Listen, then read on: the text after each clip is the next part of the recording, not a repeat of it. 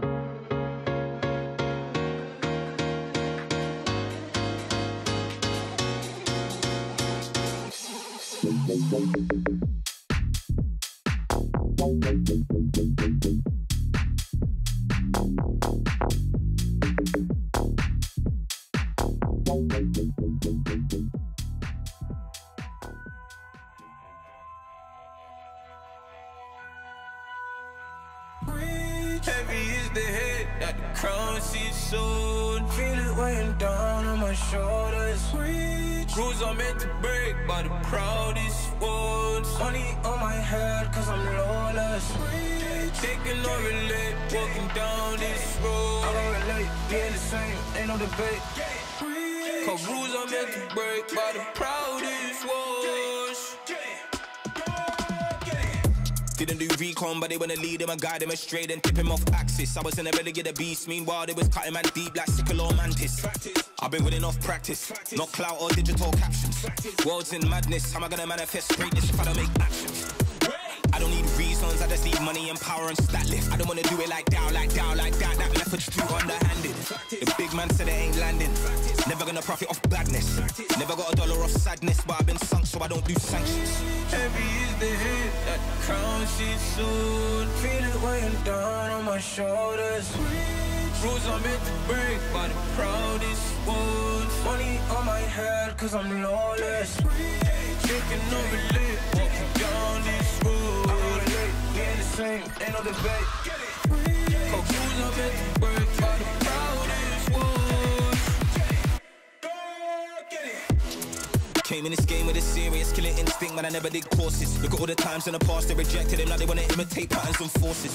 Stone eye vision like Gorgons. Terrified look in his eye when he finally realised all of the weapons that he brought to the war ain't forming. I've been giving this heart and body and soul and mind and organs, knocked to my fingers bled. Now it's through skeleton keys and door kicks, treading with means and caution. Man, I had bellies to feed from morning. So if they start selling me dreams, I'm walking. Yeah, I was uncomfortable, man, I was scared. Looking for solace and they wasn't there. Now I'm a problem and they wouldn't dare. Yeah. Doubling down cause this game isn't fair. They loaded the dice, I came in prepared. Feeling it so out of body, I feel like I'm floating on air. How do you cope when they never gave you hope? Really left you in a cold, and it's weighing heavy on your soul. To be honest, I don't know. Either way, I had to grow. Get it together, whatever the weather, and carry that tribulation to the throne. Heavy is the head that the crown sits soon. Feel it weighing down on my shoulders. Rules are meant to break by the proudest ones. Money on my head cause I'm lawless. Shaking on relate, walking down this road. I don't relate, being the same, ain't no debate. Cause rules are meant to break by the proudest ones.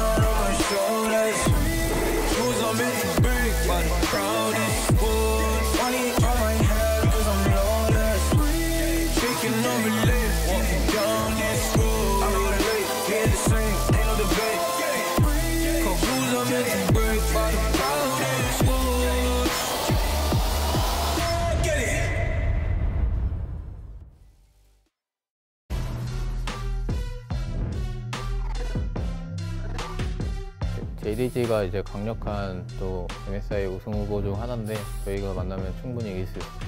이길 수 있을 거라고 생각하고 印象深刻的FLICKR比赛，可能就那个解反摔吧，就印象非常深刻。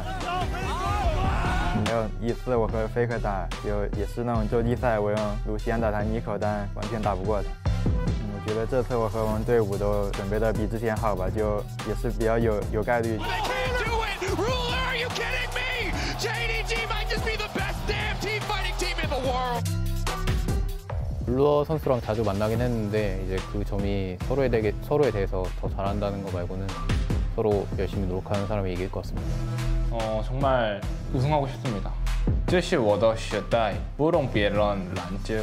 In a world of ADCs, one man is king. It is Ruler standing above them all. 觉得看谁优势吧，我打他也挺想买3输的。我要拿你迪奥的输。 매전에는 이제 좀 팀이 잘해주면 갈 수 있는 아이템이 있다 보니까 상황에 맞으면 저도 구입할 수 있을 것 같습니다. 我肯定会帮队友复仇的，就帮他赢下FLICKR。 제 시대는 영원히 끝나지 않습니다.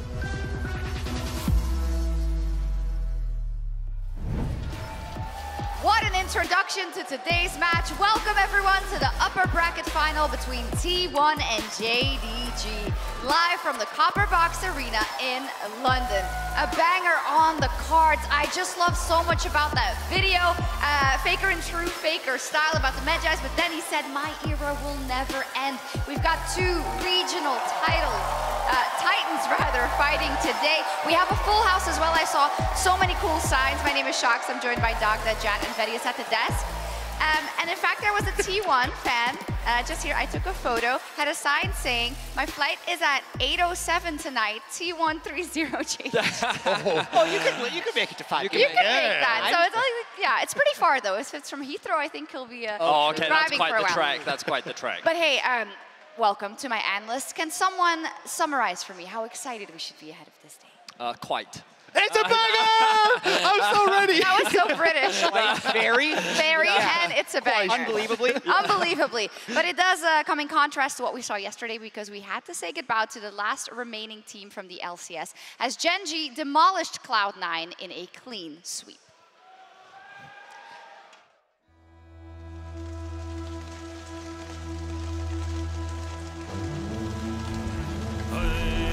Punches into the back line, but the damage is already poured in, and Cloud9's lost 2 men. As Berserker beautifully spaces out and shows why he's the best AD carry in North America. And MSI goes all out.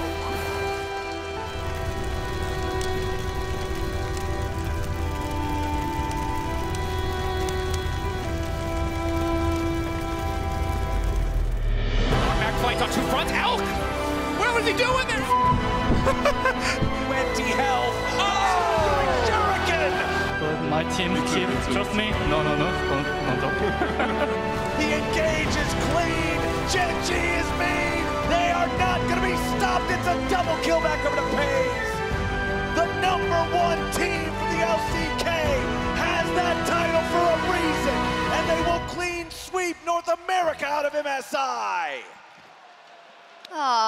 So well made. Yes, I feel you.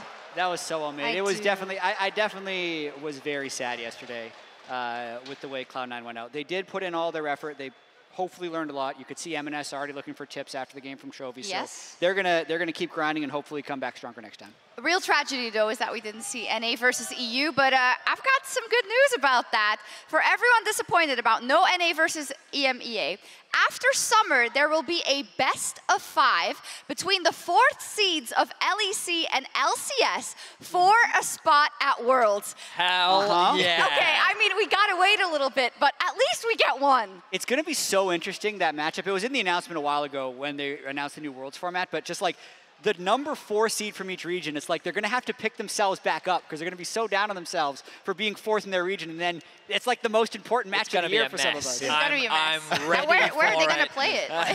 I think they should like have some sort of battle over the Atlantic, perhaps. Yeah.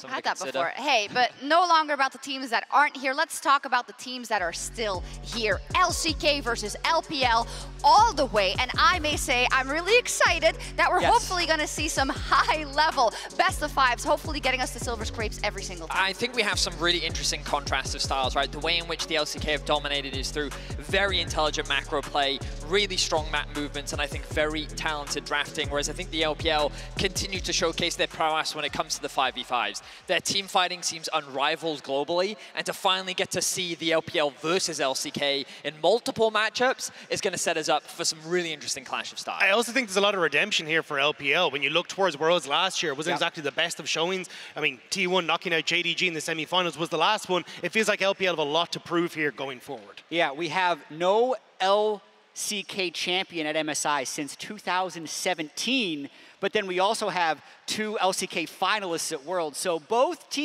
regions have a chip on their shoulder. Yes, and if you win the upper bracket final today, you go straight to that final. But since we have a little bit more time and we didn't get a lot of EUNA action, we wanted to spice it up to break the tie between LEC and LCS, kinda. We decided to hold a quiz between Dagda, Verius, and Jat. Now, first it was going to be 2 versus 1, but I think let's each. I mean, I could take it. I know you can take it. I know you can take it. No, you kind of weigh me down. No, I'm gonna be honest. I'm sorry, man. Like, I gotta go So along. they've got bells. Of course, the audience can yell if you want, and they can decide to listen or not. So the first round is Who Am I? You can earn up to 3 points per question, but each additional hint will reduce the value by 1 point.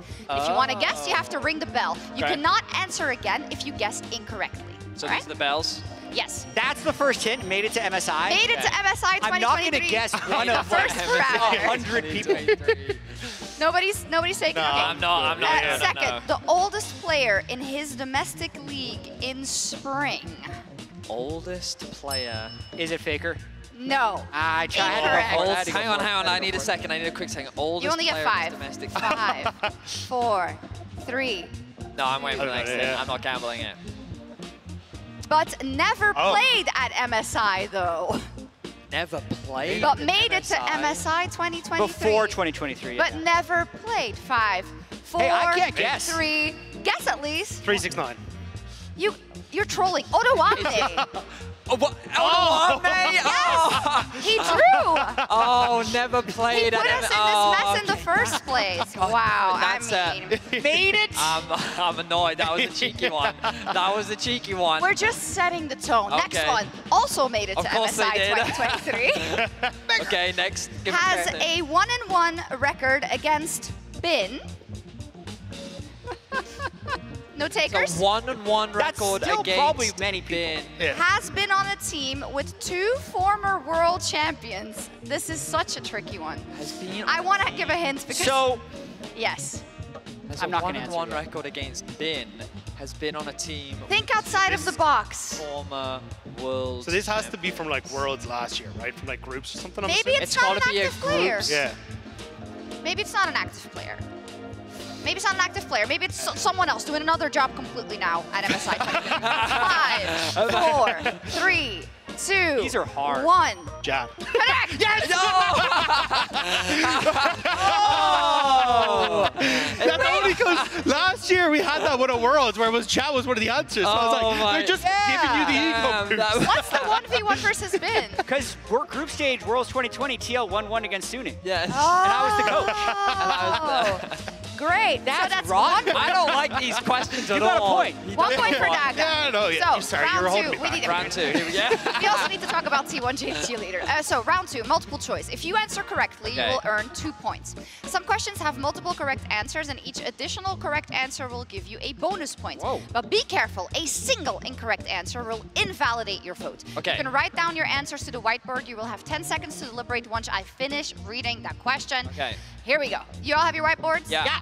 And your pens. Yeah. And I can, if I'm first, I get more points or no? No. No, everyone accumulates points.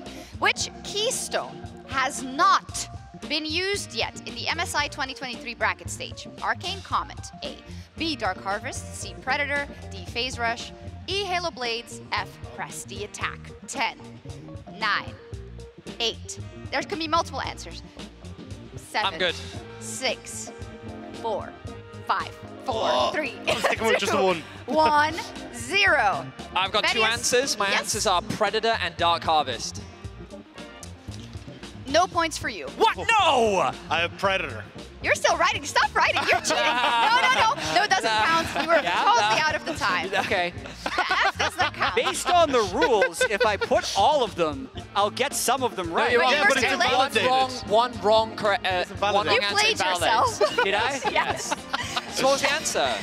What was the answer? Let's go. It was a Predator. Multiple really need to choice was a step up. bait? Oh. You need No, to but step it up, there's you know? supposed to be more than one, right? Well, no, there can be more than one. It can There can be. be. They tricked Yeah, me. I got Jack fooled. played himself, and I was that's- going to put Dark that's so Harvest. entertaining. So. Oh my God! So nobody has points except for Daga. Yeah, this is- He got another That's how point, it 2 goes. points. This reminds me a lot of NANEU so far. We got like the occasional win. Yeah. Chat, we need to keep it. I know Okay, you're I mean, we're salty, just but gonna we need keep to it. keep it Let's go. going. Which champion has been picked but never banned in the MSI 2023 bracket stage? Ajax, B Sejuani, C Nami, D Kindred, Isaiah, F Zeri, 10, 9, 8, 7, 6, 5, 4, 3, 2, 1. Everyone reveals at the same time now. B, Sejuani. Every you- single answer was correct. So you get 2 points. Oh. I guess. No, Wait, 4. really? You get So my strategy from last question. 3, 3, and 2. Nice. 6 points. We're actually updating this so that Jad doesn't get. Wow, every single one. Yeah. Wow, that's impressive. I didn't realize They even that. tried to give you a gimme and you missed I it. know. All right, we're cutting Holy around because we're crap. going way too Yes, slow. please. Okay, okay. Final round, rapid fire, higher or lower. You can draw an arrow on your whiteboards and I will present you a higher or lower question. You must answer within 3 seconds with your board. Each question is worth 2 points. The topic of the round is, which player has more games in MSI and Worlds More history? games, okay. The starting point is Reckless, who has 89 games. Is Uzi higher or lower than Reckless? 3, Ooh. 2, 1, reveal. I'm saying lower. Higher. The answer is higher. Dogda wins again. So in rehearsal, I decided to stay low the whole time. Then, is Sven higher or lower than Uzi? 3. I'm going to be 2, right eventually. 1. Lower. The answer is higher. I think I understand where this is going. It's going to be higher every time. Is Showmaker higher or lower than Sven? No. 3. No way. 2. There's no way. It's 1. lower. It's Yeah. lower. Lower. It's lower. Yes! Is Jensen higher or lower than Showmaker? Jensen is up. 3. Oh, he's 2, higher for sure. 1. Yeah. It's got to be higher. It's Higher, gotta be yeah, higher. okay. Okay, Is nice. Peanut higher or lower than Jensen? That's a hard one. 3, 2, Jensen was 1. 106. I'm going higher. It's lower. Is Impact higher or lower than Peanut? 3, 2, 1. Higher. Lower. It's higher. Nice. 130. And is Perks higher or lower than Impact? Higher. 2, 1. Lower. Reveal. Higher. Hell yeah. We have another one. Is Caps higher or lower than Perks? I gotta stay there. I'm 3, getting 2, rid of saying higher. 1. Higher. Lower. Okay. So the final points reveal. Jat 10, Vedius 11, Nice. Dagda 12. Let's go. Right. It's, Wow. the LPL buff. It's the Yes. LPL buff, you know? And you are now that guy. Cool. Hey, we had some fun, but now let's get into our upper bracket final. And to kick I don't us think off, I want to. you don't get a choice. Let's see who the fans predicted to win in our MasterCard fan predictions, T1 or JDG. We know that T1 have a huge fan base that is also very active on Twitter, but I didn't know that it was going to be so skewed. If you don't agree, you can head over to MasterCard Nexus on Twitter to participate, but that's crushing. Yeah, I don't see it as that. I really don't. I think JDG have actually looked incredible, especially as we're already highlighting. Their team fights have been nuts, so I'm surprised to see T1 this high up. I think it does make sense when you look at the international pedigree, of course, with T1. Globally, they are a much-loved team, and I think that given the way that they have been performing, expectations are definitely very high for T1. Yes, and T1 and JDG, they met at Worlds 2022, and JDG was the last LPL team standing, but T1 beat them 3-1. But Don't try and Dagda, steal it. there's a different JDG here now today, and such a storied history that they have already. Yeah, I mean, for JDG, it's been incredible to see how much they've grown since they joined the LPL in 2017. They bought Xiaogu Reaper spot, and since then we've seen people like Doomby, Clid, I mean, even World Champion Imp go through the roster, but they weren't really finding that success until 2020, where they actually managed to win their first split and actually getting that first title for themselves was so important because it was up against top esports, which kind of then started to define that 2020. Yeah, it was really a year where it looked like that the LPL dominance was going to continue, right? With so many talented teams performing internationally, it's impressive to see how in that year specifically, top esports and JDG felt like that they were at the top of their game. They were at the pinnacle of LoL esports. But then at Worlds, they failed to perform, both falling short to their brother in Suning and ultimately resulting in a disappointing international performance. And I think that was kind of the start of the downward roller coaster for JDG, where they end up losing to Suning, they lost the top, then they finished in 5th coming into spring, they end up not making playoffs at all coming into summer in 2021. So that was where they really had to start that rebuild and find themselves once more. And that was when we started to see them, bring in Hope and Missing into that bot lane, taking 369 into that top lane as well, and really starting to shift that momentum. Yeah, and in summer of 2022, we saw them back on top of the LPL. Expectations continue to be high for JDG once more. And coming into international competition, they were looking very strong. It wasn't until the semifinals where they ran into T1 where those expectations were suddenly shut down.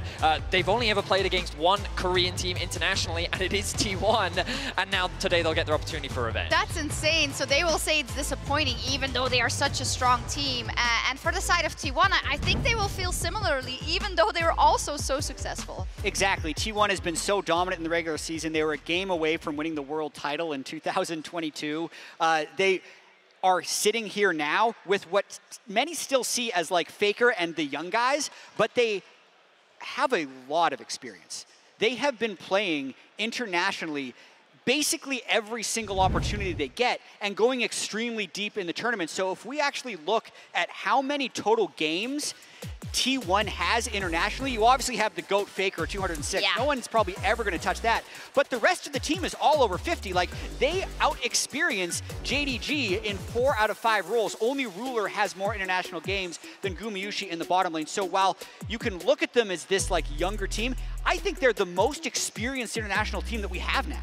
I mean, we really started to see this roster develop in 2021. It was kind of cemented in 2022 with the addition of Zeus. But since 2021 summer, this roster has only been top 4. Like, and remember, in that year, it was when they lost to Damwon in the semifinals of Worlds. Like, this organization has found that young talent. They've grown them to a point where they are now an international mainstay. And of course, the plague of the 2-3 performances still haunts them to this day. It does. We saw their FLICKR saying, my era will never end. But we're wondering when that next title will be coming for T1. And I think in general, it talks to the pedigree of these two leagues and these two teams, right? Second place is just not good enough. It also speaks to how difficult it is to win an international title. Yeah. Because T1 has been good enough to do it for a long time. Since every year, basically. Yeah. Especially in the most recent years. But talking about the way that they have gotten here, it's really interesting. I was talking to Chronicler a little bit backstage, and he was saying that the loss to Gen G in their domestic finals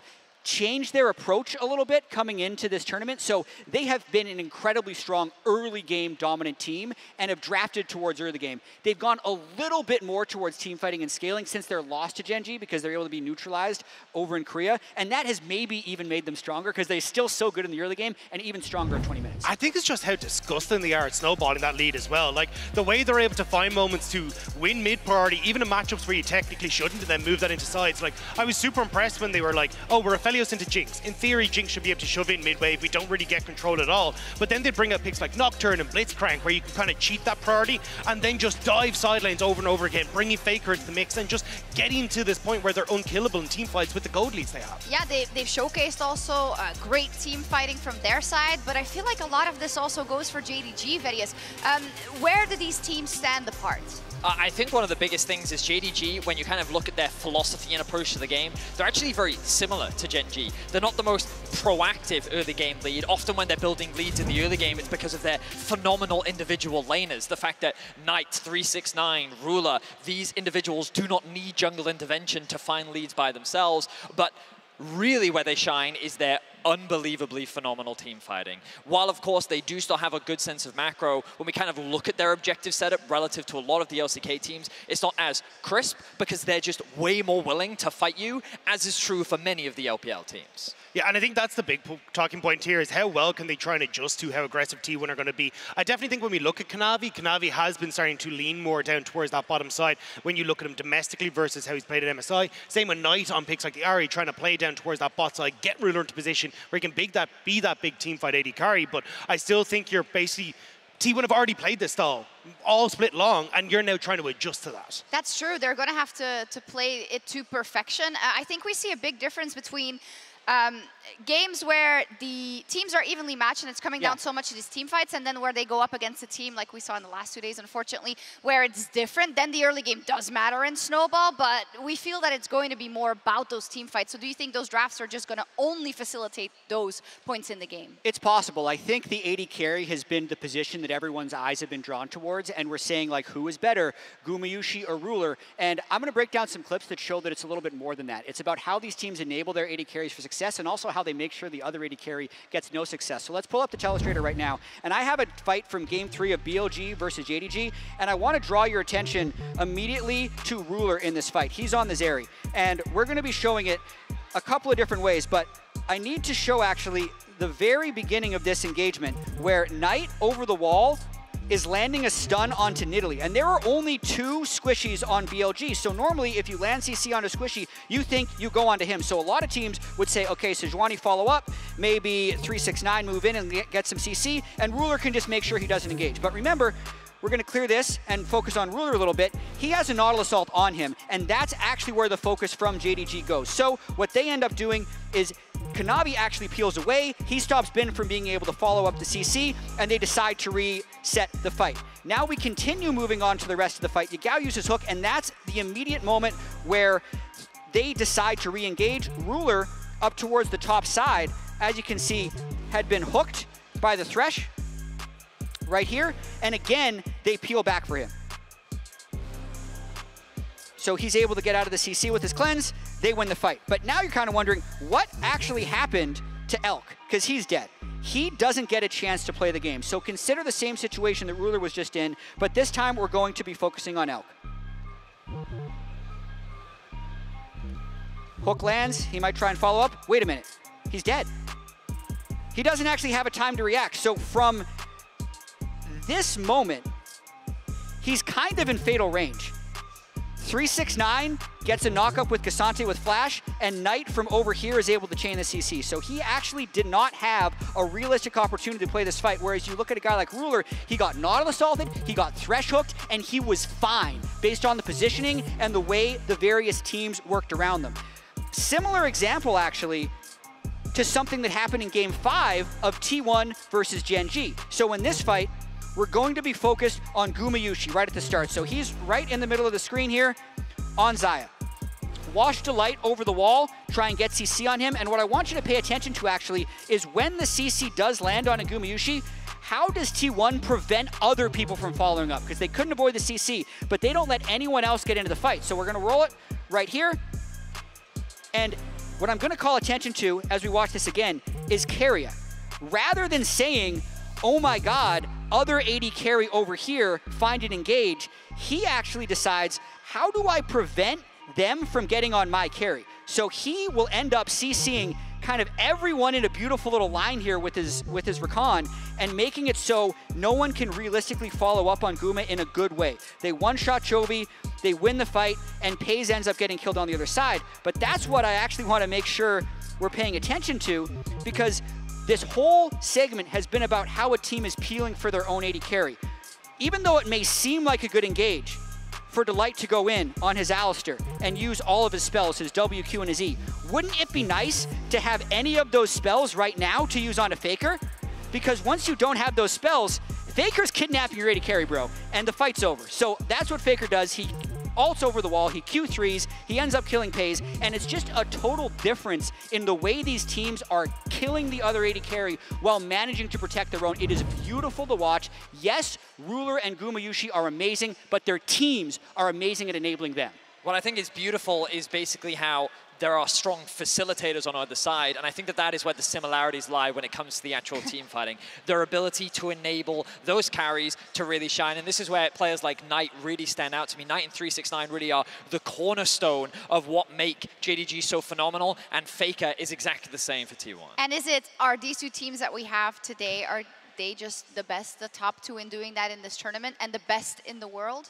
I think they have been so far, and that's why they're here. Yeah. I think the series between Gen G and T1 was extremely close. I think Elk can still have his moments, but from what we've seen, that's why we're in the winners bracket final. They've been the best. I think it's not only the fact that like they understand, it's how quickly they're able to act on it as well. It makes it so difficult for you to actually try and play your team fights out, because you think, oh, well, I'm going to go for Nautilus, Ari, I'm going to go for these dive-heavy plays, even the Cassante, and I think they still will be high priority today, but the fact they're not actually getting to do their job against JDG and T1 is why we're seeing them just immaculately play out these fights and make it impossible to win against them. I'd love to track the team fights we're going to see today the way you did there, Jack, again. because it's all about all those details, and everyone has to be on point, not in the least in the mid lane. So let's take a look at that mid lane matchup where FLICKR and Knight are facing off in our featured matchup presented by Mercedes-Benz. In our upper bracket finals, two legendary mid laners take to the stage. The undisputed GOAT of League of Legends, FLICKR, and the golden left hand of the LPL, Knight. Onto Peanut, now just trying to fight the Poppy. Chovy, though, is going to make his way through. FLICKR's still alive for the moment. And he'll survive! That was sick from FLICKR! Nothing short of greatness should be expected from these caliber of players. In what could very well be a preview of the finals, Knight will look to add another chapter to his Medjai soul stealing. 我自己也挺期待的吧，因为 FLICKR 是名传奇中单，我就想第2-5击败他。While FLICKR will look to enable his team to dominate the opposition. This featured matchup, presented by Mercedes-Benz, will define what peak League of Legends looks like. It will be the first time that Knight and FLICKR face off at an MSI or Worlds tournament, and it's just one of those matchups that you want to see as a League of Legends fan, right, Dagda? Because they are both heralded as such important mid laners who have evolved their styles, I think, when you look at FLICKR. I think the big one, though, is when you look towards the matchup, it's Knight actually finally stepping up onto the international stage. We haven't got to see him do particularly well on the international level compared to what we see domestically. I think especially when you look at picks like the Ari and the Syndra, these are two that he's been so strong on, and we've been promising for so long that it will get to the international stage. Now we're starting to see that facilitating style, and when you won his title with Top Esports in summer 2020 against JDG, it was his performance on the Syndra that made the difference, and it's him doing it again here at the MSI stage that's making that difference once more. Mechanical proficiency is what Knight has been known for so long. He's been regarded worldwide as mechanically one of the best mids in the world, and as you rightly said, hasn't quite had the ability to showcase that internationally. Right now, though, we're finally getting the Knight that we were promised. We're getting to see the peak performance that he can deliver, but that's not to say that FLICKR is any slouch himself. And I think that what's really important is how Knight and FLICKR have kind of evolved relative to their teams. FLICKR in recent history has evolved more to be that facilitator, and while he can have those carry moments in a meta that is all about AD carries, he's not afraid to stand aside and allow Gumayusi to shine. And we see in these team fights, as strong as Knight is, he's setting up for Ruler to be the superstar of these fights. And I think as you kind of hit on there with FLICKR, the fact we're kind of seeing Knight swap into that more facilitated style, but also not in lane, outside of lane as well, where he's starting to actually roam. What we traditionally see from the LPL is, I'm going to dominate you in lane, I'm going to get a bunch of solo kills and make it nigh on impossible for you to play the game. But now he's actually starting to get out of lane, impact those side lanes, and kind of set up both him as a carry and his team as well. I really like the Syndra example specifically, though, because it's an example where you can actually do both, and you have to be so on point in the team fights. There's so much that has to go right, and we saw it in that clip, right? The fight goes for 10-15 seconds, and he just hits every stun that he needs to, Jat. Yeah, trying to focus up as much as possible before this massive matchup. And I think the thing that will end up differentiating Knight from FLICKR today will be how often they can impact the rest of the map. It has been years since we have seen legitimate, reliable 1v1 solo kills, and it's going to be more about, can you tilt the favor in the matchup in Zeus's favor or in the favor of Gumayusi and Keria?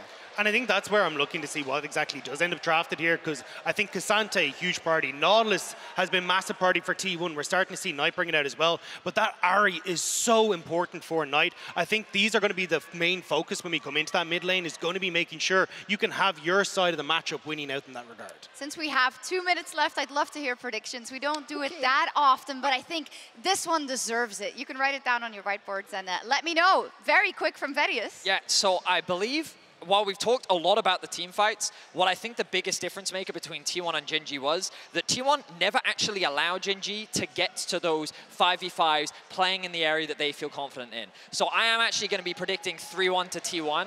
I think that their early game dominance outclasses that of JDG, and I think that those team fights that we're excited for, T1 is not even going to allow JDG to get an opportunity to have them. I think JDG have a stronger early game than Gen G do. I don't think they're actually going to give them that opportunity to get the same level, and it is going to come down to that team fight where they're punished around their objective setup with T1. I'm 3-2 JDG. Woof. 5 games, tiebreaker. JDG is going to win MSI? Yeah. Okay.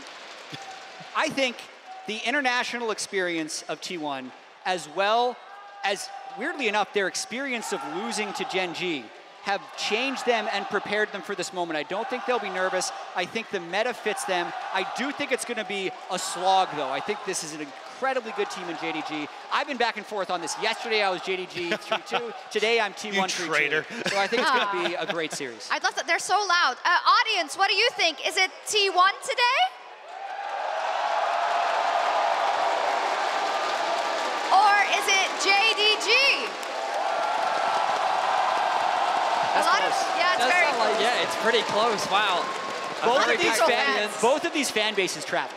And they've traveled indeed, both of them, and I think a lot of the neutral fans, it's just like Christmas Eve for them, just seeing this matchup. And the context we gave earlier about wanting to win those international titles for each side, so many storylines converging on the Rift today, and a meta that could give us one of the best of fives we've ever seen, and I'm really speaking it to existence because I want to see it between these. It's going to be a banger. 5 games, it has to be. We're so excited. It does it for us on the desk. It's time for the matchup we've all been waiting for. Knight versus FLICKR, LPL versus LCK, JDG versus T1.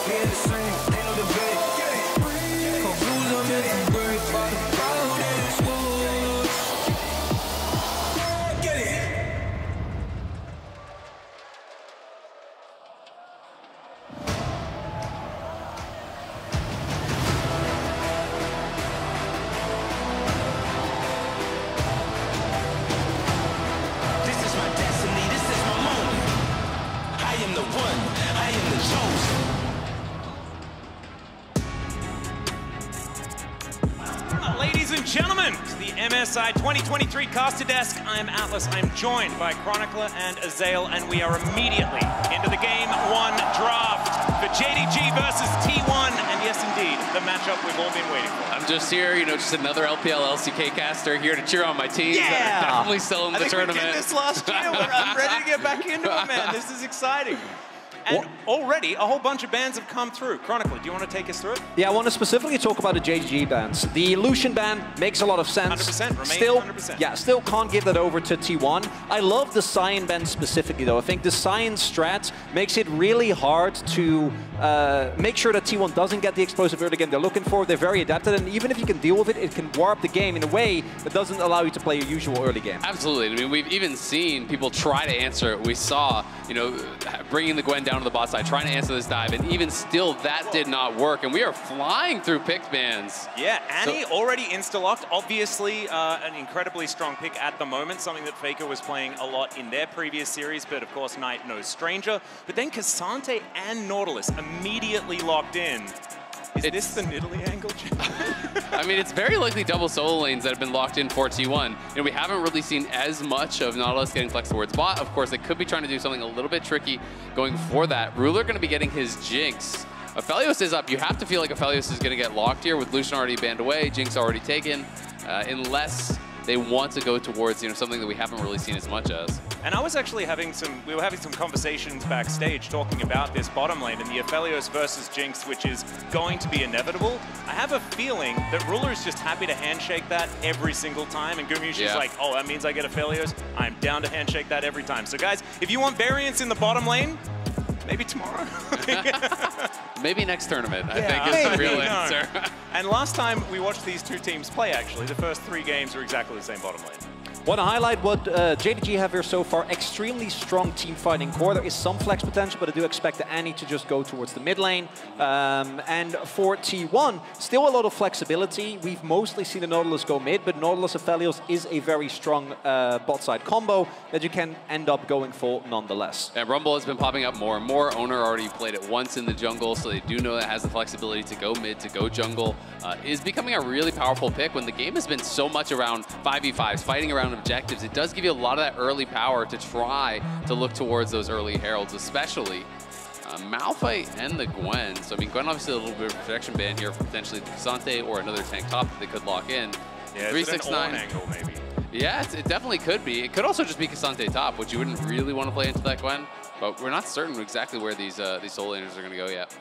And wouldn't be surprised if we end up seeing the jungler locked in here for T1, and then keep kind of unclear what is Keria going to play. Is it going to be Cassante mid?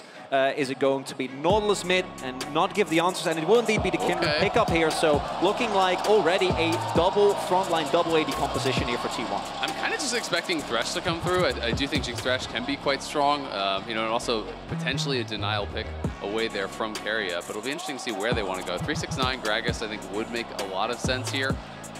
Still somewhat flexible as well, given the fact that the support hasn't been clearly shown, but we expect that Annie to be heading it could be Annie support as well. So there's a lot of options here. I mean, that is one of the interesting things about the draft, is that both these teams are obviously relying heavily on flex picks. So there is still, all the way down to this 5th and final pick, some potential for things to be moved around. If the Braum gets locked, obviously it is Annie mid, it is Gragas top, you know, things kind of become very clear at that point. I love the Braum. I think that already T1 has a very short-range team composition. It's going to rely a lot on just starting front-to-back team fights. Braum takes away so much of the power. You can just stand in front, block the initial engage, and then on the re-engage, we've already seen that JDG is extremely strong. And this seems to be a confirmation that it will be Nautilus mid, fresh locked in, and we know what Keria can do on this pick. We can. We actually saw this out of the other LCK representative yesterday, the double hooks. You need an extra one on the Rift. Nautilus this time paired with the Thresh instead of the Blitzcrank. Definitely one of Keria's best picks that he's ever had. Remember when the buff came in and it just wasn't fair? Perpetually? Yeah, I think Keria was a large reason why that got nerfed pretty immediately. Yeah, well, it turns out when Keria plays it, it's point and click, and then it's just really not a fair buff. So, you know, unlike yesterday, there's a tremendous amount of engage on both sides, though. You know, it is double hook time team on the T1 side, but we have Annie, we have Gragas, we have Wukong, we have so many ways to start fights on both sides. So vision control is going to become incredibly important. Playing around that fog, that darkness is going to become incredibly important. And the Braum, you know, is going to be nice for face checking in these situations where you're trying to clear out vision. So will be interesting to see how T1 is going to be able to play this out. Yeah, also the Braum kind of plays as a great denial as well, because they had the Gragas on their side, and so you can't set up that door to block all of the explosive casts that are going to be coming through. And they made it! We've done it! I want to highlight as well, the Gragas is one of the picks that I think does really well into the Kindred, can deny a lot of the value from that ultimate, and 369, his team fighting has been impeccable, going to be really impactful in that top lane. Well, we'll just have to see how it is going to go. Prepared now, gentlemen, to get onto the Rift for game number 1. Last time these two teams met, it was T1 favored. There has been a lot of time, and there's been a few roster swaps on this JDG. Very much looking forward to seeing whether they can hold on to their undefeated streak here at MSI. I mean, this is just going to be so incredibly exciting. It feels like this is the matchup we've been waiting for all this time, building towards it here at MSI. T1, so much history behind this squad. And now going up here against JDG. It's going to be a monstrous battle. I mean, the tournament to me has all been about AD carries, has all been about team fighting. You know, Jat and the desk were talking about it. They're showing the breakdowns of how these two teams, you know, really do peel for and enable their marksmen so incredibly well. And now you're going to have two teams that are truly masters at it, trying to pull it off against each other. So the push and pull, do you become more aggressive? Do you use all those tools to dive? Do you save them to peel? I think is so interesting. And Chronicle, I got a question for you. Do you think that T1 have 5-headed this? Because you mentioned it's all about the 80 carry. Why not just pick an extra one? Yeah, they do have 2. You have a backup. Yeah. You know, you do have to give up a little bit of damage when it comes to the AP part, and I do think that in the longer part of the game can play a part, particularly if T1 can't get either Guma or Owner ahead. Talking about that, Kindred, also want to highlight, Owner has gone for PTA. Very aggressive early game room. You have a couple of choices you can go for with Kindred. We've seen Conqueror, we've seen Lethal Tempo. Yeah. PTA specifically means that like in the early levels, level 3, pre-6 skirmishes, you get so much more power than you otherwise would. Well, yeah, and especially in the early ganks, right? Your Q is basically an auto reset. It functionally works like that, so it is pretty easy to proc PTA on these ganks. And it'll be exciting to see what he can get done in these early levels. Can he actually start to collect these marks, which is going to be very important for him. Because Kindred pre-4 marks is very short range, and there's so much engage on the JDG side that it becomes really difficult to actually get a lot of damage out effectively without putting yourself in range of that. Yeah, that's actually why I really like the UI update. So now we can track and see when he gets to that very coveted 4 marks that could be coming in sometime this game, or whether Kanavi can just completely deny him that. The counter game towards Kindred is a game in unto itself. Absolutely, and like you were saying earlier, the lack of AP on the T1 side could potentially become an issue. We see 369 is playing grass. I am expecting him to probably go more of that tank route. Kanavi, of course, knows now that he has been spotted. Yeah, Owner immediately blast cones his way over there. Kanavi trying to fight back, but already Owner is going to get the flash. He's into the brush though, and Knight, he comes around in first blood for Kanavi! What a flash from Kanavi, playing it so slow, and then early flashing into the brush. There's no vision there for Owner. Knight is already there on the roam, has the stun prepped, and his first blood for Kanavi. And that's such a high variance play. Yes, if you get the kill, it works out. With Kanavi, keeping the presence of mind, spots the wards, gets the damage down, and then is able to make his way over. And even though Knight was shoved in, gets to the play first, has the shortcut. And as a result, JDG picking up a big early game lead. Yeah, that was so aggressive here from Owner. The ward comes down, so he knows what's happening. And Kanavi is just playing this really, really calmly, just moving over towards the brush on the right side. He is 1 auto from that E proccing, and he's dead. He gets first blood there, and this becomes very, very well worth it. But the early W that was saved for the perfect time, then immediately flashes while still in invis, so that final auto could never come through. And then as soon as the stun comes out from Knight, Kanavi just pops right out of that brush, helps to finish him off. That was huge for JDG. Yeah, fantastic heads up. Roam over as well from Knight. FLICKR, of course, was trying to get there, but it's just how it's going to work if you're in the enemy jungle. Owner overly aggressive, but see what T1 can do to get themselves back into this early game. I like the gusto that they're playing with, but it needs to work a little bit better than that. And it does look like he actually got 1 mark. So one of the scuttles was able to pick up the mark off the scuttle, which is always really nice, getting that first early mark kind of for free. Feels good. Exactly. So going to be feeling good about that. And already moving out here around mid. Looks like it's just going to be a recall, though. 369 and ZS, Wet Noodle fight towards the top side of the map. Really glad that we're up here checking it out. This is where all the high octane action is going to be going on. We need to make sure that we know that they're both getting their grass procs. You got to make sure, and obviously, unless any jungle intervention comes in, this top lane matchup not expected to have anything going on in the early game. Yeah, nothing too crazy, but the better traits are, sometimes you can whittle them down, create an advantage, and these are more the explosive side of tanks. It's not just an Ornn in this line, so maybe we'll see some action. Sante has been known to get some solo kills in his time. Every now and then. I like your optimism, absolutely do. Kanavi making a little bit of a peep into this bottom lane. Gumushi carrier going to respect it and do back away. Waves are just going to crash here once again. And having a look at some of the CS numbers, it is T1 favored in that department, but still that first blood working out for JDG. And I don't think this early game is going to be super relevant this time around. You can see both of these teams, so much utility coming from that top side of the map. And it's Ruler on Jinx. And, Ruler was in the LCK for a while. He played this champion quite a lot. Pretty good at what he can do in the later stages of the game, going back to some of my memories. Yeah, absolutely is. And I'm going to be interested to see, are they actually going to be trying to challenge towards some of these early dragons, or is it going to be more of that play towards Herald? T1 is a team that really knows how to snowball in the early game. Heralds are a big priority for them oftentimes. They're so adept at actually setting up for these. They love to get the early swaps up towards top lane, love to try to play for that, really expand their gold lead. And early objectives have definitely favored T1. Not a lot of focus on Dragon and things like that here for JDG. They like to wait until mid to late game. They generally just get a Baron and win. That's kind of how it's been working here at MSI. And we'll see whether that is going to be the case, because T1, they very much enjoy Baron. Baron is going to be the thing. We just wait until 20 minutes, and that's when you know there's going to be action. So if you've only got a little bit of battery on your phone, right, and like you're watching the stream and you need to have like this maybe you're time almost to out turn of the data. video on, you know, yeah, you're almost out of data. It is 20-minute mark is probably your best bet. There'll be a team fight. Yeah, that will be it. That's when you turn the quality up, you know? It's perfect. And one way or another, I do expect to see the first fights break out specifically towards Herald. I do think Dragons, with how a lot of the games have played out, early Dragons don't matter nearly as much.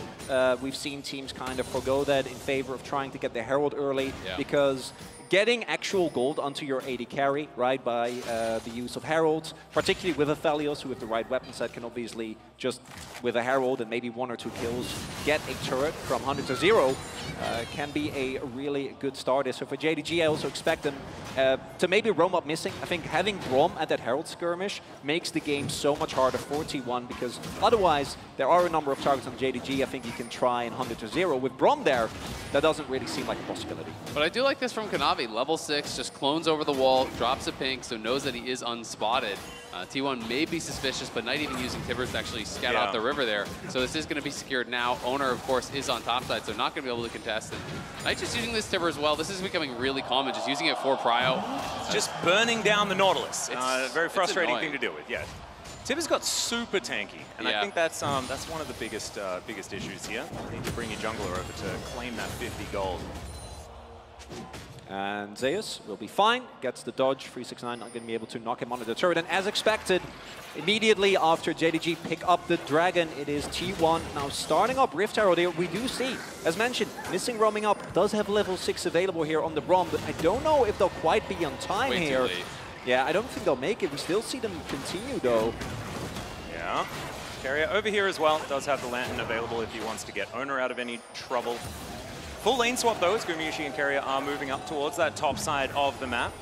And as you were talking about earlier, he's on White Gun, right? You know, so he does have that proper weapon set up. You know, if they want to drop it, they're looking for the engage. Yeah, big old flash forward. Misses the last Q though to Zeus as 369 flashed out of the way. Still not out of danger just yet as T1 push this minion wave towards the turret. Owner still with that Rift Herald in hand. Shelly to come down and try and get them first turret blood. Kanavi is here though, and Missing is on the roam, but Kanavi getting really chunked. Yeah, Cyclone's massive. He gets over the wall with the Warrior Tricks. A very cute little play there, but now 369 is left to the Wolves, and he's underneath the turret. He's going to be taken down. Speaking of Wolves, he's going to gobble him up. And now plates are falling here on this top side. And right now, with the right guns available, T1 can just chew through this turret in a matter of seconds. That's going to be first turret blood, and T1 with this early Herald and the swap towards topside of Gumayusi and Carrier able to get an early gold lead. Yeah, it's huge for T1, and it just felt like JDG didn't really respect the play. Now trying to get a turnaround on a Carrier, but an easy flash will get them out. Can they even stop the charge? No one is actually really responding to this. They are farming plates on bot side here with Ruler, of course, trying to even this out, but very clearly 369, nice another buffer from FLICKR. Yeah, so 369 wanted to stay under the tower, right? Like he was hanging around. Missing had moved up. Kanavi was behind him, and I think they were expecting that the dive would come through straight onto 369, and then Kanavi would kind of jump over the wall, you know, look for a turnaround. But because he wasn't actually there, he just gets found in the jungle, pushed out of the jungle, and then all of a sudden it's a 4v1 for 369 under his tower. And in the midst of all of it, we then had, you know, Carrier having to flash out of the way of Missing's ultimate there as well. So definitely playing pretty aggressively on that top side of the map. Biggest thing is the fact that that turret fell down and all of that gold went over to the Aphelios. But Ruler was hanging out there towards that bottom side, like you say, didn't manage to take the turret, so the gold trade in favor of T1, but it was a big investment. JDG keeping him down there, making sure that he could deny a bit of gold and pick some up for himself. So as you can see, still not anything over like a 500 gold lead or something like that. Yeah, not massive by any means. And Ruler is basically tied with Gumayusi, you know, in the individual gold because he actually got solo gold on the plates where it was split up on that top side. So yeah, T1 did get more team gold. But Ruler really going tit for tat with the enemy marksman. Also do note, Owner still only on 2 marks, wasn't able to mark 369 when it went for that topside dive, did pick up a second scuttle, but still going to be keep tracking that, particularly because JDG in short range scenarios has such a lethal comp. Now posturing here towards the mid lane. Still a decent amount of time here before the dragon will spawn, and wondering whether that will be where our second fight does break out. Neither mid laner really has been too involved thus far. Nope, it's just been Knight pressing his Tibbers button whenever it is off cooldown. I absolutely love it. Make sure that you're just playing 2 champions at once for as much of the game as you can. It's fantastic He walked stuff. over early, you know, he got helped out his buddy. Yeah, that was before Tibbers was even available. And then he starts micromanaging. Now he can walk to both sides at the same time. He can't because there's a tether range, but never mind. 369 here, possibly going to get dove again. There is the all-out, just delivers him to Owner. Oh. Fantastic cast, but there is another flash for 369. It's not enough. Just takes a drink, gives him a thumbs up, and he's absolutely fine. Beautifully played there by 369. Even gets the flash out of Owner and does survive. And now Kanavi up here to the top side. It's Zeus' turn to get out. He's going to be able to back away. Owner was still there, but both of them now going to be backing. Some great defensive play here by JDG so far. And that's also with Owner investing a flash, right? Not actually being able to catch up on that. Did get the Grump mark, so is now up to 3. But if they get the kill on 369, they can possibly threaten the turret. Instead, because of him staying alive, Kanavi immediately rotating up takes a lot of the aggression and tempo out of that play. Absolutely, and just to touch back on the Knight versus FLICKR matchup, one of the nice things about playing against these tank matchups on Annie is you can actually farm so much first strike gold with the Tibbers. So he's almost farmed like a kill's worth of gold. He's up to about 250 gold on his first strike, you know, only through this laning phase. So it is quite nice, and it's one of those things that can sometimes be overlooked. Yep. Guaranteed gold pretty much every time. Nautilus cannot poke that off. Yeah, we've seen so many different builds from the Annie. Of course, over in the LCK, it was Rod of Ages the majority of the time. Here at MSI, we've seen so many Ludens, things like that. But for the perpetual Tibbers playstyle, nothing is better than Leandri's. Absolutely, and it's a lot of frontline here for T1, so I do think Leandri's going to be great in the team fights. It looks like we're already going to be setting up for this second dragon. T1 not looking to give this one away. 369 is coming out of base. It's going to be about mid lane prio here, and then both teams will try to play through into the river, but it's T1 that has the vision advantage for now. Managing to get into that river, get some wards down where they can. JDG always gravitating towards Ruler. Hook goes just wide onto missing. Yeah, 369 does have a flank angle here. Has not yet been spotted, but T1 will be aware that he could be around. He's not showing on the map, so they have to know he's looking for some sort of flank angle. And again, that is why T1 back towards that's a flash. Tibbers, massive wombo combo, and immediately the Thresh is going to go down as well as the Kindred. Knight takes out FLICKR as well, and JDG destroyed 3 before they could blink. And T1 lulled into a false sense of security. Beautiful flash Tibbers there from Knight. He's been calmly farming, waiting for the right moment, goes in, gets a decisive win, and JDG get the dragon. And Knight both starts and ends the fight in one move there. What a play from him, finding the initial engage. Kanavi coming in to follow up as well. JDG take the fight into their own hands. Flash Tibbers onto immediate follow-up, knock up on 3. Jinx ult across multiple. Braum ult there as well. The CC layering was perfect from JDG. There was no recourse for T1 in this fight. That's a happy Knight right there on your screen. Oh, he knows. An incredible Tibbers play, and as the dust settles, that is now JDG with the gold advantage. And really crucial there is that they made sure that Owner didn't get to play the game, right? If Owner is able to get a if he's ever out of CC, yeah, exactly. Yeah, they can prolong that fight, they can try to re-engage, but because he gets 100-0, no recourse, JDG win the first 5v5 of the game. And that's why the CC layering is so important, right? Because Owner's even on Merc Treads. If you actually mistime that at all, if you're just spamming out all of your stuns, your knockups at the same time, he's going to get that Lamb's Respite off. And yes, there is the Gragas ult to answer, but that is still going to delay the fight. That is still going to buy time for Guma to perhaps get something going. And when you've got Cyclone and Tibbers and things like this, these stuns are not massively high-range AoE. So the cast can ruin things a little bit in certain stages there. JDG, you're going to have to play it out well, and we've already seen that they can absolutely do that. Bottom side outer turret does fall in trade for Shirley here. That is going to be collected by T1. And you do have to be a little bit concerned about this potential nice ult there, just trying to stop the bases. of this potential Ocean Soul. Because again, it is 369, expected him to be going tank. He is going tank. He's playing Grasp. He's already got his Sunfire completed. It's pretty much purely physical damage on the T1 side. Well, FLICKR engaging onto the Brom here, and immediately he is just dead. Showed him the door, as it were, as now Owner is going to have to skip himself out of there. Tibbers running amok under the turret will be taken down, but that's T1 with no response. Yeah, FLICKR really overplaying his hand there, perhaps thinking they could just get an easy chunk onto Missing, but he commits the Brom ult very quickly. All of a sudden, the Brom passive stacks up during that. He's stunned up, has no way back to the tower. It's a freebie for JDG. And FLICKR doesn't have a mythic yet, or even a first item yet, right?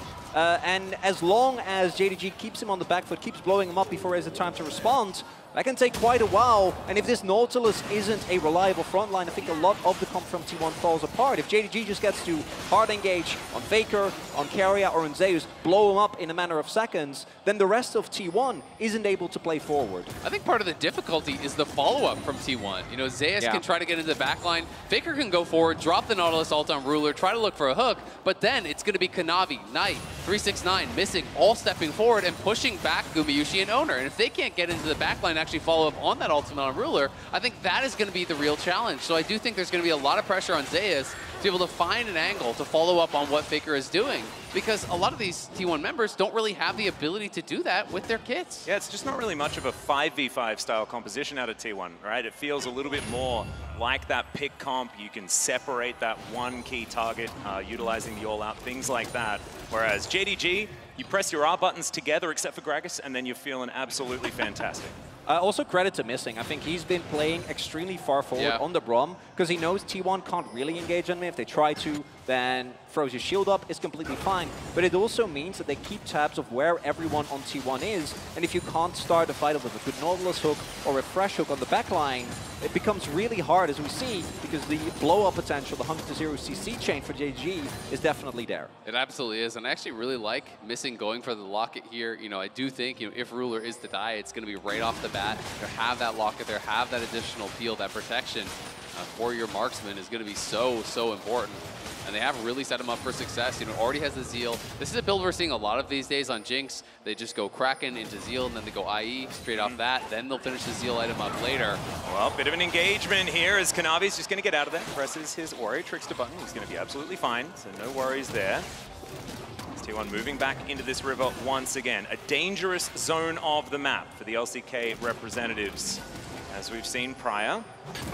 And what's crucial here is Knight has his flash available again. Think back to the last fight, how that started off. This time around, T1 can't get caught off guard. He's teleporting in once again. It's going to be FLICKR getting caught out. This time he has a lantern, and he's going to be able to get to safety.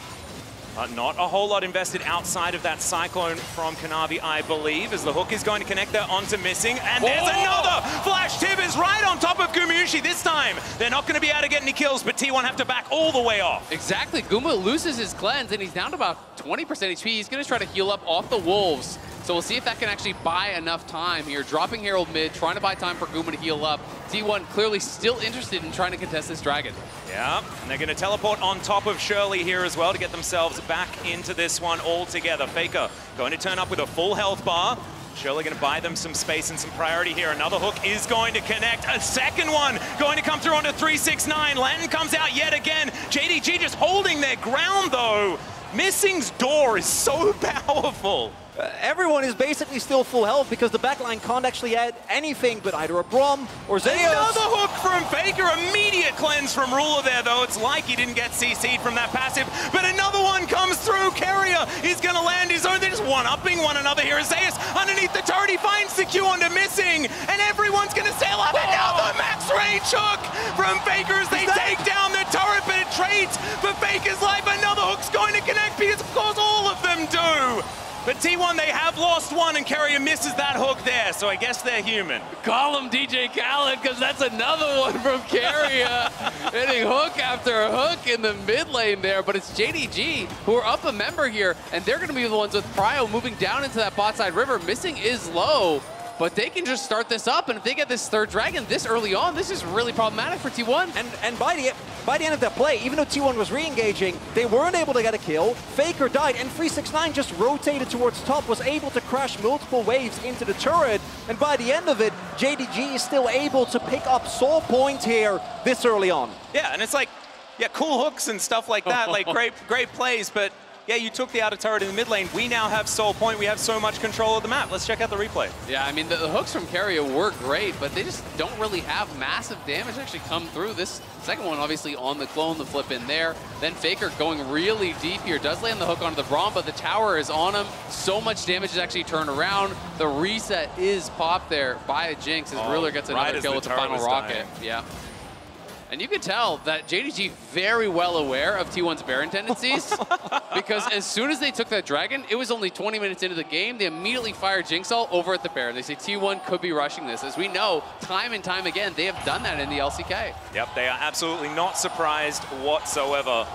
As T1 now moving into that top side river. Zeus moving down as well, and it looks like T1 are setting up for it. We'll see whether it is going to be a Baron start. I would expect not. Yeah, you never really know. Yeah. Do note, Owner did actually hit his 4 marks, means that he has a little bit more range to work with, and we saw damage lacking for T1 in the previous fights. This should hopefully allow them to stand up to JDG a little bit more. It will definitely help, but I mean, the problem is, you look at itemization in mid lane and bot lane, you know, it's a full zeal left there from Ruler. Knight is already on 2 full completed items. FLICKR just has 1 and some scraps, right? Yeah. Like, he's not even close to his second item. So the carries are really set up very, very well. 500 gold from first strike gained by Knight this game. As Chronicler is pointing out, it has been so value. This tower is gone for sure, and JDG are really marching ahead in this game. Yeah, they're just staying cool, calm, and collected, saying, well, you guys can play your fancy little throw-out hooks game. We're just going to win. Is that cool? And they are certainly making it work here so far. 3 dragons to nothing, 6 kills to 1. And 2 turrets apiece for both of these teams. T1 going to have to get some control back here in this game. It's going to have to be some sort of a big play, you know, from Zeus, from Carrier or FLICKR. It has to be the X factor because I just don't think they can win front to back. Missing is destroying them in these fights. Every single time they get a hook, every single time they feel they have a pick, it's a Braum in your face, blocking all the damage from Guma, blocking all the damage from Owner. Will they get another flash, this time out of Ruler? That is a key summoner spell for the next fight. I'm glad to see that Ruler's still the same. That's the Ruler spot right there. Only has to give up his flash. Have seen him get caught in situations like that many a time as the hook. Yeah, going to connect. That is going to be a second to come through as well. Flayed back. Not a whole lot of damage though, but Carrier is still going to be able to take down 369. It's going to be a massive cyclone, but Lamb's Respite is going to come through. FLICKR just flashes barely onto the end, but now it's Ruler's turn to clean up, and he's getting excited. Zeus down so incredibly low, and the Aphelios is going to get pulled in and taken down. JDG wanting to try and get an advantage in this fight as the Zap just barely outranged by Carrier, and in the end, it is a 2 for 2. Crucially there, Zeus went for a flash Q for it, but didn't actually find Ruler, so he was able to just continue to do damage. Oh, there it is. Here's the advantage. Oh, never mind, and he'll take the land to safety. Nicely played for Zeus to actually get out of that. Knight even committed his TP. He actually TP'd down the bot lane to try to wrap around him. They really wanted to get that final kill, but again, it is Ruler getting paid, and that is the big difference in these fights. Ruler has not really been threatened. T1 have not been able to get into the backline. The initial hook comes in, but again, it's onto the Gragas, and look at the follow-up here from Knight. He dives onto the backline, pushing them back, stunning both Owner and Guma, so the follow-up damage isn't there immediately. And as we see here, the battle gets elongated by the Lamb's Respite coming through. FLICKR flashes over the ball, but look at what Zeus attempts to do here, right? The attempted re-engage, the sidestep from Ruler there. If he gets picked up and Guma is on top of him, that's a win. But instead, Ruler's movement and the rest of his team standing guard means that they're able to take the team fight. It's just beautifully done here. JDG picking up where they left off against BLG. Their team fighting has been so on point. They're a tough nut to crack, and it is going to be 40 seconds until a potential Ocean Soul here for JDG. And the big problem is going to be this Braum and this Gragas, who you cannot burst down, who are going to be stacking armor. How are you going to be able to kill them when they got Ocean Soul? Not entirely sure. We'll see whether we find out or whether it's going to be JDG destroying a Nexus instead. Hook is going to go just a little bit wide here by Carrier in the mid lane as Knight just throws a bear at him, and that is a really dead thresh, guys. I don't think there's going to be any way out for him. Teleport to come forward as well as JDG. 10 seconds on Ocean Soul. Zeus wrapping around, but it's a 4 versus 5. Missing. He's just walking towards them. Cyclone is going to land onto everyone as Gumayushi gets knocked up. He tries to ult, but it's a double kill for Ruler. And Owner is now going to have to ult just by himself. There is no way they can fight for this dragon, and JDG in such a great spot. It's a complete blowout here. Again, Knight on the Annie finds a crucial target.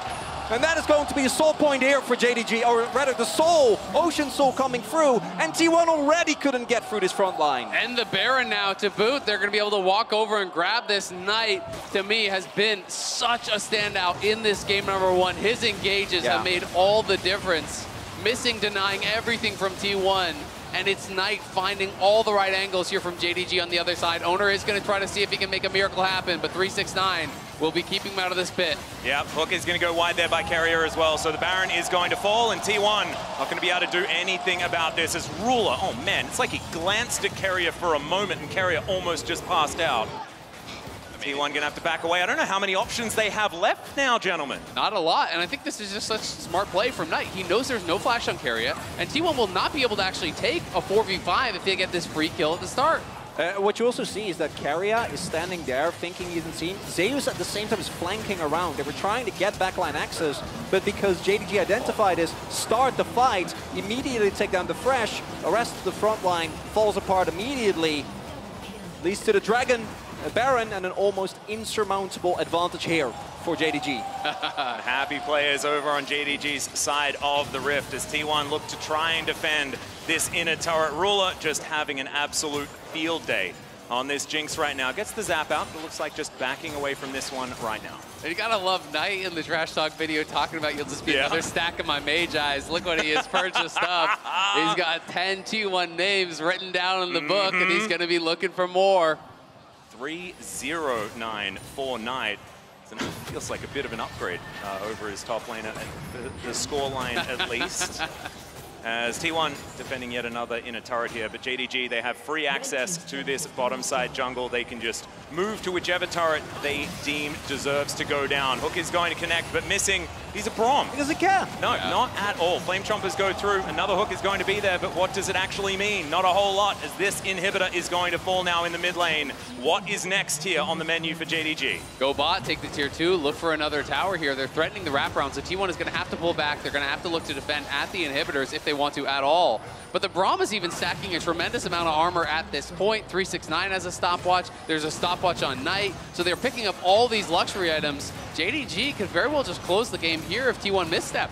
See whether T1 have one team fight left in them. Another Hook is going to connect there as they're underneath this inhibitor tower, but immediately Owner is going to go down. He couldn't hold again. FLICKR is going to fall. Gumayushi's in amongst 5 people, and T1 are relegated to the fountain. That is going to be it, ladies and gentlemen. Game 1, much like it did in 2022, is going to go to JDG in this one. And JDG, full control. It starts with first blood. Kanavi outplays Owner, stays alive.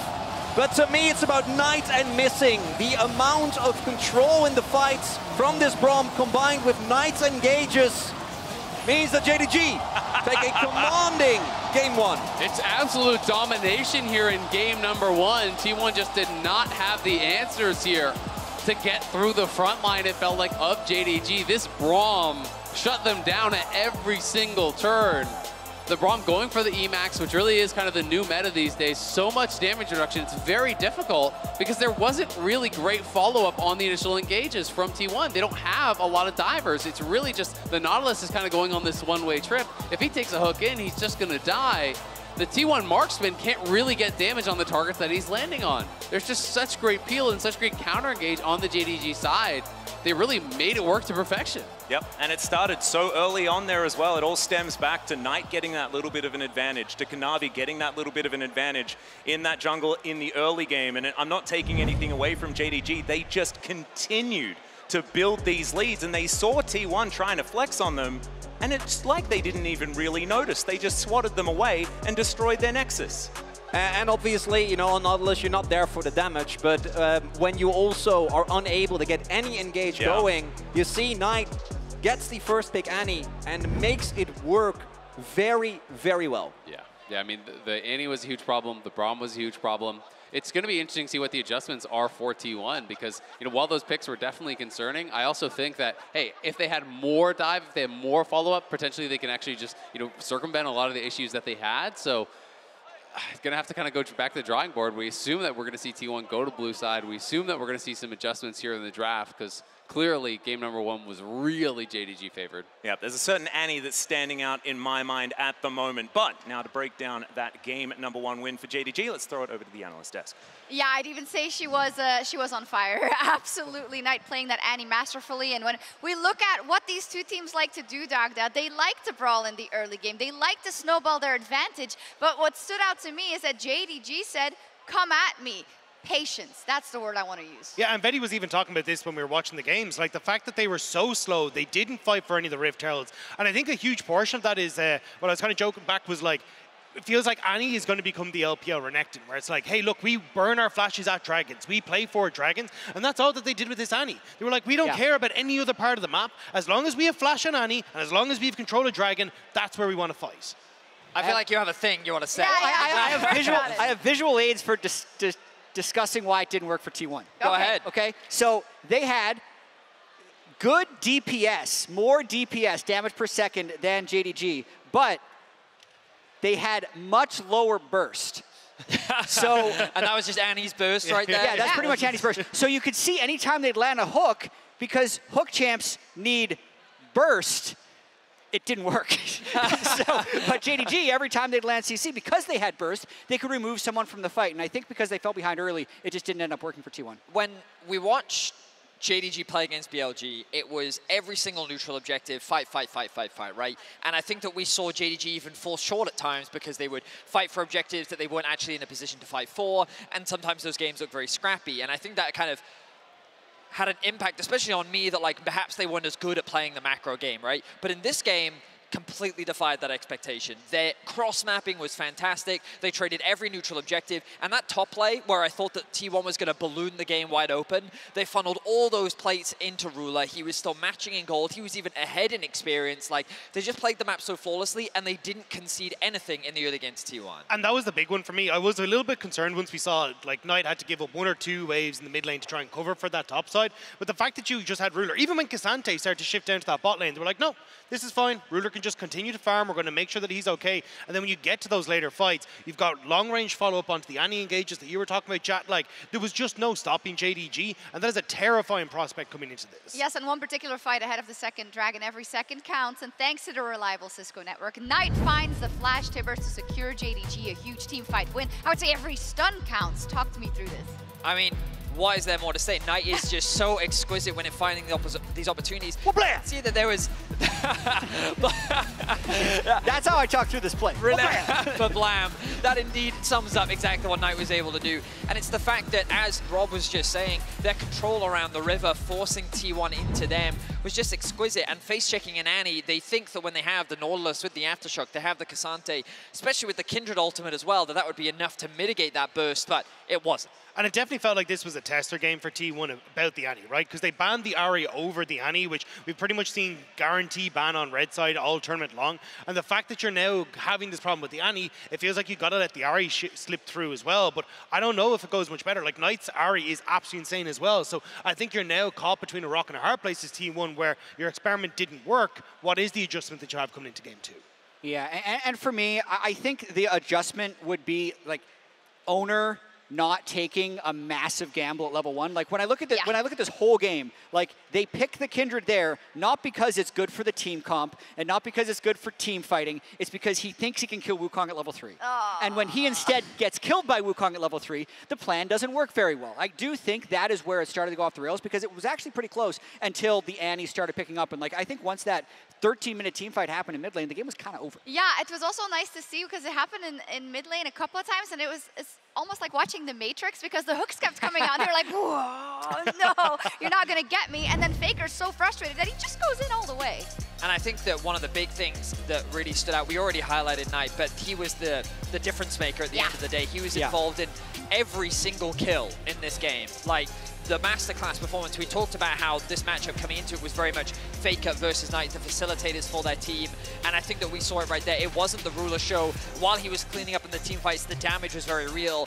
Every fight was started off the back of a Knight engage, and this was the international Knight that we were promised. Yeah, and I think that's the big one, is that you're getting to see what Knight can do, but also not only in those fights, the amount of pressure that he was able to put on in the mid game as well. We looked towards that third dragon. You had Knight that was off in that side lane, pushing in the wave, that ended up dragging T1 around the map, then opened up for these moments where JDG could go aggressive, and yeah, that's a big old goal difference in that mid lane. What I heard, I don't know who said it, but someone said, let's check in with our featured matchup presented by Mercedes-Benz, because FLICKR is getting gapped by Knight. In game one, he definitely got gapped. Like, FLICKR made some questionable hooks, he overforced a couple of plays, he made contact with the Braum multiple times, and that was not the ideal target. And while there was one or two good hooks, one or two good initiations, FLICKR did not start off this series with an impressive performance. That said, I have the utmost confidence that he's the type of player that will brush it off and bounce back just as strong. You had a 3-1 prediction. So. That I did. That's the one. 3 now for T1. I'm optimistic, right? T1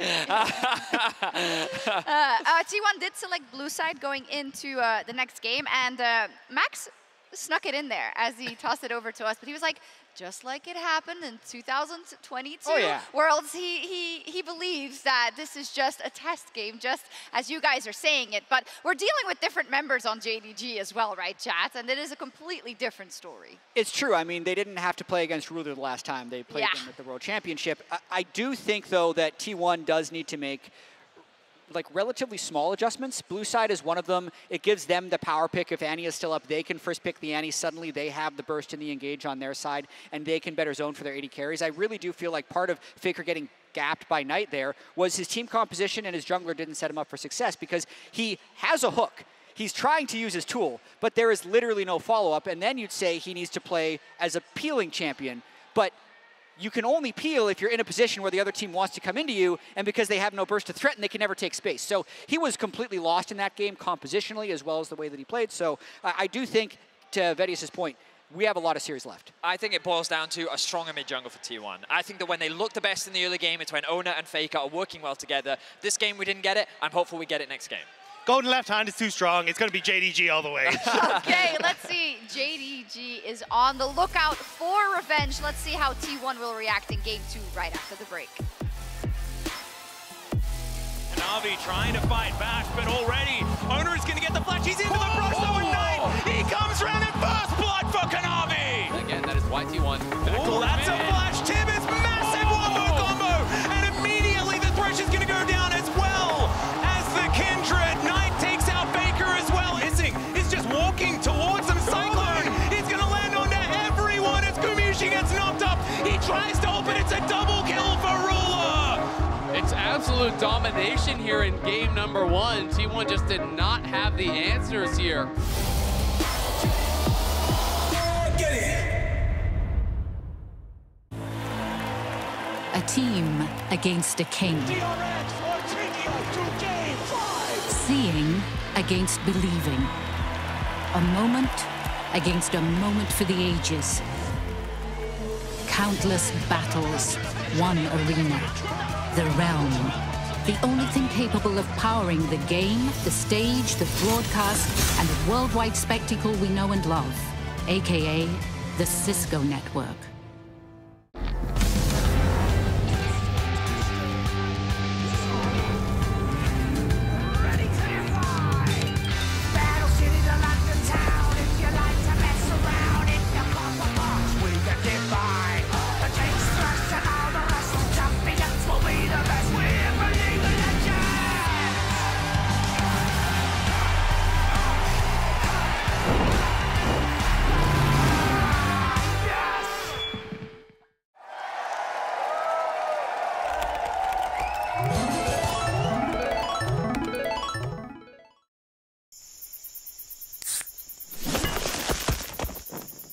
Red Bull gives you wings.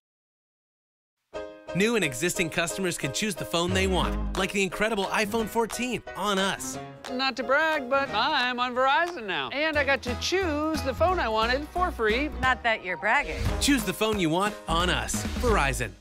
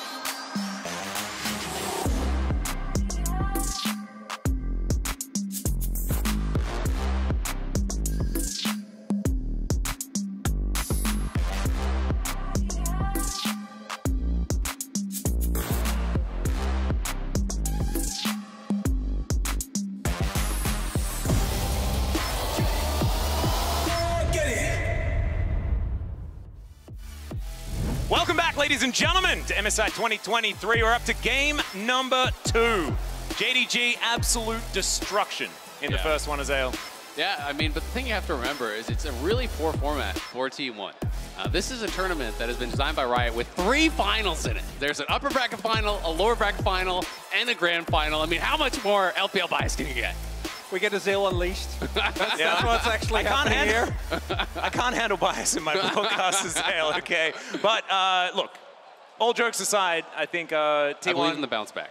Happy to try and bounce back in this one because they get to move over to a different side of the Rift and try things once again. They have dropped game 1s before, and in fact, that's what they do most of the time, domestically at least, and they did it the last time they faced JDG as well. And to me, the biggest thing about this, why I'm not like, oh god, it's going to be a 3-0, is because it didn't look like it was a play issue. It looked more like a draft, a compositional issue. Once we saw how JDG were really playing out that draft, how many answers they had for what T1's composition really wanted to get done, it just kind of felt like they had been absolutely checkmated. JDG were playing it out perfectly and had drafted that perfect comp to really answer what T1 wanted to do. So now we're going to see those adjustments here on blue side. Yeah, I think it was also a situation where even if, say, the coin flips the other way, Owner does get that kill, they snowball early, I think they would have ran into a lot of the same issues, particularly with how good JDG are team fighting. T1 also seeming to note that the Wukong not going to be available to Kanavi, has used it throughout the entirety of playoffs with great efficiency, and the Annie not going to give over here to T1. Yeah, this is what I was calling for towards the end of the last game,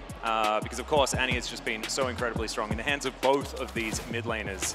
Knight not having played it thus far, but definitely proving that it's something that should be removed from him as well. Ari going to be taken off the board. Of course, Knight, phenomenal Ari player.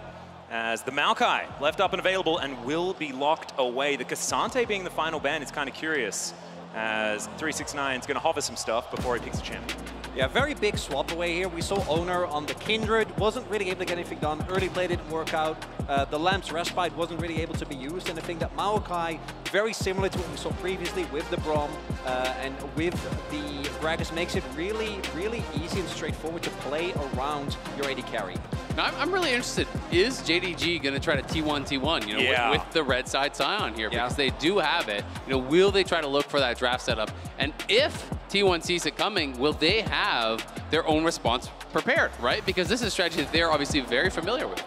And the Zyra Khan here, I like Zyra Khan as a combo, specifically when it's into a Fellows. I think in Jinx, the range advantage plays such a large part, and it's not like Ruler is going to have to actually walk up, right? Particularly when we get to the later stage in the game, once we see the rapid fire cannon come through, we've seen Zayas really struggle with actually getting in range. Yeah, just take a train. Yeah. Pretty much is how you're supposed to do it. Maokai will provide some space here for T1. I actually really like Maokai at the moment. I think him and Bai are absolutely far and away the best junglers at this tournament so far. But let's have a look at what these next round of bans are going to be, because like you say, the T1 bot lane camp strategy that 369 could employ is certainly looming, and there is the Gwen ban. This is the way I like teams to play into the Scion, is to pick something that can carry from top lane, that can benefit from that empty lane in the early stages. Yeah, absolutely, and that's why I'm such a fan of the Gwen ban, because I think not only can you win in that 1v1, but you can actually bring that power to a 5v5, unlike some of the other picks that are actually considered to be good carry picks against Scion, which I do think things like the Fiora are much more difficult to actually 5v5 on, right? Sure, you can create that individual advantage, but can you actually turn that into a 5v5 advantage where the games are decided these days? Wouldn't be surprised if it ends up being the Gnar. Personally, I think we've seen a few Camille hovers. I actually, particularly when you have Rakan, you already have frontline, do think that's the type of champion that can both benefit from having a couple of minutes, in lane, without being matched by the Scion, but hasn't come through so far. And we also do know, particularly with the Jace already banned away, the Cannon and the Gnar are kind of Zeus's mainstays. Expecting to see him pick up either of those here. Yeah, if it was Bin, I would be like, ban the Jax away as well, but I think the Jace in Zeus's case makes a lot of sense. It's final ban from T1 to come through. They are thinking about this one for quite some time. See what they are going to get rid of. I expect another jungler just to thin that pool out ever further, but no, it will be Knight's Syndra. An understandable ban away. You can see Knight pretty happy about the respect being given. I mean, that is his signature pick, right? This guy is unreal on the Syndra. Oh. we've seen Belveth hover a whole bunch of times, so I'm not expecting zigging and zagging. Just a bit of Arctic assaulting, I guess, as Ruler is hovering the Sejuani, and we'll lock that one away. So not as exciting, I guess, but still, I like Bristle, so that's fine. It also does set up for those potential, mid lane kind of aggressive picks to some of the melee picks that can come through. Gonna be interesting to see where FLICKR takes us, because the only pick that is up and available that he's played so far already is the Nautilus, right? The Kazante's gone, the Annie is gone. Tristana mid would be interesting. RT1 gonna be going towards double marksman again. We do know that this can be flexed towards top. I know that I think it was Doran actually played Tristana top as well, so there is potential for that to be flexed around, but you definitely are expecting it to be mid lane. And I'll be really interested to see what the answer is there from Knight, because I don't think Tristana is always gonna have the easiest time, especially when it is blind. If it's like Tristana Gragas here though, or I guess on theoretically flex. You're gonna have to go back a few years to really find it, but it is gonna be on locked away.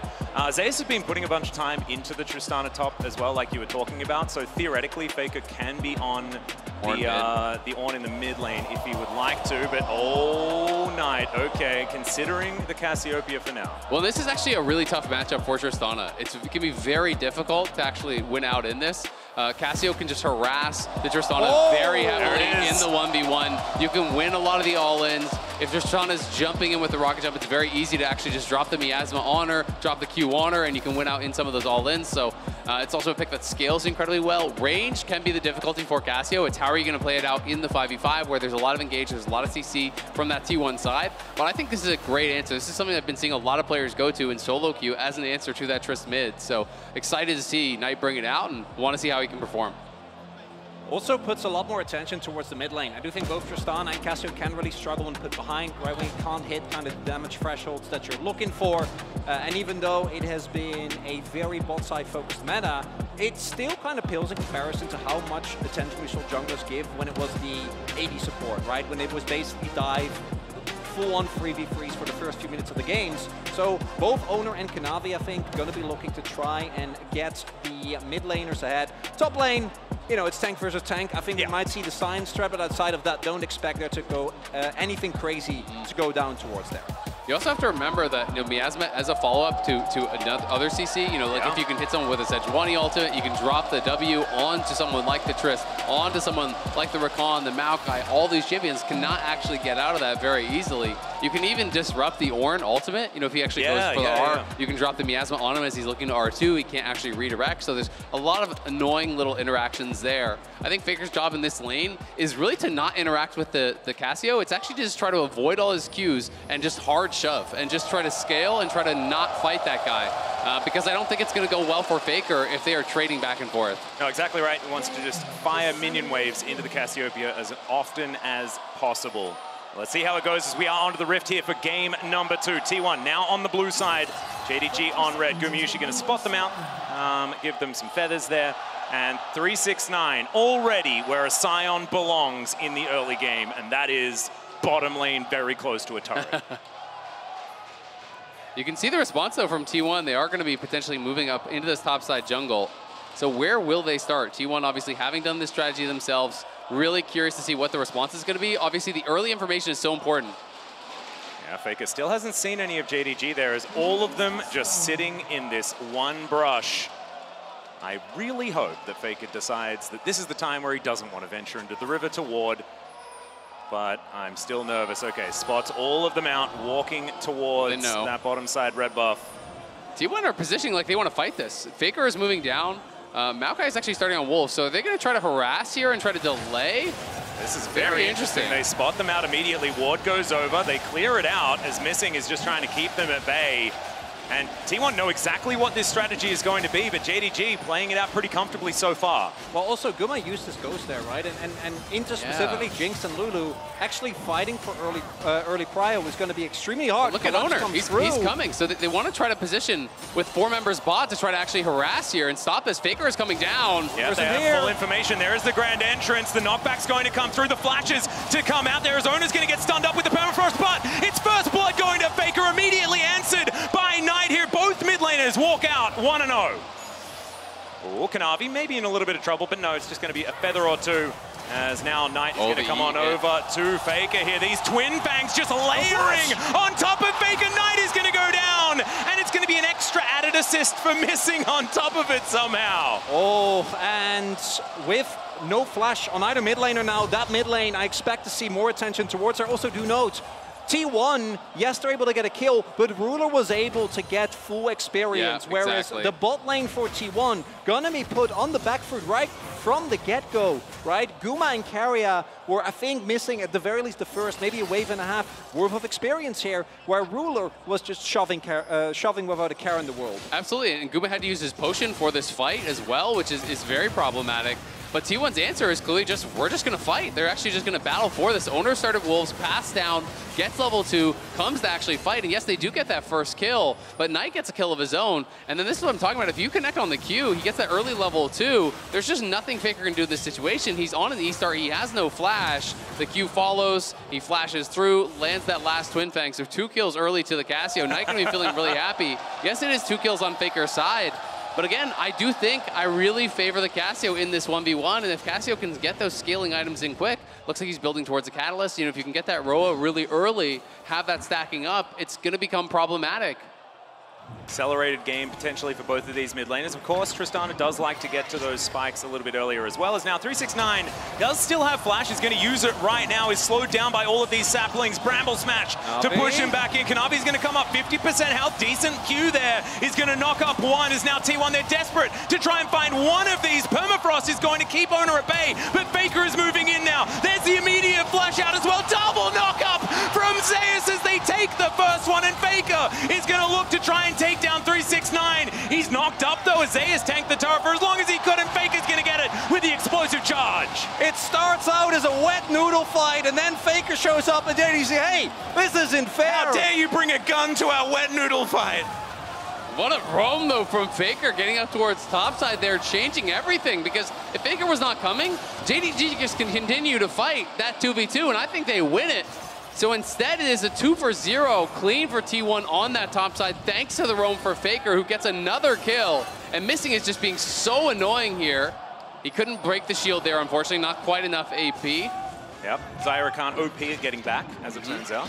And check this out one more time, Chronicler. And it starts off, 369 is able to flash the initial knock-up from Zeus, and this early on in particular, cooldowns are still very high, right? But the moment that Kanavi arrives, you do see T1 really needs to respect Permafrost in these early skirmishes, can get a lot done, but because Owner is able to weave out, get away, they can prolong the fight up until Faker shows up, and this knock-up from Zeus comes up huge. Yeah, pixels for 369 there. You saw him thinking that he was just out of range, charging that Q. Could have been a huge difference maker. Yeah, I mean, that was really close to being able to hold on there for 369. He lands the knock-up. Oh, yeah.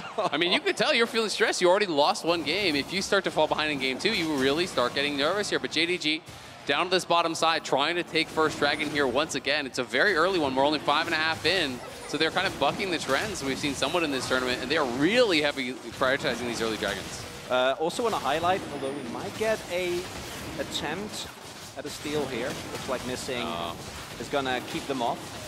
Want to highlight that Missing being able to cancel Guma and Keria there was actually really big, because they were actually caught up mostly when it comes to CS. They've been able to kind of equalize. They were backing on the cannon wave, but then with Missing getting the first interrupt, it meant that Ruler had the opportunity to shove out the subsequent wave, and a lot more minions were denied, and now as a result, Ruler back up in the CS department. Yep, also half a level in lead as well, and at this particular moment in time, that is going to be a big deal. No Featherstorm available, but Super Mega Death Rocket is going to be there. 369 tidying up some minions underneath this turret here, and as the dust is settling, T1 do move away with a slight gold advantage, but JDG shouldn't be too worried about it for now. As, yeah, okay, that's quite aggressive positioning there from Zeus, as in goes Faker. Knight taking a bit of damage, but offering a whole bunch back there as well, even with Owner in the area. Yeah, exactly. And that is the problem, is that when you jump in, he just drops the miasma on you, you get slowed up, it's a guaranteed Q generally from there. And as long as Cassio has that poison on you, you're always going to win on the trades with the Twin Fangs. And you're... Oh dear, okay, Kanavi. I'm going to get Faker to rocket jump over that wall. Permafrost was in the air as well, but he's just going to be able to walk it out. No flash required for this one. T1 do rotate out of that bottom lane to try and potentially defend. Yeah, Big Dar Zeus was also already halfway through the river, right? So he's been able to keep pressure on 369 thanks to that gank that was found by T1 as Kanavi with the invade. Yeah, immediately they do spot him out with that sapling there though, and looks like Owner is going to be able to secure it. There it is. Wins that smite fight and will be able to walk away with his Bramble back intact. But they lose Prio on bot side, right? They lose control of their bot side jungle, and now it's 4-man bot here. Knight does have flash, and he has ulti. He could look over the wall. Yeah, there it is. Not going to be able to get the snares. Good knock up to come through from Carrier there, but he's going to tank up the turret for as long as he needs to, and now Carrier, a sitting duck underneath this turret. The poison is going to connect. There's the permafrost, and Ruler gets hand-delivered a kill. Beautifully done there from JDG. That bot jungle pressure, yes, it did not give them the red buff, but they push out T1. They get the 4-man play on bot side. They get the 2 for 0. Faker's going to get some plates back mid, going to be able to deny some minions, but it is a bigger victory on that bottom side because it is getting Ruler ahead of Gumayushi once again. And crucially, the only one that has teleport here and can join the play is Zeus, and he's not able to. It's still laning versus 369. So after the invade, not necessarily working out, the immediate rotation coming through, and as you point out, with no prio and no ultimates available, there's no way for T1's bot lane to survive this. Exactly. I mean, Faker had already been chunked earlier, right, previous to that play, as that one got a little bit dicey, but T1 do strike back on the top side. They take the Herald away. You know, it all comes back to that initial play where Kanavi, you know, is getting that chunk on Faker, pushing him down in the jungle. Then they can't take the 2v2 because they're down HP. Then they can't defend the bot side dive because they lose control of the jungle. And it's this play that you really love to see, and it's been signature here at MSI. Getting control of mid is not really always about getting your mid laner ahead. It's about being able to transition that to bot. Yeah, the really cool thing is it all comes from that level 1 play as well, because Ruler has that slight experience lead. Gumayushi's being denied, and then he's level 5 underneath that turret instead of having the Featherstorm. It is just so cool that everything is sort of coming back to these play. Yeah, I know. I'm trying to comprehend, and I just can't quite get there, Isaac. I do want to highlight that I do think that one of the big advantages that we see for Faker, there's a lot of champions. Nautilus is an example where if your opposing mid laner roams and you don't get any, and you get time alone in lane, it doesn't mean anything. With the Herald going over and the mid lane already being this low, might be an opportunity for T1 to take that with the Herald when the next Drake rolls around. But they do need to actually make that work, because the last few team fights, as we saw in the previous game, definitely all going the way of the JDG. Well, and again, they're faced with similar issues to last time. You know, they do have some AP from the Maokai, but an AP Maokai is not going to force a Scion to build magic resist. It's going to be an armor stacking Scion here. And Cassio becomes a tank once you actually do get to those later stages. You know, you do get Gargoyle Stoneplate generally as a 4th item. People are going Rylai's, you know, they're getting Roa, and they're grabbing, you know, they're tier stacking that up. So you have the tier shield, you have the Roa for HP, you get towards Gargoyles, you actually have some real tankiness. I've even seen against AD heavy comps like this, some Cassios go towards Frozen Heart, which can also be pretty effective. So there is armor stacking capabilities on multiple members on the JDG side. And I think Chroniker and I have exactly the same idea, because you don't see the Sunfire Cape. And Ornn. Yeah. What do you say to that? Ornn is a mage, assassin. He does do damage, but he's still not forcing any MR, my friends. Well, that's the whole point. You don't know how much damage he does. No one's going to build the MR. We're going to check the numbers at the end on that Sunfire Cape, Azale. We absolutely will. We'll check the numbers on the Cassio as well. We'll see which one's out. Hey, ho, I don't know about that. Yeah, all jokes aside, I think you're absolutely right. Stick in your boot. Certainly far more balanced is the JDG composition. Faker's Draw a Bead is going to take a few levels to get the range up, but does mean that he is going to have that range to go toe-to-toe with Ruler. Zeus just doing some alcove gaming. Like to see it. 369 just going to walk towards him with his shield activated. Look at this. Just so much gameplay here towards his top side, but it is going to be Zeus finding a few angles. He's not quite brittle. That's when it gets a bit exciting in the Ornn matchup. Instead, he's just hitting him with his small hammer. As JDG now looking for this dragon. Cloud going to be the second one. We'll see what the soul is after this. As Kanavi, Glacial Prison going to come down there. T1 standing their ground, only 50% health taken there from Owner, but they do get them out of the river. It's actually so important, though. 369 is trying to stay on top of Zeus because Zeus has TP and he does not. So if they lose track of Zeus, JDG will have to give up this dragon. And I think that's the situation that they're going to find themselves facing with. I don't think they're going to be willing to take a potential 4v5 if Zeus is able to join with that Ornn ulti. And now it is going to be the Rift Herald, completely denied in this mid lane. T1 do use it to get some control of the river, but I don't know whether that's exactly worth it. Yeah, I think T1 was trying to make a play towards Dragon, but then Ruler and Missing were able to get Prio bot side, so it's not like Owner and Faker can just run towards Dragon and start it, because JDG would be would have more than enough time to respond. So the one other thing outside of some plays for Faker that T1 got completely negated here by JDG. Well, T1 are going to be able to make their way towards this Cloud Drake here. No one denies T1 Cloud Drakes, in my experience, and I do keep track of Cloud Drakes a little more than others. And they are going to collect that one here. So it is going to be Infernal Soul as well. This is going to be huge. And I'm really looking forward to the first actual 5v5, because we haven't really seen, we saw in the previous game, whoever, or JDG winning the first 5v5 kind of snowballed it from there.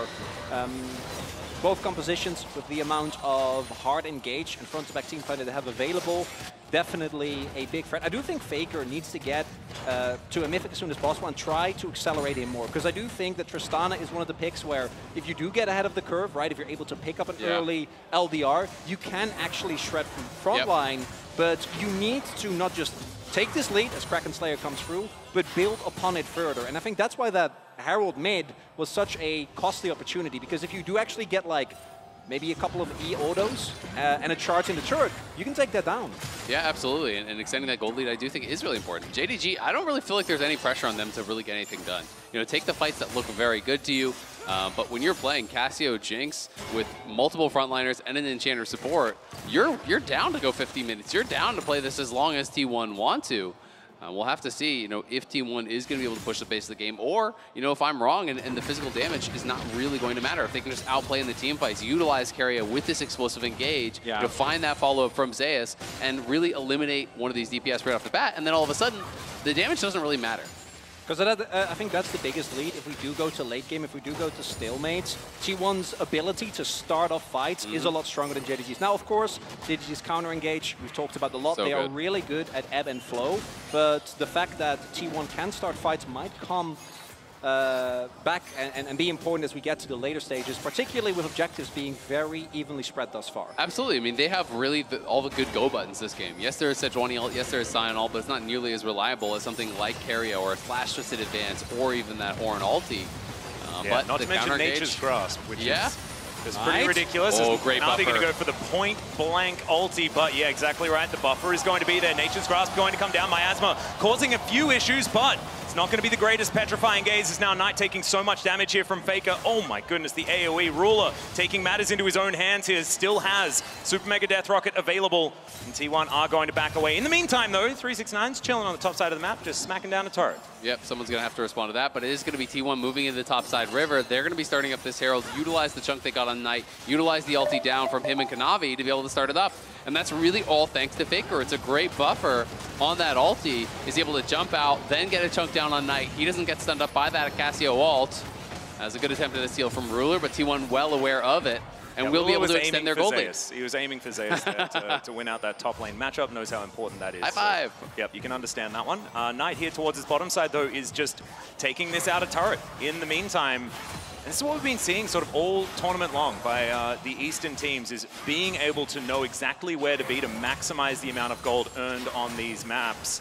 And Knight continuing to do so here on this bottom side. Do know, if there's no cross buff from T1, like you're going to give over first turret blood, going to be a huge influx of gold here with no real counterplay, right? You see 369 holding the top wave. There isn't really an opportunity to dive a Sion at this point in the game. Ruler and Missing holding down mid lane. As a result, gold now, 16 minutes, basically dead even. Yeah, dead even, but again, you know, it is that gold right where you want it for JDG. Yeah. It is Ruler 1,000 gold up on Kumiyushi. Slight advantage there for Faker of about 400 gold, but the real edge is on the top side for T1, which is not going to be as impactful here, having it on the Ornn, having it on the Maokai.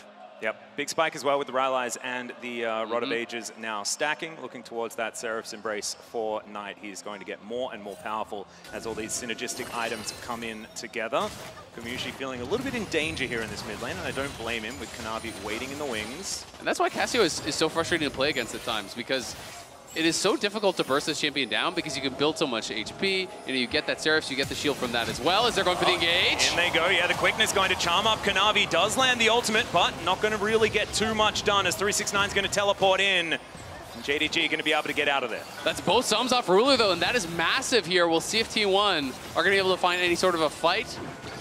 30 seconds on this Infernal Drake as Zeus slinks back into Fog of War. The rest of the 4 T1 members in this mid lane trying to hold on. As JDG move on in, 369, just trying to be a little bit tricky here with what remains of the brush here around the red buff. Infernal Rift does make things a little bit bare. And JDG also doesn't want to just give T1 free access, right? If you go all in on that Dragon, T1 with Herald can possibly get 2 turrets right from the get-go, particularly with the pushing power they have as Herald comes down. Yeah, T1 still trying to hold on to that bot side river, but JDG now 5 members strong, want to stop Shirley from getting towards this turret, but there are so many ultimates flying towards JDG. 369 can have to flash immediately to get himself out of the way. The turret is going to fall, but the stun is just massive. Low health bars absolutely everywhere as Kanavi's going to be the one to take down Owner in the end, and it's 2 kills for JDG. Gumushi trying to kite back, and FLICKR has to rocket jump as well. Still damage available and low health bars on JDG, but they lose no one. As the T1 frontline step forward, so does Knight, and he's just shredding through Zeus on that top side of the fight. It's 2 for 0. Sure, T1 do get that turret, but it's JDG looking for the Dragon. Can T1 find an in? 3 versus 5. I don't know about this one. Risky. As Gumushi and FLICKR, fair bit of damage like we said, as they're not going to be able to take this Dragon. JDG, now can they find the fight as Featherstorm goes in a direction I don't think he was intending, but does avoid the Glacial Prison. And it is JDG picking up the win there. T1, all they get is a mid lane turret. I think really big there. The second activation of Zeus's ultimate did get interrupted. Was it the miasma that no, the knockouts? It's 369, yeah. On the Cyan, able to cancel that. If they can chain another set of riddle procs, I think they might get through the front line. But instead, as you point out, Owner and Zeus are just getting demolished, whereas the backline, look at Ruler and Knight, completely untouched in these fights. They get to output as much damage as they want. And that's the power of the miasma. Zeus steps forward, all of a sudden there's a miasma behind you. You cannot walk into the miasma as FLICKR and Guma to actually just get damage out. There's no way you can walk through that. So there's just this massive zones of control created by the miasma on one side, the Scion as well as the Sejuani on the other side, and they're just experts at making space for Ruler and Knight here to really maximize damage. Yeah, Keria is possibly in a bit of danger here, but he's going to be able to slink away. Fair bit of mobility on the Rakan, so maybe he's going to be all right. Owner takes his blue buff. One highlight as well, FLICKR also clearly realizing we need a way to chew through these front lines. Yes, we have Demonic Embrace, but as you highlighted, Azil, that's never going to be enough damage to actually get through the JDG front line. So that Lord Dominic's, that'll be something that T1 is going to rely upon if they do actually want to win these front-to-back team fights. And then we'll see, can FLICKR actually have enough time in these fights to free fire and knock through those? Because there is going to be threat of that counter engage. There is going to be Knight that's in the mix, this mid-range champion who's going to be looking to fire on you anytime you are attacking his tanks. Here on the bottom side, once again, it is just going to be 369 and Zeus throwing abilities at one another. So a perfect time to take stock. It's 20 minutes. And last time around, we were very denied when it comes to the Baron attempts. It took multiple minutes before we did get there. This time around, Purple Worm is going to spawn. FLICKR in the area, but JDG are paying it the most attention right now. FLICKR has rocket jump. He's going to be fine to get out of here if JDG do come on over, and gives Baron a bit of a parting gift. Something we also haven't mentioned, in addition to all the other stuff, is that Ruler actually got a call early, right? And Guma never did. Guma wasn't able. That's a lot of extra gold that is in the pocket of Ruler in addition to all the other attention that he has gotten. And it's like you were saying earlier, Zoe, and I think you can really see it there in the previous fight, is where you want the goal to be, right? Because if you have a little bit more DPS, then maybe the fight goes the other way. The moment that Tristana starts resetting, that you can actually play further forward, T1 might have an angle, but as long as JDG gets to control the ebb and flow, and 369 and Kanavi doing such a good job of providing that reliable front line. I mean, the fights are really about hitting that critical mass, or all of a sudden the enemy front line can no longer hold up, especially when you're playing against enchanters. It's actually so critically important to be able to overwhelm the front line with damage, because it's so difficult to punch through a Scion and a Sejuani, let alone when there's a Lulu shielding them up and ulting them and so on behind. Well, so far, things are sort of calming down on the Rift. for the moment, we are moving into podcast territory. Absolutely love it. As Knight and Faker just moving their lane towards the top side to try and ping-pong some of these waves. We're back down here where the brawling never stops. So if you're worried about action and things like this, you just always look towards this bottom lane as London understands this is where the action is. Atlas, is it a brawl if they're always fighting? Absolutely. Still it's is? just a constant continuous, brawl. yeah. I mean, at some point, if that's your continuous state, I don't know if it still qualifies. It's just existence? Yeah. All right. So that's just life. They're their existence existencing is there on the brawling. bottom side. Yeah. I think it's still brawling though, even if it is I just Give the top laners something. Come on, man. Hey, they get They're to locked play. on tanks. They get to feel good about supporting their friends. Well, every That's time more I see something. No top laners feel good about that. They don't want to support their friends. They want their friends to support them. It's very true. As I just look at it as more value for the Sunfire Cape. True. For what we're going to refer to towards the end of the game. That's what I'm The problem is, though, Sion also has a Sunfire Cape, so you've been countered. I know, well, this is the point. It's all Sunfire Cape, right? So damage all on the both way sides. down. The whole I'm time? psyched about it, yeah. You seeing Kanafi's inventory? Oh, there we go. Oh, no. Will it just be Sunfire diff? Oh, but see, the thing is, it's not really a fair fight because Zeus can upgrade his Sunfire Cape. Ooh. Yeah. Tough. Didn't think about that one, Tough did you? calculation. That's true. Never really looked at it as T1 Teleporting is going in. to come forward. Okay, T1 going to look for some action here as Ona throws down the ultimate. Zeus going to do the same thing. Flashes forward to find the Ram Ruler. Still going to be alive though. He has the wild growth available and now he's going to start those shots. Zeus going to be able to get himself out of there as the flash from Missing is going to get him to relative safety. As in goes Carrier. They knock up 369. Miasma going to try to be avoided by Vega, but immediately he's polymorphed and he's taken down. The knockups come through Knight. He's going to be punished and now it's Gumayuki that rips them to shreds. It's a quadra kill and he gets denied by Owner on the Penta, but they'll be happy with a win in the team fight. And critical mass This could has be been game. reached. They're going to keep on pushing. Yeah, could just be the end here as the inhibitor turret going to be the first one to go down. Owner's throwing presence into this mid lane and we should have known. We saw this, it's around the 25-minute mark. They beat Gen G exactly the same way. Look for the first Nexus turret here as T1, they still have so much damage. Take a TP. Yeah, he can just come immediately towards this one, and I don't think there's going to be much of an option. JDG, 4 of them are up and available. Zubek Death Rocket is going to be blocked. As Gumayuki trying to get those autos in. Can they keep it alive? Faker is going to turn up, and there it is. Game 2 goes to T1. What an ending out of nowhere. T1 go crazy in the mid lane. The engage from Carrier was massive. And then initially looked like JDG were going to be able to disengage that fight. We're going to be able to stabilize, get back to their base. Right? Yeah, that polymorph on Faker as he jumped in looked like it could have been the game changer there in that fight, but just out of nowhere, Guma has been untouched. Carrier goes in, Guma goes wild, gets a quadra, and T1 just bet it all on ending the game right there. Guess what? They didn't even need a Baron. Oh no, they've been unlocked. We don't even need to go to the Baron flips. But no, it's so reminiscent to what we saw, right? You slow the game down and then you just find your angle. Last time it was Gen G engaging into them. This time it was Carrier just finding that angle. Still, man, it was neck and neck for so very long. Even halfway through that team fight, it was looking okay. But as soon as there is that slight advantage, and the double 80 carry is certainly working out well here for T1. Absolutely. I mean, the leak became a waterfall, like everything all at once. Just sometimes through. the tank just explodes instead of there being that leak first, you know? That's sort of how it goes. But that is it from us for this game. Let's see what the analyst desk felt about that one. Atlas, I blinked. I'm stunned. I blinked and it was over. How about you? Yeah. What a banger. Like, you know, at the beginning of this game, Shock said to us, you know what I would love in this game is if we could have one really cool JDG team fight, and then we could have one really cool T1 team fight, and then immediately we got both of those awesome things. And nothing else. Nothing else. Well, actually, we do have one thing that we want to run through, which was this early game, because we're going to be talking a lot about these team fights, of course, but the Sion invade, we have been seeing a lot at this tournament, and different teams have come up with different ways to shut it down.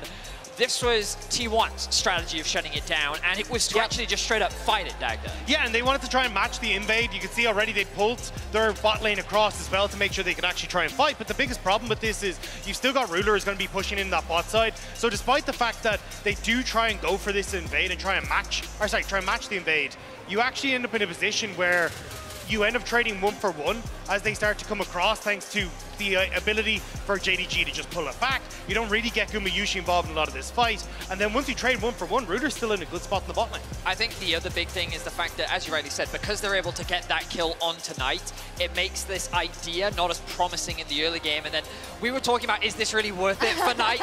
We were saying from a mental perspective, yes, but from a positional advantage, no. The way it was pushing into you, it doesn't really work out in his favor. And at this point, though, we thought, okay, JDG already off to a pretty promising start with Ruler pushing in bot, but then it felt like that this early game was going very back and forth with how much more unlocked the mid laners really were. I just got to say, that's like you're watching and you feel that, what Knight wanted. He knows I'm getting these trades. I just can't not get this kill. I just can't not, right, Jet? I agree. And if you can blow open the early game, you can make a difference. I think that ended up neutralizing the early game, what we just saw. And then the game became all about team fighting. It did. And this was some of the most front-to-back team fighting. Definition of front-to-back. And what you mean by front-to-back is you'll have your front line right here, and then your back line right here. So that'll be JDG. And then T1 is front-to-back. And there's a few angles that I want to show. Let's roll this clip for team fighting. And generally speaking, you think tanks in front, carries on the side. But what's more important is who can hit and who can't hit. And let's pause it here, because I just want to be able to draw your eyes to Knight. He's the reason the first fight went well for JDG, because specifically Knight draws attention to himself and basically stops FLICKR, who's kind of in this clump, from being able to hit. So the main thing that decided this first fight was Knight's ability to get access to damage and FLICKR's inability to get access to damage. So let's roll this clip right here. And everyone is taking as much damage. The front is taking as much damage as they can while their back hits. But when Knight moves up, he baits everyone to come through, and he actually buys a bunch of time without his front line having to take damage. And now, just watch FLICKR in the back here. He's really unable to get auto attacks off as the fight is falling apart around him. And this is where it felt like, oh my God, is JDG going to 2-0 the series? This looks like a superior front-to-back team fighting team comp.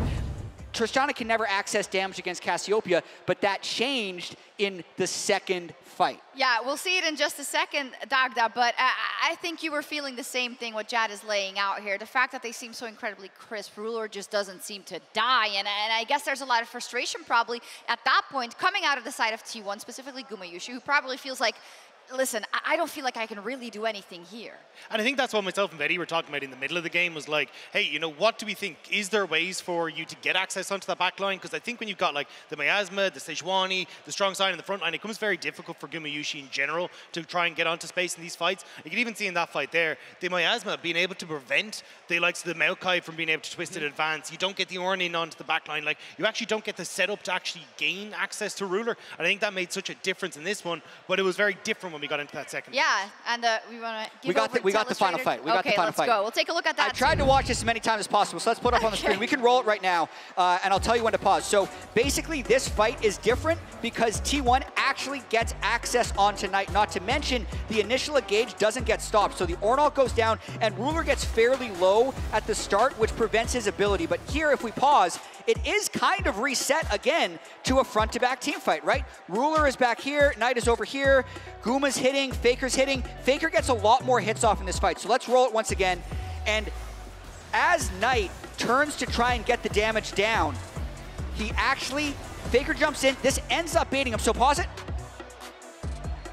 Even though FLICKR is down, they've killed one front, so there's not many people left to take damage, and Knight is out of summoner spells. So watch the CC chain that can come on through tonight, and also remember that most of the peel is gone from JDG, and I'm clearing it right now to make it clear that that front to back I talked about is gone. It's just a line, so anyone can get hit. So let's roll this clip through.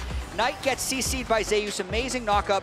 Guma kills him, the charm then gets him, and remember, they can get access to the CC because the fight lines had been broken for JDG. T1 capitalized, got access to both carries, quadra kill, game. Unbelievable turnaround by T1. I mean, so much credit needs to go to Zeus in this fight. The initial engage onto the backline that chunked him down to half, into the follow-up CC later on in that fight as well. The way in which he was able to get onto the carries both times on the Ornn was the hardest part for them to navigate. You were just talking about it, Dagda. Backline access. How much does T1 really have? Well, it turns out that Zeus was the whole backline access himself. Hey, and I thought I was watching Gen G T1 again, the 5th game. I got such a flashback because remember, that was such a long, dragged-out series that ended on a whim, and T1 saw their chance here, and they took it. This does mean that we're all squared out 1-1. JDG now selecting to go to the blue side, Daga. Surprise, surprise! Hey. I would have seen it coming, but I definitely think this would give them those big advantages, especially when you look towards things like the Cassante, the Annie that they had to ban away. I think having the opportunity to actually flex that Annie a little bit is going to be super nice for them. I also just think the opportunity to play back towards what has been their style of, hey, prioritizing the Jinx, which they did get this game, but also just having a bit more of that or the first pick access to provide that front line a little bit better, even in the jungle role as well, to make sure that this Jinx can be the big carry. Yeah, so interesting. I mean, it's Worlds 2022 all over again as T1 tied the series, but JDG will be looking to rewrite history. We'll be right back with game number 3. As now Knight is going to come on over to FLICKR here. These twin banks just layering on top of FLICKR. Knight is going to go down, and it's going to be an extra added assist for missing, going to keep Owner at bay, but FLICKR is moving in now. There's the immediate flash out as well. Double knock up from Zeus as they take the first one. This isn't fair. How dare you bring a gun to our wet noodle fight? They knock up 369. Miasma going to try to be avoiding him by FLICKR, but immediately he's polymorphed, and he's taken down. The knockups come through Knight. He's going to be punished, and now it's Kumayuki that rips them to shreds. It's a quadra kill, and he gets denied by Owner on the Penta, but they'll be happy with a win in the team fight. Get it.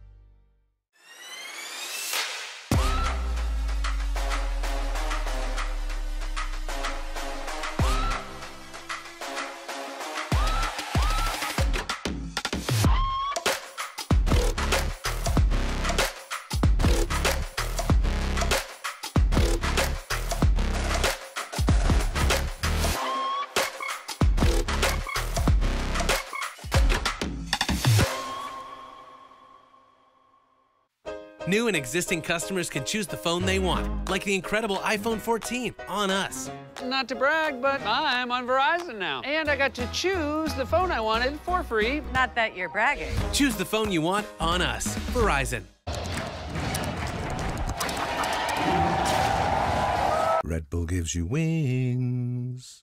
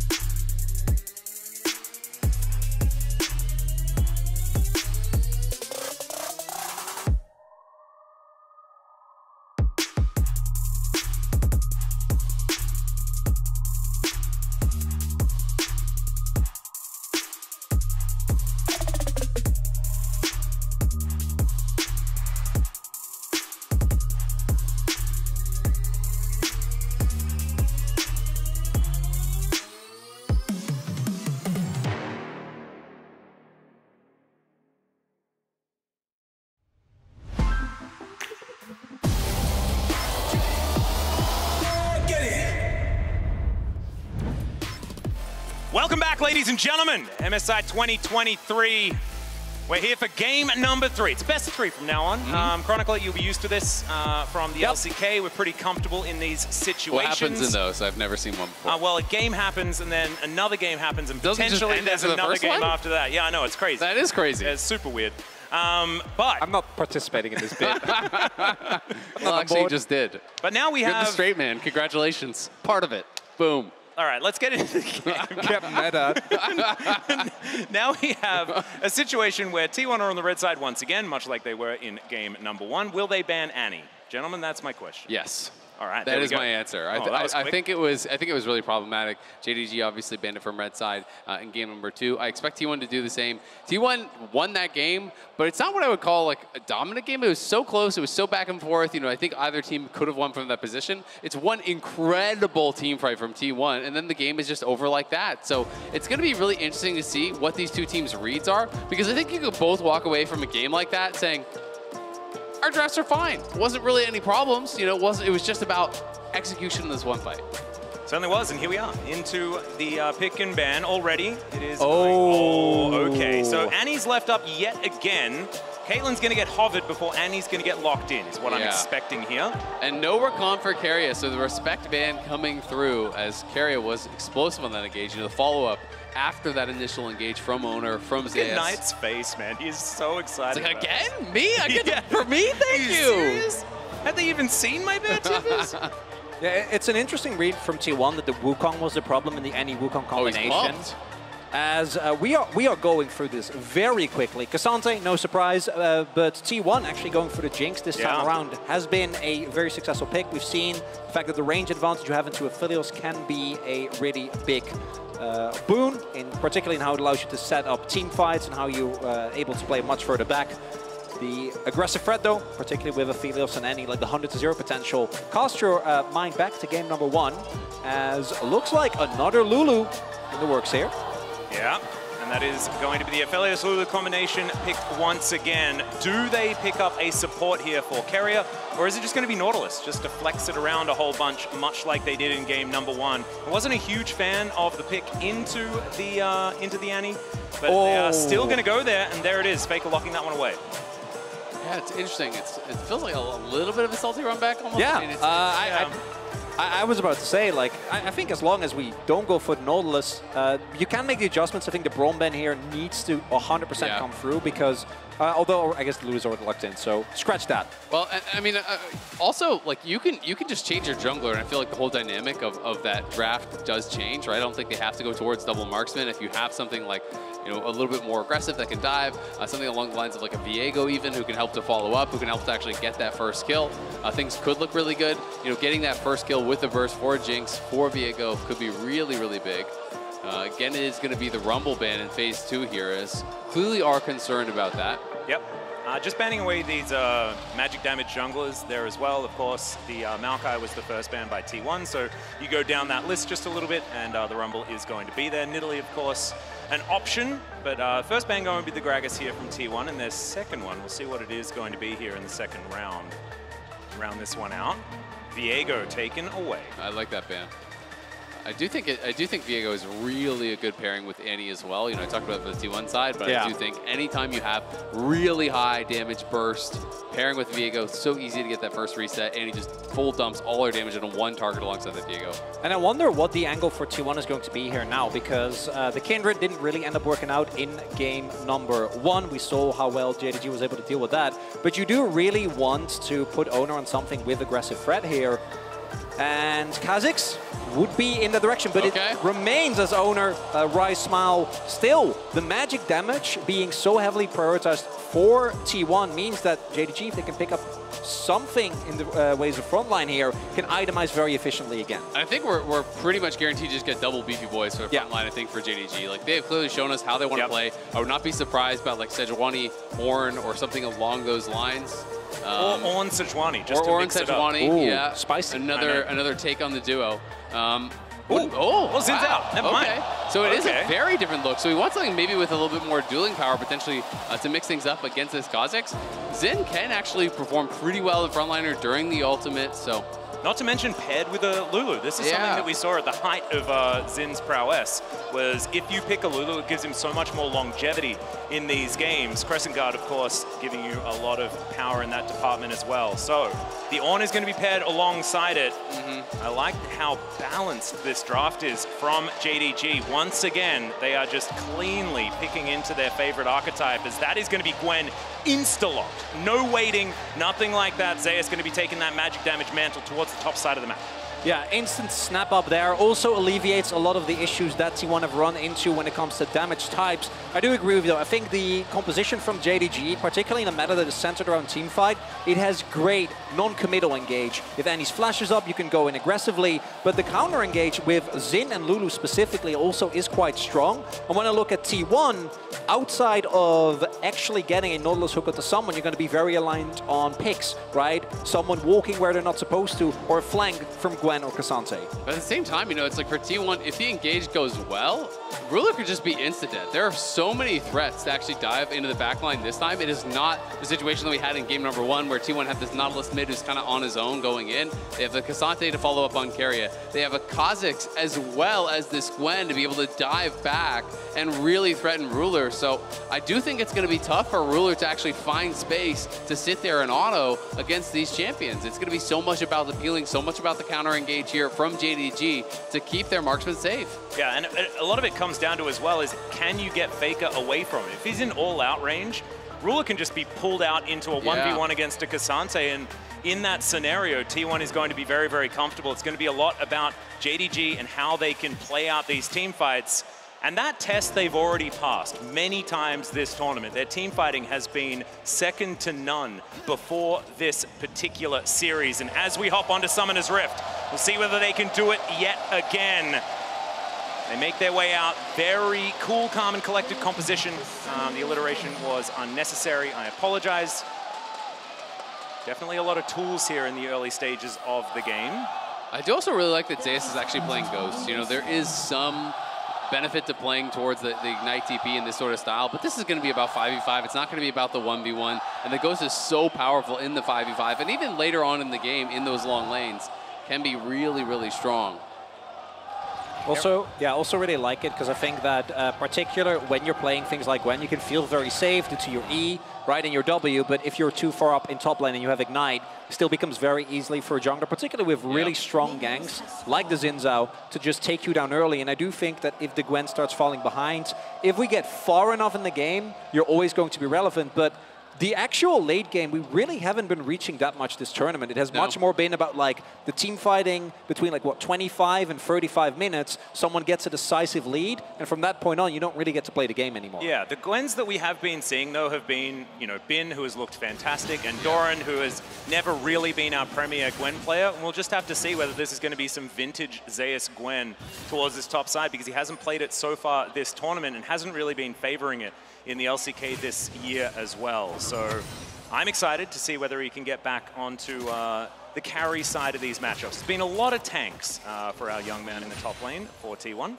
Yeah, absolutely. For pretty much everyone in the top lane, besides Bin, it does feel like, as they're kind of sticking with that carry style. But it's going to be also really interesting to see if T1 do at all try to change things up, try to prioritize that early dragon, because JDG have been going towards that first dragon, feels like 5-6 minutes so far in this series, really trying to use that soul as a way to force teamfights on their own terms here against T1. Also want to highlight, Guma has gone for Ghost, which the last time he played against any, if I remember correctly, did go for Cleanse.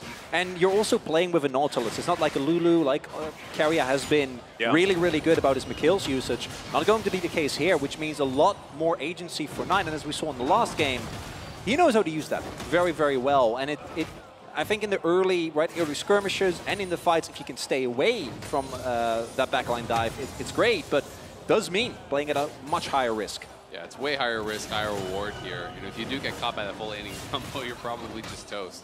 Oh yeah. If you're in range though, oftentimes you're dead a lot of the time anyway. So I like your optimism. Yeah, Jinx probably wanting to utilize the rockets as much as possible as we check out this bottom lane for a moment. A little bit of potential action, but not really much going to come from it. As of course Missing and Ruler just trying to keep them at arm's length, and Keria being in a melee champion at this point in time is going to be a little bit of a worry as far as the harassment. And Owner is going to come down and try and turn the tides on this one. Potential dive being set up as they are going to try and rotate FLICKR down as well, as there is the hook. It is going to connect. Missing going down relatively low, finding the extra rocket after the zap. Not a lot of mana on Gumushi there, as Carrier is just going to glide away. And the back is going to get stopped here as Gumushi is going to get spotted out. So, nothing really going to happen, but it was a nice little look to create some sort of action in this early game.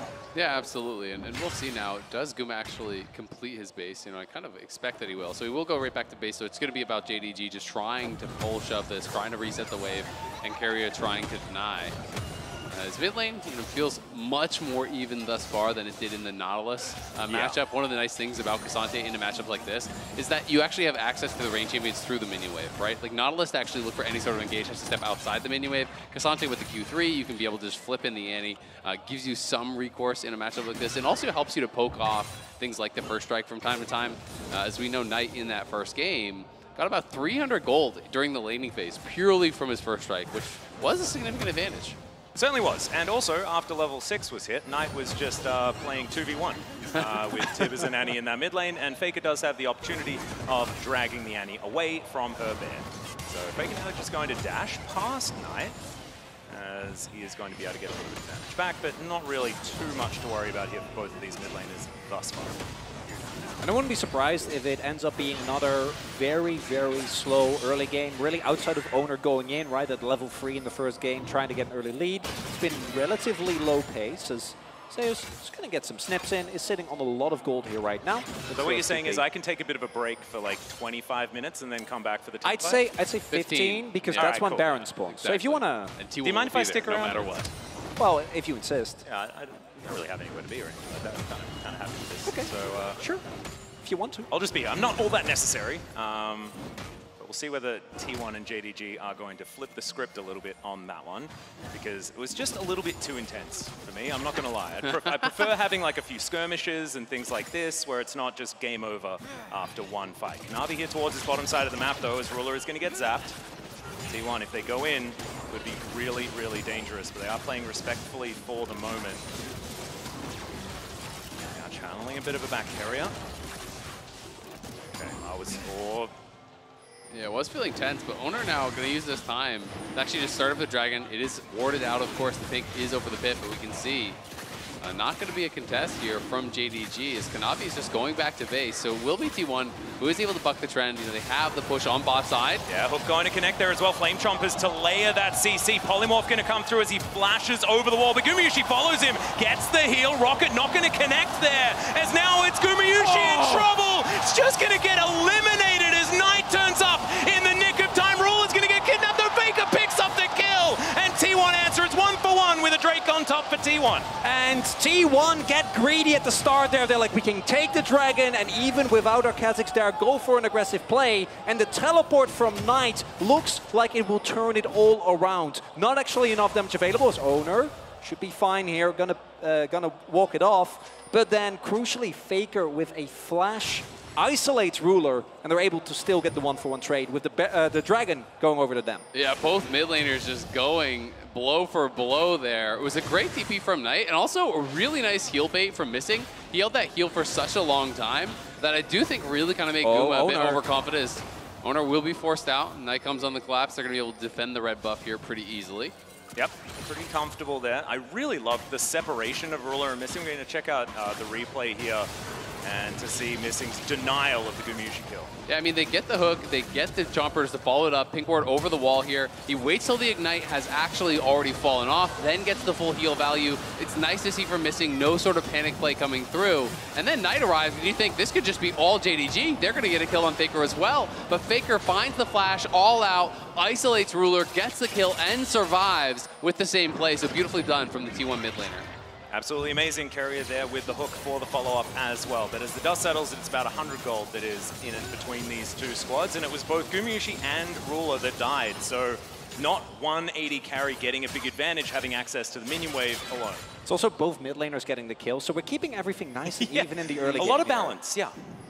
But this feels like really the first time that, you know, T1 do have the edge as far as farm in the bot lane. It does feel like they're really creating a little bit of pressure here on that bottom side with Keria playing the Nautilus and Owner already taking the Dragon on bot. Is up towards this top side. Kanavi, though, oh, that was really close. I'm not sure if he would have taken it, but... Yeah. Whim Comes Lightning just going to graze the backside of the Kha'Zix, who's going to now start off his popcorn chickens. It looks like Shelly going to get a bit of respite for the moment, as we haven't really had a look at this top side of the map. Having a look at the CS numbers, it is going to be the Gwen that is starting to pull out ahead, and she will become a problem as this game goes on. Make no doubt about that, but 369 has a lot more teamfight agency and a lot more engaged potential as this game goes on as well, so it depends who gets to play their game as we move towards the later stages.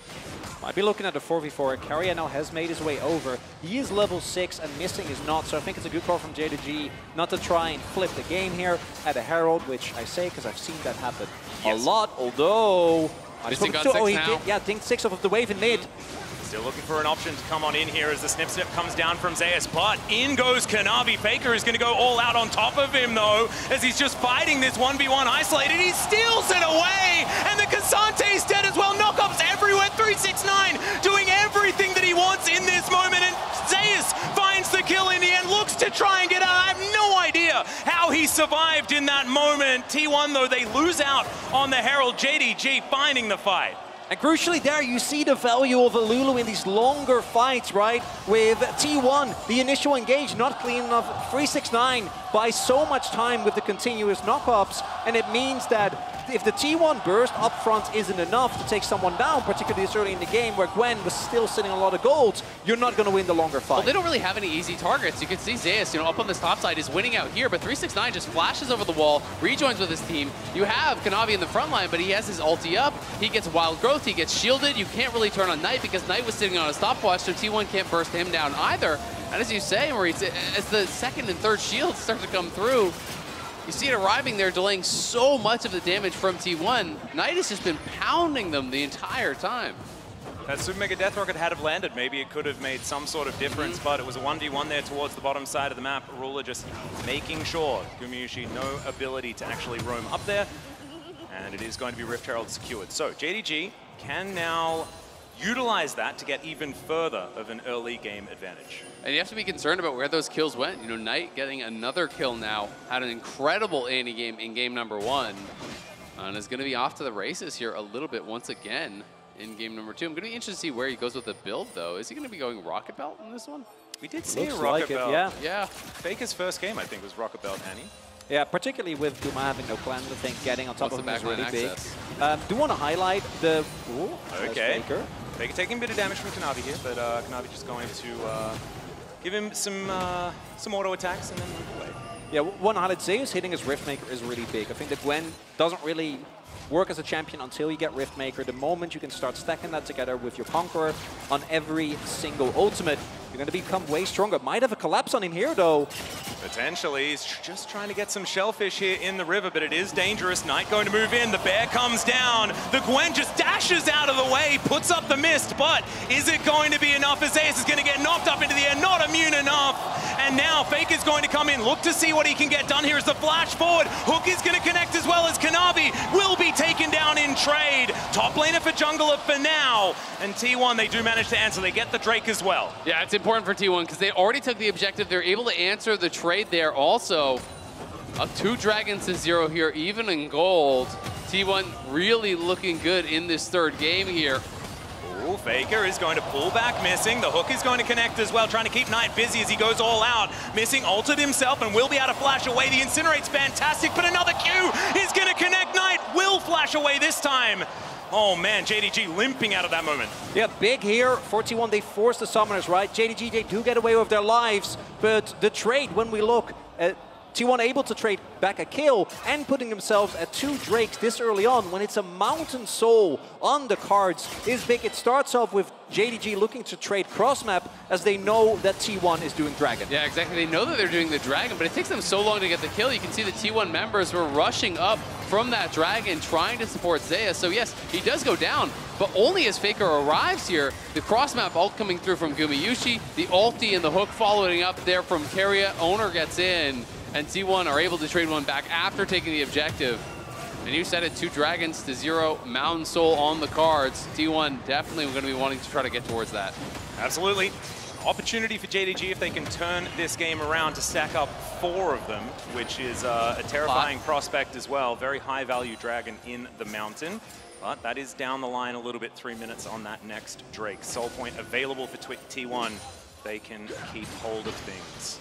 It was, in fact, the Rocket Belt, so interesting build here from Knight. You know, definitely not something that we see in NA as much, and we saw him go for Leandries last time when there was multiple frontliners. This time, there's a lot more squishy members, so 5-pen passive. Oh, missing, not going to get hit by that one, but the ulti's going to be there. Nice. Mega Death Rocket is exactly that, and Gumayushi says, thank you so much, gets a bit excited while he farms up these minions. That was perfectly done, setting up Guma for the kill there. Yes, Carrier predicts left on the hook, but it didn't matter. Ruler looking for an opportunity here as Carrier is just trying to be the bodyguard.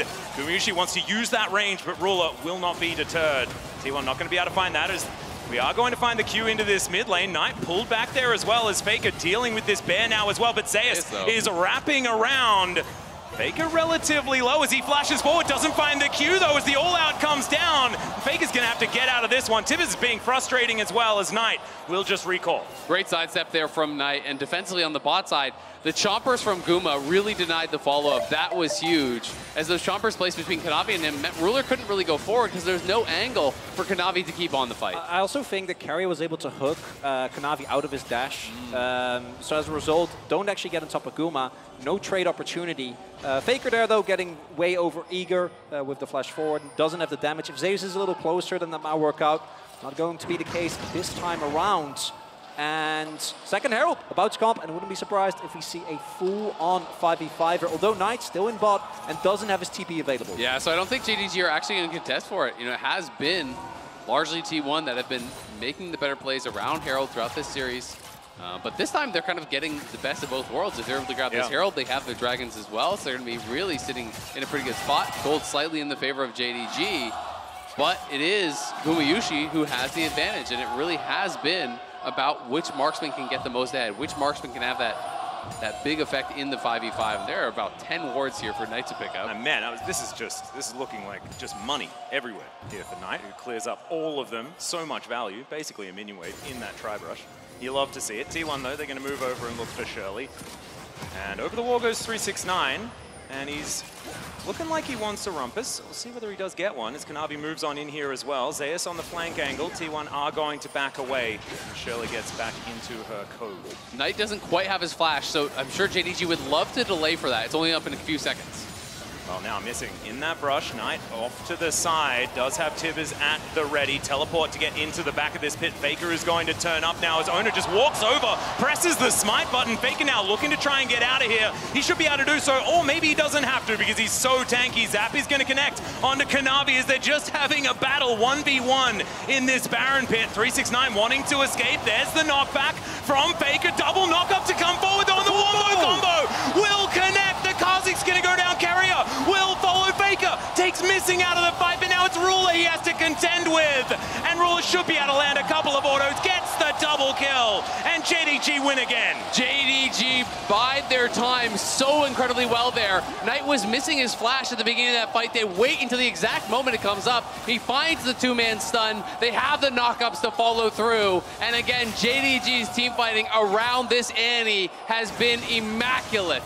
And although T1 is able to pick up the Herald, look at what JDG is getting. Immediately afterwards, they win the fight and they get the first Drake come through here. Mountain Drake going to be picked up for them. And it's all about the flash. Again, JDG don't want to hard commit to the fight until that is available here. Yes, Owner is able to get in, get that smite. They do secure the Herald for themselves. FLICKR eventually was able to pick that up. But in the meanwhile, the timer is ticking. Just now, the flash is available for Knight. He comes around, he steps forward into the speed shrine, and he's going to find an angle here onto multiple members on the T1 side. And we see Ruler able to kill force away, and then the moment that combo comes through, look at this. They don't even need the second activation. Owner goes down right from the get-go, and the moment that you lose the threat of Carrier, right, if you can't see someone, you're gonna get taken down. Ruler is completely unmatched, and T1, they already got the objective, right? And maybe you have to give up FLICKR, that would have been the end of the world, but instead, cost them a lot more. Absolutely, and despite the fact Guma was clearly very well aware of the threat from Knight, he was positioned very far back.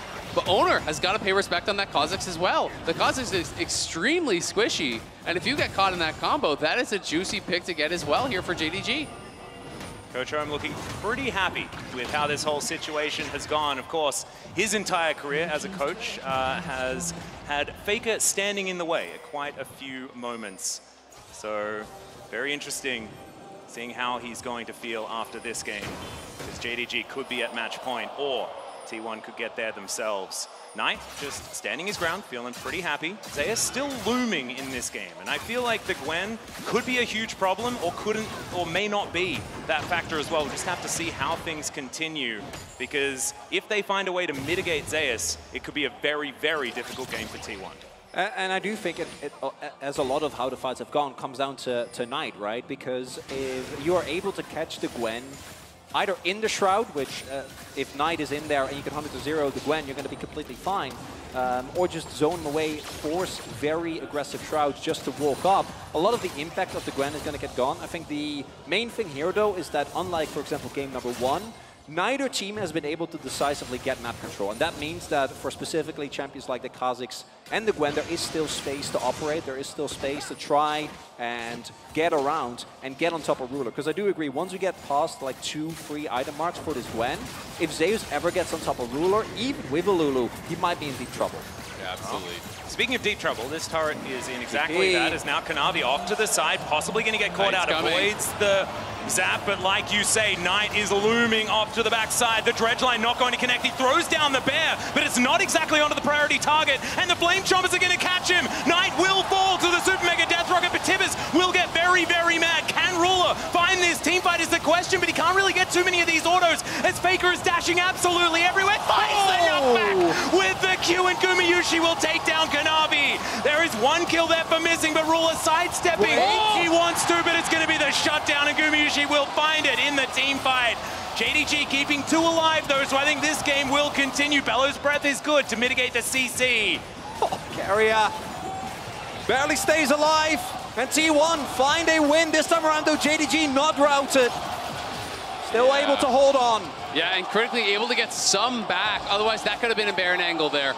That was 20 minutes on the guards there. Yeah, that's a Nexus angle right there. As we can see this one more time, but Knight doesn't have flash this time, and that is the critical difference. It's a great sidestep, but he knows he has no choice but to just drop the hammer here. Has to pop down Tibbers, does go into the stasis, but Zeus is threatening on the other side. So they can't actually just full commit with Reckless Abandon. If everyone goes forward and leaves Ruler alone with Zeus, that is not going to go well. So the Chompers come down and they finish up that first kill. And like in the previous play, think that T1 could have just left FLICKR out, right? In this play, maybe you just let Knight, the moment he gets spotted, 2 people mark him immediately, let it go, because now you try to salvage the play, and you only end up falling further behind. And crucially, Guma gets a big shutdown there, and now getting very far along towards that 3rd item. Yeah, already has the LDR, working towards a Hurricane here. You know, nearly a full item up on Ruler, and that is massive at this point. And Knight really taking a pretty big pit stop in his build. He's going for a full Morelos here, which I don't love. I mean, it's really just Zeus who's going to have much healing on the other side. Yes, it does have Spell Pen on it, so there's like a little bit of something there, but I just don't think it's the play. There's so many other items that I feel like would be way more effective. Yeah, not my favorite either, unless he is going to turn it into a Shadow Flame instead, and just keep the Oblivion Orb. Maybe that's an angle there, but we'll see what does actually happen. As Kanavi moving on up, and Owner off to the side, looking for that flank angle. Zeus here as well. FLICKR just standing in the front line. And dives forward, doesn't get that Q. Optimistic one there onto Ruler and missing, and they will be able to sidestep it. Now Carrier is the one looming in the fog of war. Remember, there's no flash on Guma now, and Knight has his flash back, so... Well, Hex Splash going to come forward. He finds Knight in the backline, gets the knock up onto Ruler, but Ruler is going to be safe for now. The Ram is going to come down. Kanavi gets into that backline as Gumayushi is just trying to kill him. He does manage to take him down, and it's a double for the Jinx. The Zap's going to make it a triple, and T1, they wipe them again, and is it just over?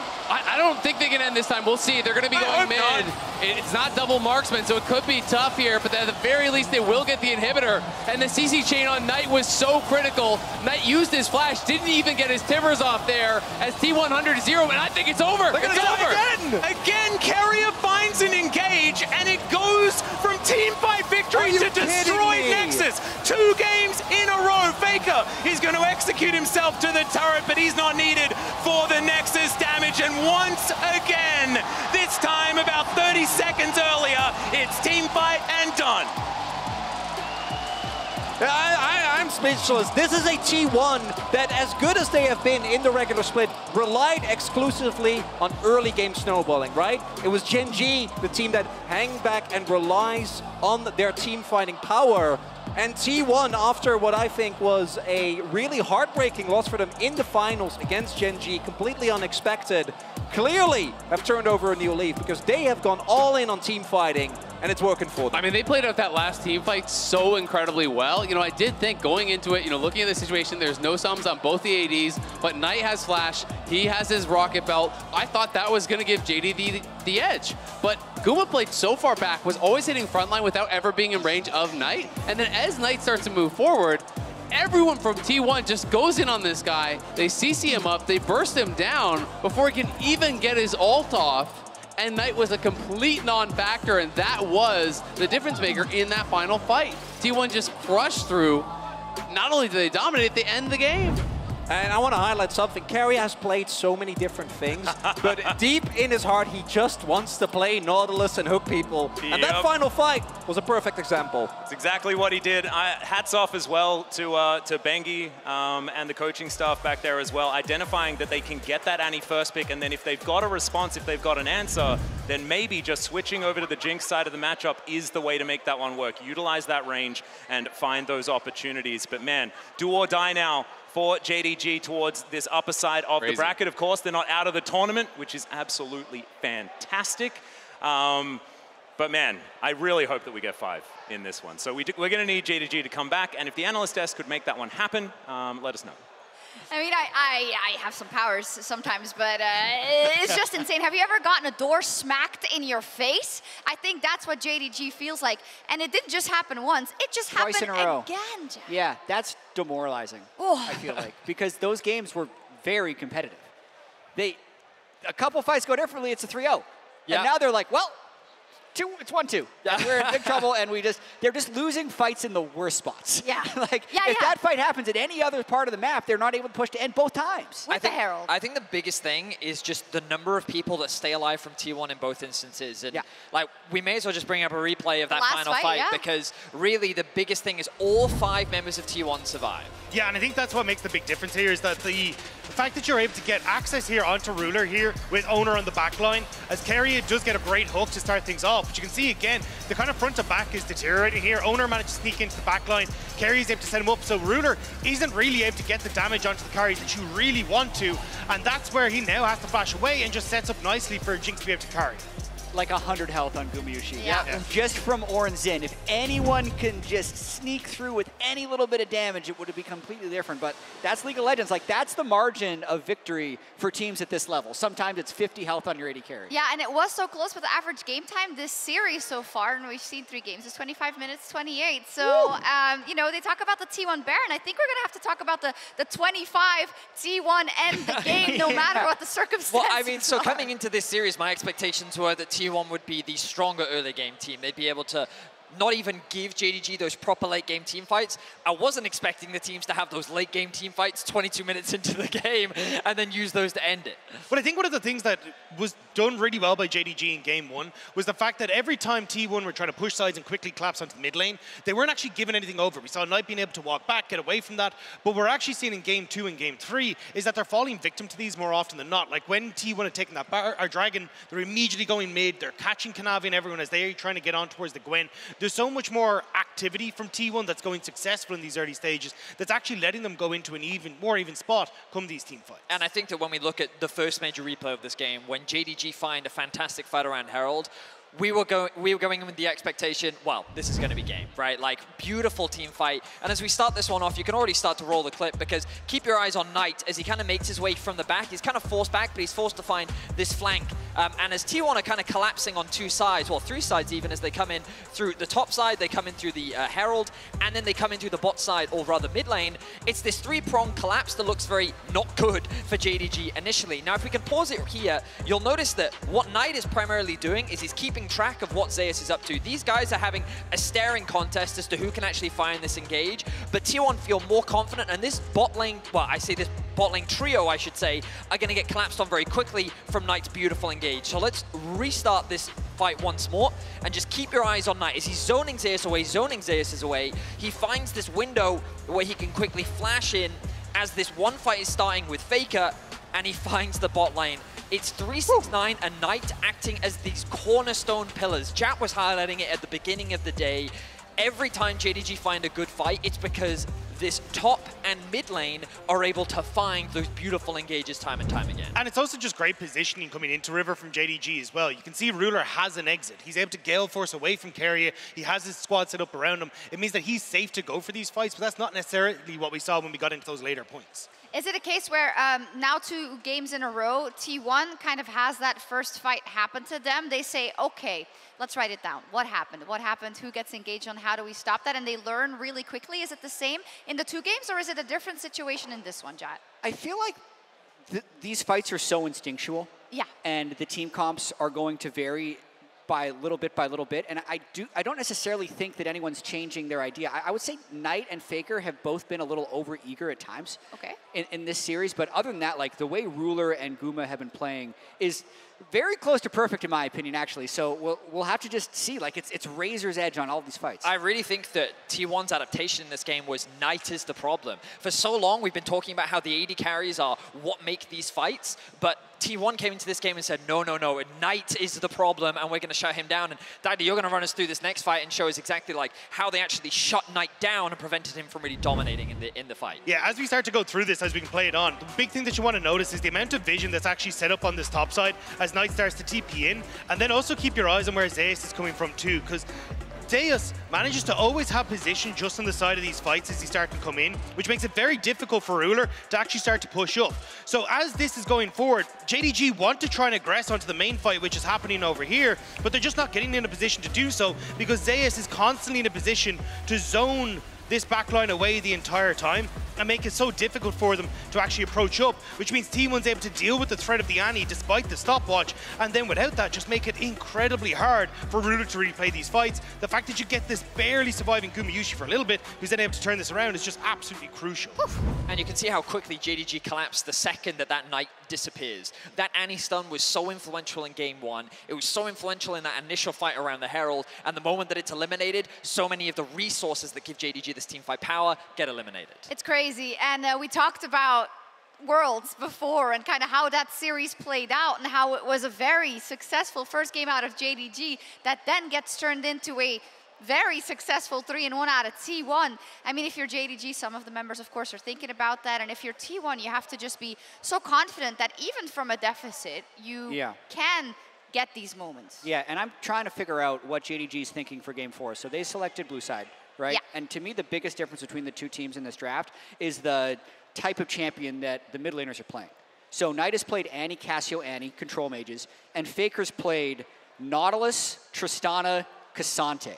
So the way they approach fights is very different. So like FLICKR can be much more aggressive because he has a bigger health bar in the majority of these fights, and it's changing the way that they approach. And like this game did turn actually with Knight getting caught. So I really do wonder if JDG is going to continue this because it is the biggest draft difference between the 2 teams. I think JDG is just going to remove Cassante. I think it's too much of a problem. It's too flexible on the side of T1 and what they can do with it in the draft as well. So I think that's going to hit the ban table, and JDG is just going to be like, no, we're not dealing with it anymore. Well, a spot in the final here at MSI is on the line, but can JDG defy the lazy scriptwriters, or will it be another 3-1 between T1 and JDG? Don't go anywhere. Game 4 is coming up right after this.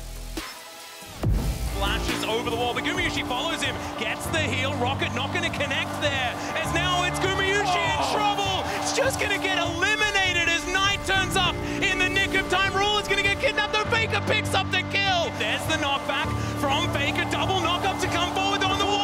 Combo will connect. The Kha'Zix's going to go down. Carrier will follow FLICKR, but Ruler is going to be safe for now. The Ram is going to come down. Kanavi gets into that backline as Gumayushi is just trying to kill him. He does manage to take him down, and it's a double for the Jinx. The Zap's going to make it a triple, and T1, they wipe them again, and is it just over?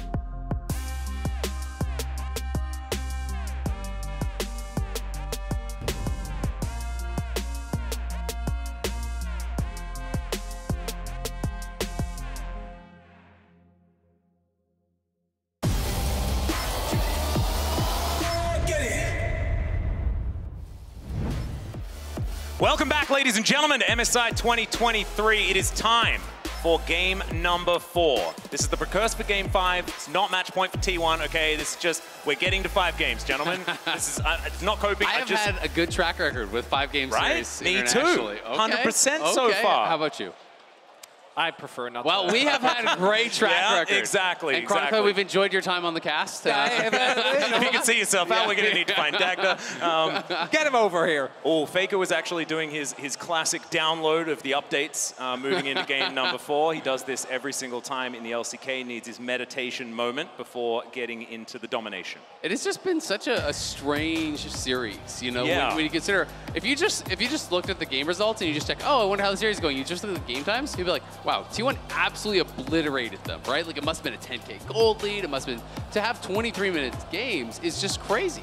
You look at the series we saw yesterday, it couldn't have really been more one-sided for Gen G. They were beating Cloud9 in, what, 28 minutes? Yeah. These games are like 4 or 5 minutes faster. It's just nuts. I love the adaptation here from JDG. I think the Cassante is such an incredibly annoying champion to deal with. We saw how much impact FLICKR had on it, and it takes away so much of the space that an AD carry gets to have in team fights. You were actually the one pointing it out, so the amount of like flash Q freeze that FLICKR was able to hit was huge. A lot of adaptations here because this does mean that the Rakan will be open, but the Lulu gonna get taken away here as well. Yeah, likelihood as well for an anti-flex type situation is a little bit higher as well with how much people have been favoring this Lulu. There's an opportunity for Knight to hold on to his mid pick and just put the Annie on the bottom side of the map. But not likely because Knight has been so good on the champion. We'll see where T1 are going to go without the Cassante available. I mean, obviously, you know, the last fight didn't go well for him, but prior to that, he had been having a really good game on the Annie as well. FLICKR, though, was outstanding on the Cassante. We were kind of talking about it. Feels like he's warming up into the series. Game 1, not so good. Game 2 was okay, and Game 3 was really impressive from FLICKR on the Cassante. You know, the roam bot, finding the angle, getting a trade kill, surviving, finding these Q3 flash plays where he's flipping in, where he's threatening Ruler. Is just making it really hard for Ruler to actually find space to get damage out. And you guys have talked about that range differential between the Aphelios and the Jinx, and it does feel like that has been critical in a lot of these fights where you have to be so far back to not be getting threatened. Well, now once again, we're going to have that Wukong available. It's been banned away from Kanavi in so many of these games, and the engaged trio of Annie, Rakan, Wukong is going to come through. It does mean that Xayah is likely to be banned away, so not going to have the lovers duo there towards the bottom side. But Ruler, he's played quite a few Rakan compositions there towards the bottom side of the map, and we'll see what he does have in store for us as Tahm Kench, immediate response to that Rakan pick. I mean, I love that. Look at what they're showing. Their first 3 picks are all dive, right?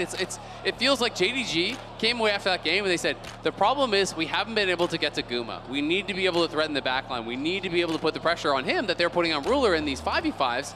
Tahm Kench kind of denies a lot of what they're looking for here. I mean, you saw even in the previous final fight of the game, between the damage that Kanavi and 369 were able to output, Guma was like at like 10% HP, right?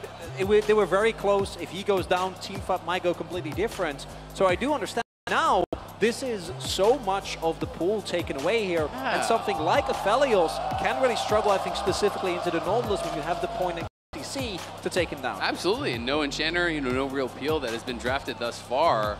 You know, where will Ruler go? Will he risk something like an Aphelios? Will he go for a much more defensive pick? You know, things like Ezreal, you have seen paired with this a lot around the world, but like it's such low damage, I don't think it would really work. For JDG though, don't forget how lopsided that Annie versus Nautilus matchup was, right? And particularly now with the Kindred locked in, looks like we're going back straight to that.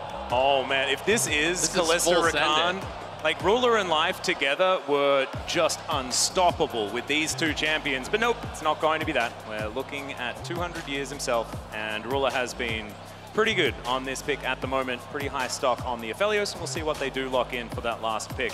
And to be fair, there's not really any dive on the T1 side. There's the ultimate, but this is kind of the same problem that the T1 ran into with their composition in the first game. Obviously, it's not a Braum to close the door. Malphite would change that up. Yeah, that's a bit of dive. He needs a dive buddy. Like, there needs to be someone to go in with FLICKR, or FLICKR will just be on this one. What do you mean? It's the carry Kench. Why are you laughing at me? That's what a missile dive is for. It's a different beast. You're right, you're right.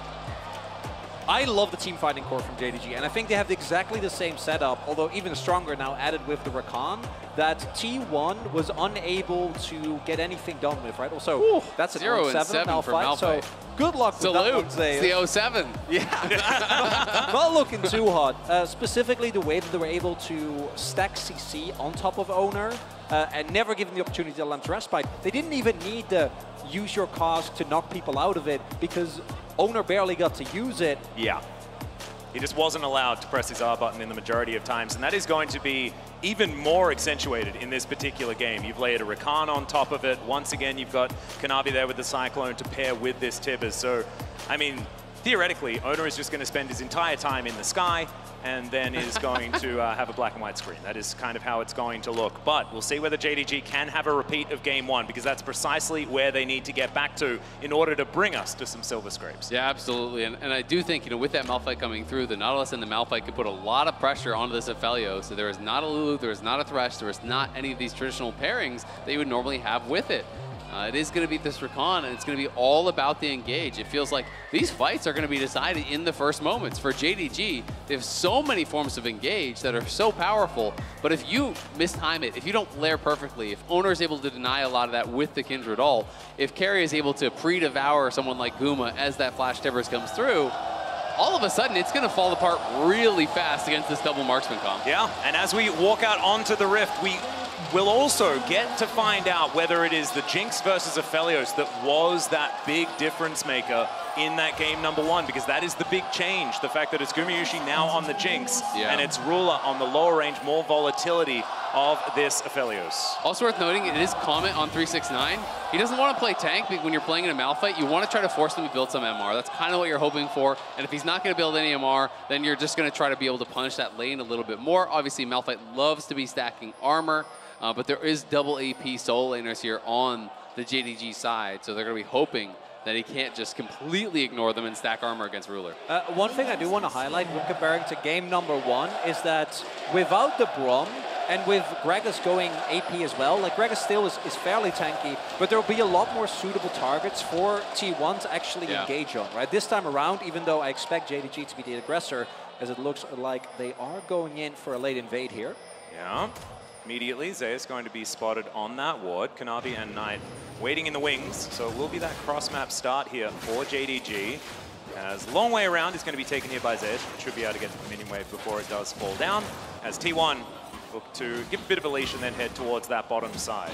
Yeah, I'm just so interested to see where Owner is going to go from here. You know, obviously taking that red buff away from Kindred on the first clear is going to take away a lot of your skirmishing power. But he may just go straight down to enemy red. I do like this a lot. You could just level Q, hop over the wall. It will be spotted, but I don't think they're really in a position to actually contest this at all. Bot lane is both just level 1. If they peel back now, they'd be losing so much XP. FLICKR is clearly trying to shove mid. Kanavi's going to come through, and they're going to try to look for FLICKR.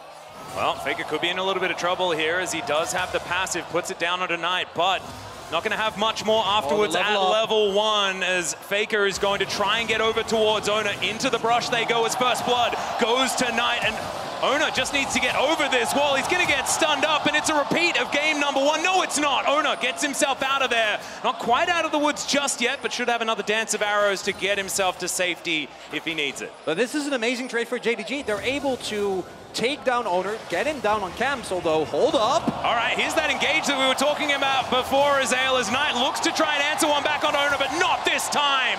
And it's 1-1. That is huge. The roam from Carrier making all the difference, because I agree, it was such a good start for them there.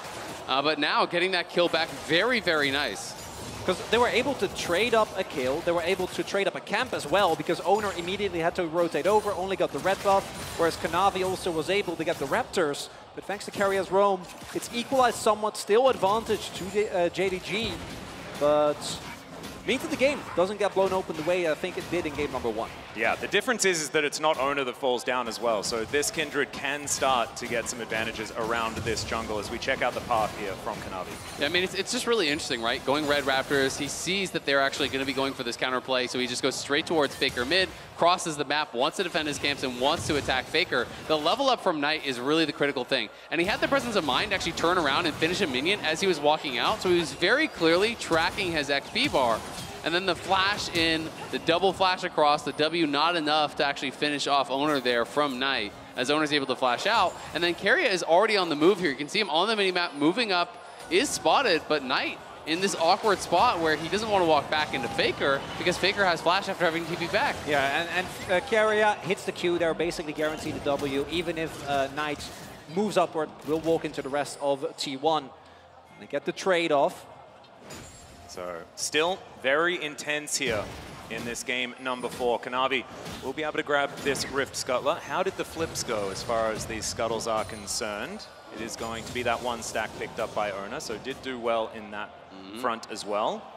Now we'll be moving up, looking for Kanavi. He gets out of the brush, but right as Owner is here. Good timing from the T1 jungler, as Zeus could still be in a little bit of trouble. 369 with a lot of control up here, but Owner is going to keep him alive.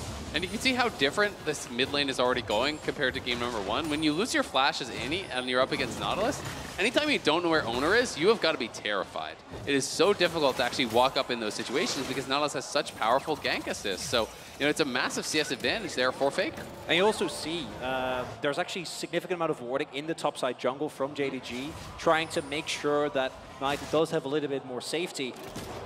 Post 6 though, particularly with Flashdown, like it doesn't matter how safe you play, it's almost impossible for you to circumvent it as long as Kanavi isn't there to catch and hold off any engage that T1 might try to throw out.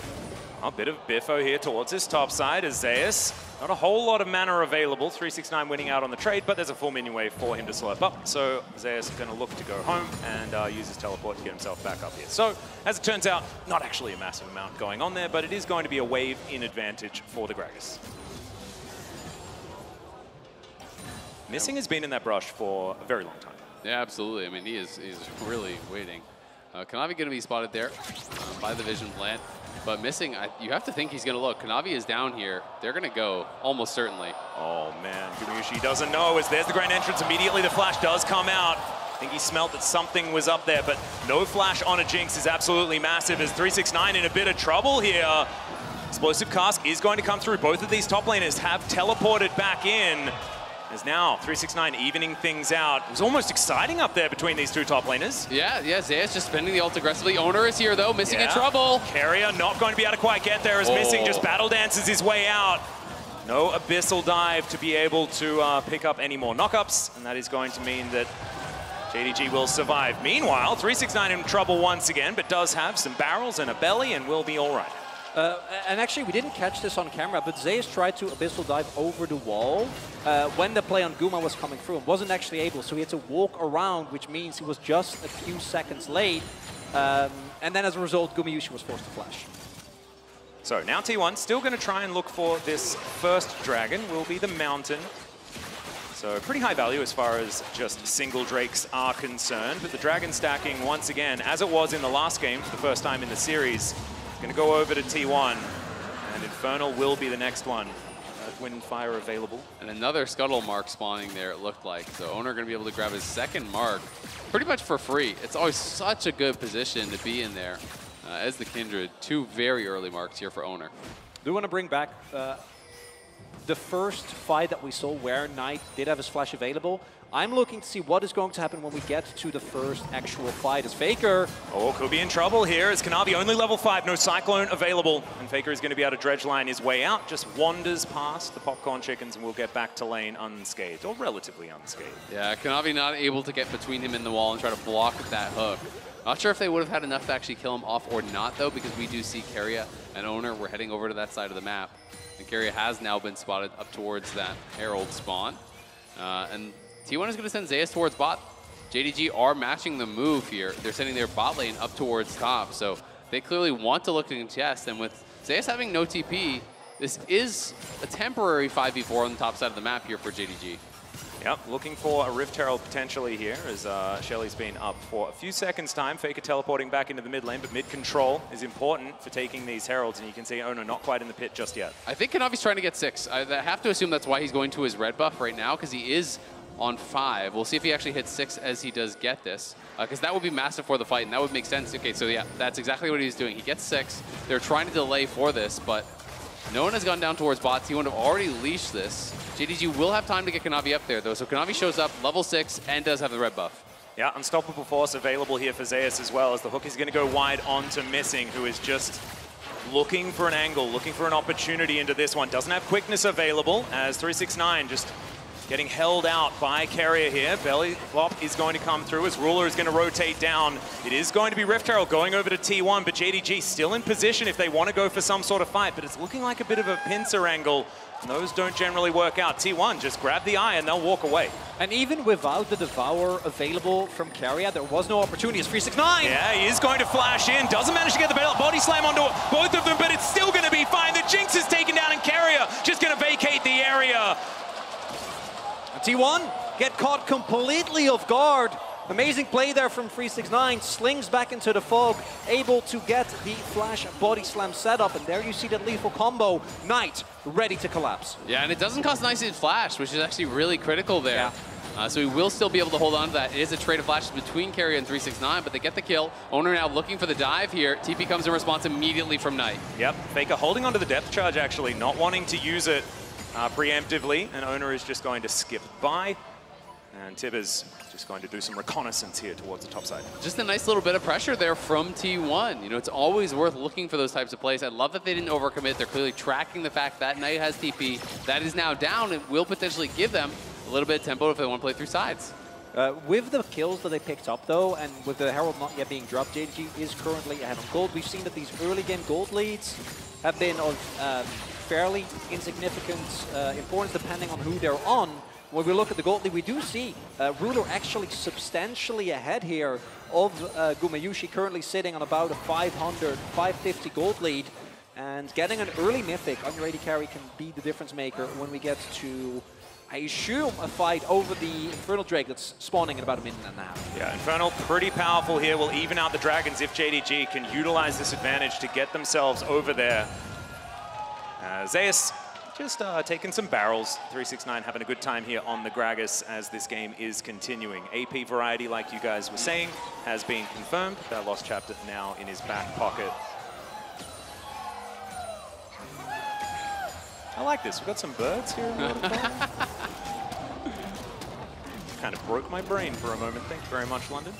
As Ruler here towards his bottom side, we'll just push another minion wave in. So, anything you want to talk about, guys?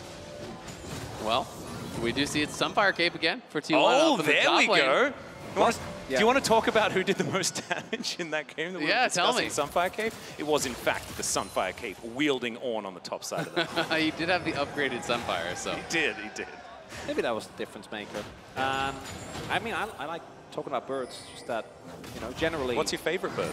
Well, I only know the Dutch word for birds, so... Because, like, I don't That'll work. know... We'll just nod and smile. Yeah. Yeah, but that's okay. You can just say the Dutch word for the bird. No, but I feel like that won't make any sense. No one will know which bird I'm talking about. Well, the Dutch viewers But will. you will. And that's the main thing. Ruler, he also knows the plates are being taken away from his bottom lane outer turret. Rift Herald's going to come down here as well. It's missing. Does get himself out of there. And Shelly will be able to claim some money here for T1. So that one gets a charge. Better than their one from the last game, as Gumayushi down to 50%, but just looks to push the rest of those minions towards the turret. Do note, as we are about to get into this fight, Knight has flash available. Same for Missing, same for Kanavi. So much dive available here. And you see T1, looks like they're going to respect, at the very least for now, might wait for JDG to actually start up this objective. Well, Guma just has too much gold. I don't think they want to fight without his Mythic. He was sitting on 1,300 gold there. He did cash out his call. They got the tower charge, so they're at the very least going to wait for that. We'll see if JDG do try to rush this. Doesn't look like they are. They're just establishing some vision around that dragon area. And Kanavi now looking like he may head over towards the pit. This is what we wanted to watch, though, which was top laners taking some damage left and right. It is going to be Sunfire Cape completed. Everfrost done as well for 369. So battle items at the ready here for our Malphite and Gragas. FLICKR could be in a little bit of trouble here as the Grand Entrance does come down. Hook is going to try and mitigate some of that CC as they look to turn it around. Battle Dance gets missing out of there, though, and Owner's not going to be able to follow up on that one. And so in the end, not a massive amount of resulting action. Yeah, not huge. They do get the heal off, but they are trading out the Nautilus ult. If Missing can get back to this fight, he still has his ulti available. I feel like it would be ill-advised for T1 to try to fight this without the Nautilus ulti. That's one of your best tools for putting pressure on Ruler. Yeah, 369, actually, I think he's been unseen getting into this brush here. This cast could be absolutely massive as the Drake is going down low. JDG biding their time. Kanavi gets himself in there. Huge ult to come through, and once again, they just eviscerate the Kindred. And Zeus is going to go down as well. It's a double for Kanavi as now Ruler taking matters into his own hands, but no. They are going to back away towards this Drake and even up that dragon counter. And we highlighted the potential for Knight to go for a flash play, and he delivers. Again, the setup and the amount of dive that JDG have with this Wukong and Annie combo is almost impossible to play into as carrier. Yeah, once again, just going to be going aggressive, but not going to be able to find the knock-up onto Missing.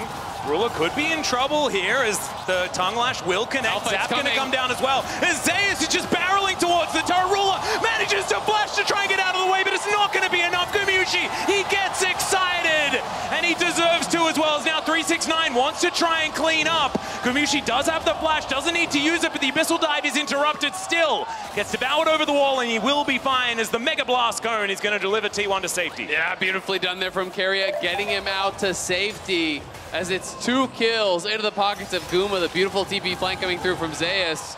As 369 and him will continue to scrap, but JDG commit both their TPs down towards bot, can't actually get anything from it. They lose both of their bot laners here. Ruler trying to sidestep the zap, cannot do it, goes for the R, flashes away from the Malphite ultimate there. The R with the red gun does heal him up a bit, but it's just too little too late. Gumayusi gets the first reset, and you're never getting out once he gets that. Yeah, the moment Guma gets excited, makes his way over with the movement speed, Zeus standing guards, devour over the wall, and it's a straight-up heist, right? They were able to get the kills and get on out. And as we saw there, actually, that's a big gold swing because JDG was looking to pull decisively in the lead after the play that they found around Dragon with that wonderful engage. Now, closer to one another yet again. And Guma pulling out to a lead here once again here on the Jinx, getting those 2 kills. Oh, now they're just bearing down on them in the mid lane. The flash hook not going to land there. Ruler getting himself out of the way. Yeah, that Gale Force was beautiful from Ruler. Very quick reaction time. It didn't need a lot of distance to cover there, but able to just kind of squeeze himself against the wall with the Gale Force. T1 moving up towards that top side. The Herald has respawned. They may be looking for it. JDG, though, posturing for a fight again. Yep, 369 just looking beefy, moving towards them. Doesn't a fair bit of damage, though, as FLICKR is going to deliver himself once again, but just going to walk away. But remember, there's no flash on Ruler, and Malphite has ulti again now, so this is so tough to fight. He has no Gale Force, that was forced out, no flash, so I feel like if JDG try to fight this, it's going to be a lost cause. Yeah, particularly with FLICKR still having his depth charge. So as long as that hits on Ruler, you can't fight. Unless JDG can immediately blow up the backline of T1, it's not going to work, but Keria has Devour available again. Oh man, it is very, very tense. Second Rift Herald up and available, 369. Yeah, he is looking for the deep flank. Kanavi also in that Pixel Brush Knight, poking his head around as well. JDG understanding if they do manage to get these angles, find the Wombo combo, they can do it again. T1 just staying together, Gumayusi and Missing, firing shots at one another. I think I know where my money's at for that particular 1v1. Kanavi has started this. He's trying to pull T1 into this area. He wants T1 to move into this area before 369 comes in. 369 has the flash, but they haven't spotted him, so they know he's looking somewhere, and Zeus is going to try to mark. Yeah, and it's actually Zeus thinking that he's unseen. Moves towards the back of this pit. 369 still not seen by them. As Kanavi looks for it once again. This time, Lamb's Respite very, very early. The Devour comes through as well as Gumayusi is kept alive with that huge shield as well. But Ona once again falls down. Massive damage with the rocket. Guma gets excited yet again, but it's a huge bear that he has to deal with. And Carrier's now lumbering out. He's not going to be able to get there. Ruler delivered yet another kill as he collects the catfish. It's a beautiful ult there from 369, who just disengages Gumayusi from the fight. He knocks Keria back in, he knocks Gumayusi away, so he's not in position to really follow up on the play. It bought so much time there for Ruler, who we were worried about being the one engaged on. 369 finds the angle, watch him over the wall right here, body slam, flash right in onto Guma. Everfrost comes down, Keria has the Devour. And yeah, Guma gets away, but that's so much damage that you're missing, right? Kanavi already fed, able to take down Owner, and you see without the crucial damage there, if Guma gets like 2 more orders off, that fight is lost, and 369 makes sure that that is not the case. The most fed member from T1 by like a mile isn't in the fight, and patience pays off. JDG get a big team fight win. It's just beautifully played from 369. You know, he has the disengaging ult. He drops his Q in between them, so he has to actually walk through that for the slow. And yes, he loses his flash off of that, but this is going to mean now next fight is in JDG's favor. Ruler will have his flashback. Guma's going to have no sums. There will be flash on Knight. There will be flash on Kanavi. There will be flash on Missing, which is going to make this next team fight a nightmare potentially for Guma or even for Owner. See what they're going to be able to find here as the decoy is going to get collected by the dredge line, and FLICKR is not going to be tricked by it. On the bottom side of the map, you can see, picture-in-picture, Knight is just farming out these minions as the Drake is what T1 are looking at. Chemtech Soul, not exactly the most high value, but a teleport is still going to come through. Could be another 5v5 hook. Connects onto Ruler, and they get into the backline immediately. The Aphelios is taken down. How did they manage to find the angle? Missing's going to be taken down. It's a decent cast, but there is no follow-up damage anymore. And Kanavi, can he do it? Oh my God, JDG JDG, what are they doing? How are they finding these moments? It's Gumayusi that falls down and T1 are routed. And by the end of it, even though they get Ruler, it costs them everything. The turret is going to fall down, and now JDG with Tibbers in tow, not going to push any further. Low health bars on the tanky members, but T1 lose the fight. T1 had the perfect engage, but it was the counter engage from JDG. Knight and Kanavi get into the backline, and sure, Ruler goes down, but the Wukong is wreaking havoc in the backline, and JDG will walk away with the Dragon as well. Shedding some light on why T1 banned away the Wukong and not the Annie. Kanavi, the amount of damage he's able to consistently output in these fights is absolutely disgusting. It starts off, as mentioned, with what feels like a perfect scenario because immediately Ruler goes down. But just like last fight, Guma, even though he stays alive for a while, doesn't get to play the game. Absolutely. I mean, Kanavi was already on 2 items, so a man has 6 kills at this point. FLICKR is out of the fight completely. Knight is running just wild in the backline there with the Wukong as well, putting so much pressure on. We're right back to live. Yeah, in the meantime, another battle is going to ensue, but this outer turret stays alive by the skin of its teeth, if turrets had teeth. And I need to apologize, gentlemen. It's been team fights here where the AD carry, if they die, you lose the fight. True. And that's what I'm thinking. You know, I'm going through the motions, but the real carry on JDG this game is Kanavi. He is just absolutely gigantic. And with Knight and his bear, they are getting the work done. Absolutely fantastic stuff, and we'll see whether, as we tick towards Doomsday, which is 24 minutes in this game, whether it is going to be a moment that we can surpass and actually have a longer game of League of Legends. True, yeah, we'll have to find out. I mean, JDG now with a significant advantage, they're up 4K. But yeah, it's difficult because if you send Malphite and Nautilus into the backline, yes, they can threaten Ruler as they did in that fight. They're able to take him down. But the problem becomes, sure, Keria can actually use the Devourer to buy some time, but Owner and Guma were both being threatened in that fight, so no one is really doing damage. And if no one is actually killing off Kanavi, if no one is killing off Knight, they have so much persistent damage. They have so much persistent threat in that backline. When they're in on top of Guma, he can't really do anything about it without sums, and he didn't have any for that fight. Just been answered by JDG so far. Knight also now with the Void Staff in hand.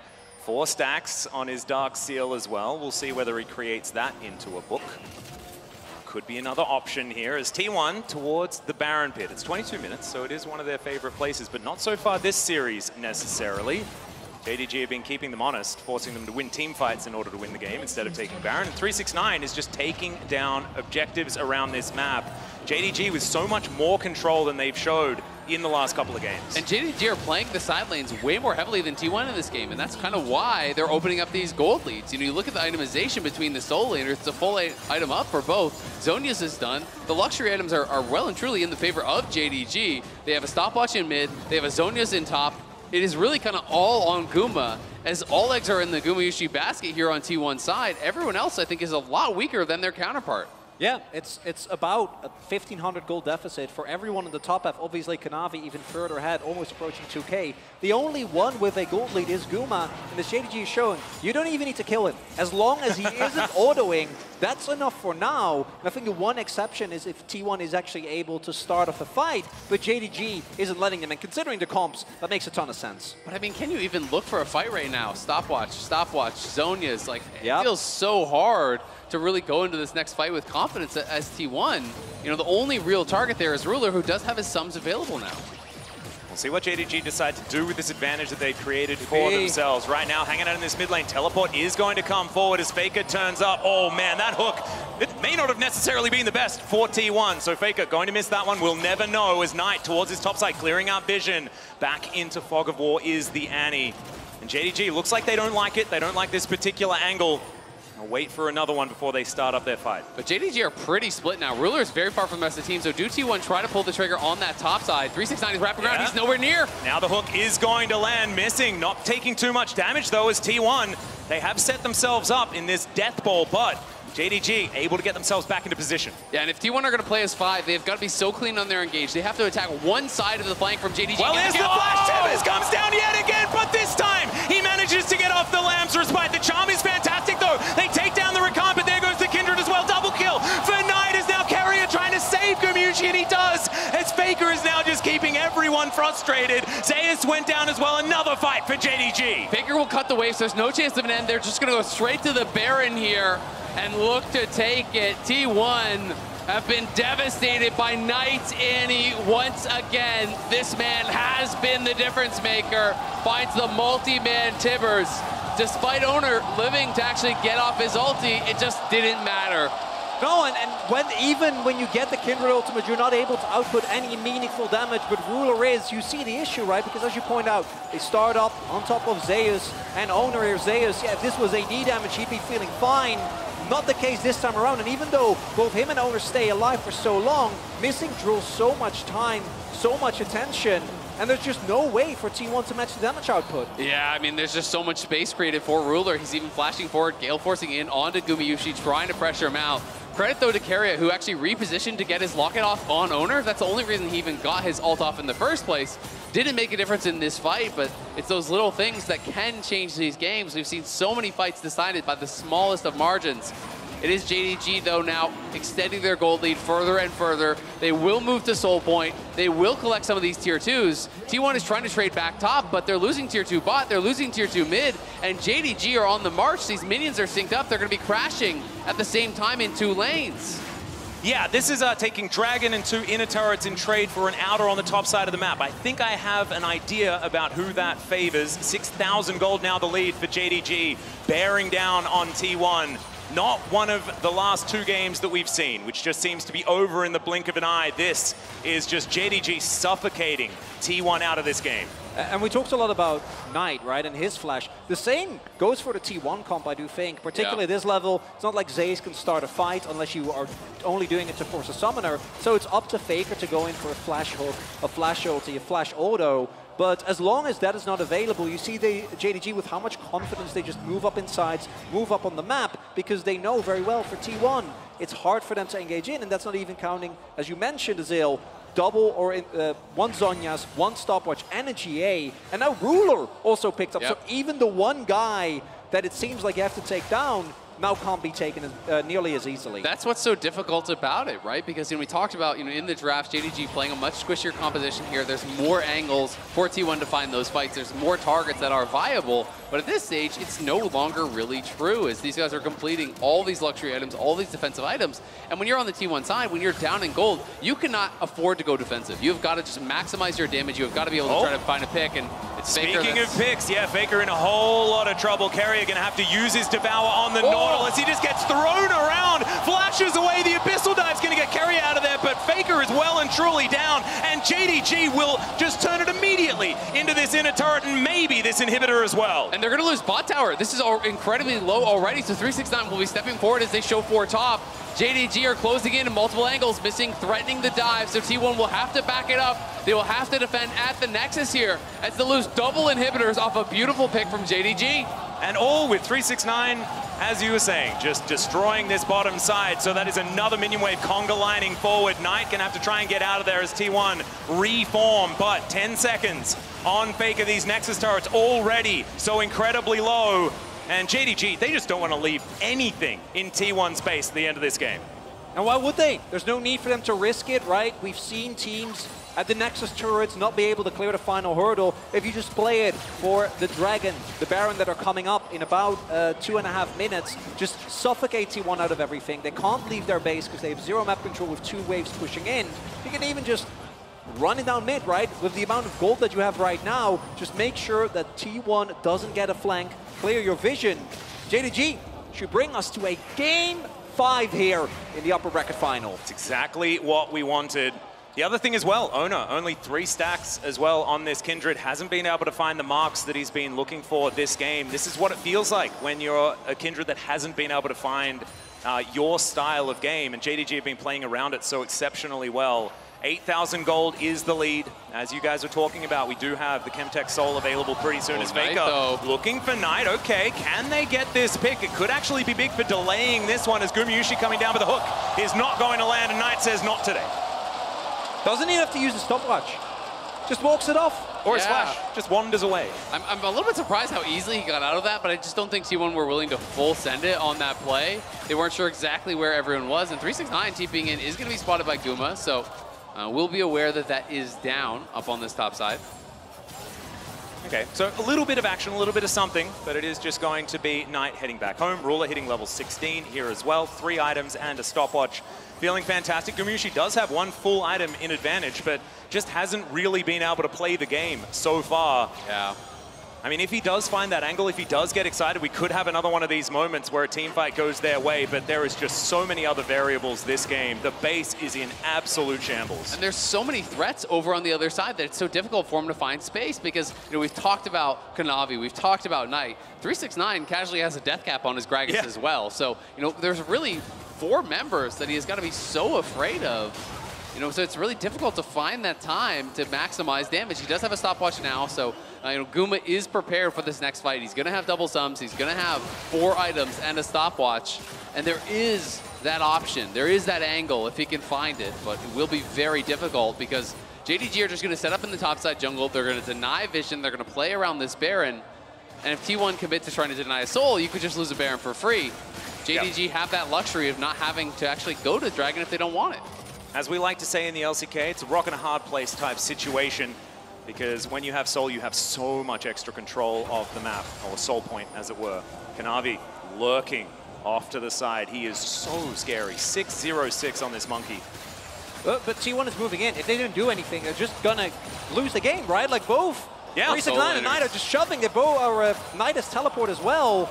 And Kanavi, oh, he's going to find Gumayusi! He's going to have to go into his stopwatch, and now Zeus finds an ultimate, but these Nexus turrets are going down, and the Jinx is as well! This game, ladies and gentlemen, I think is just over in this moment. We're not going to get another team fight because JDG will deny it, and they will bring us to game number 5! JDG find the pick. They dismantle T1 in game number 4 here. They are charging the Nexus, and we are going to get it. It's Silver Scrapes again. This is what we do here. We bring 5 games of League of Legends as JDG looking to grab a few kills here towards the Nexus. Owner and FLICKR just lurking on their fountain, watching as things go on. Owner is going to be able to get that ult off, but it's not going to matter because this Nexus, after they get a couple of kills, will go down and JDG stay alive in the series.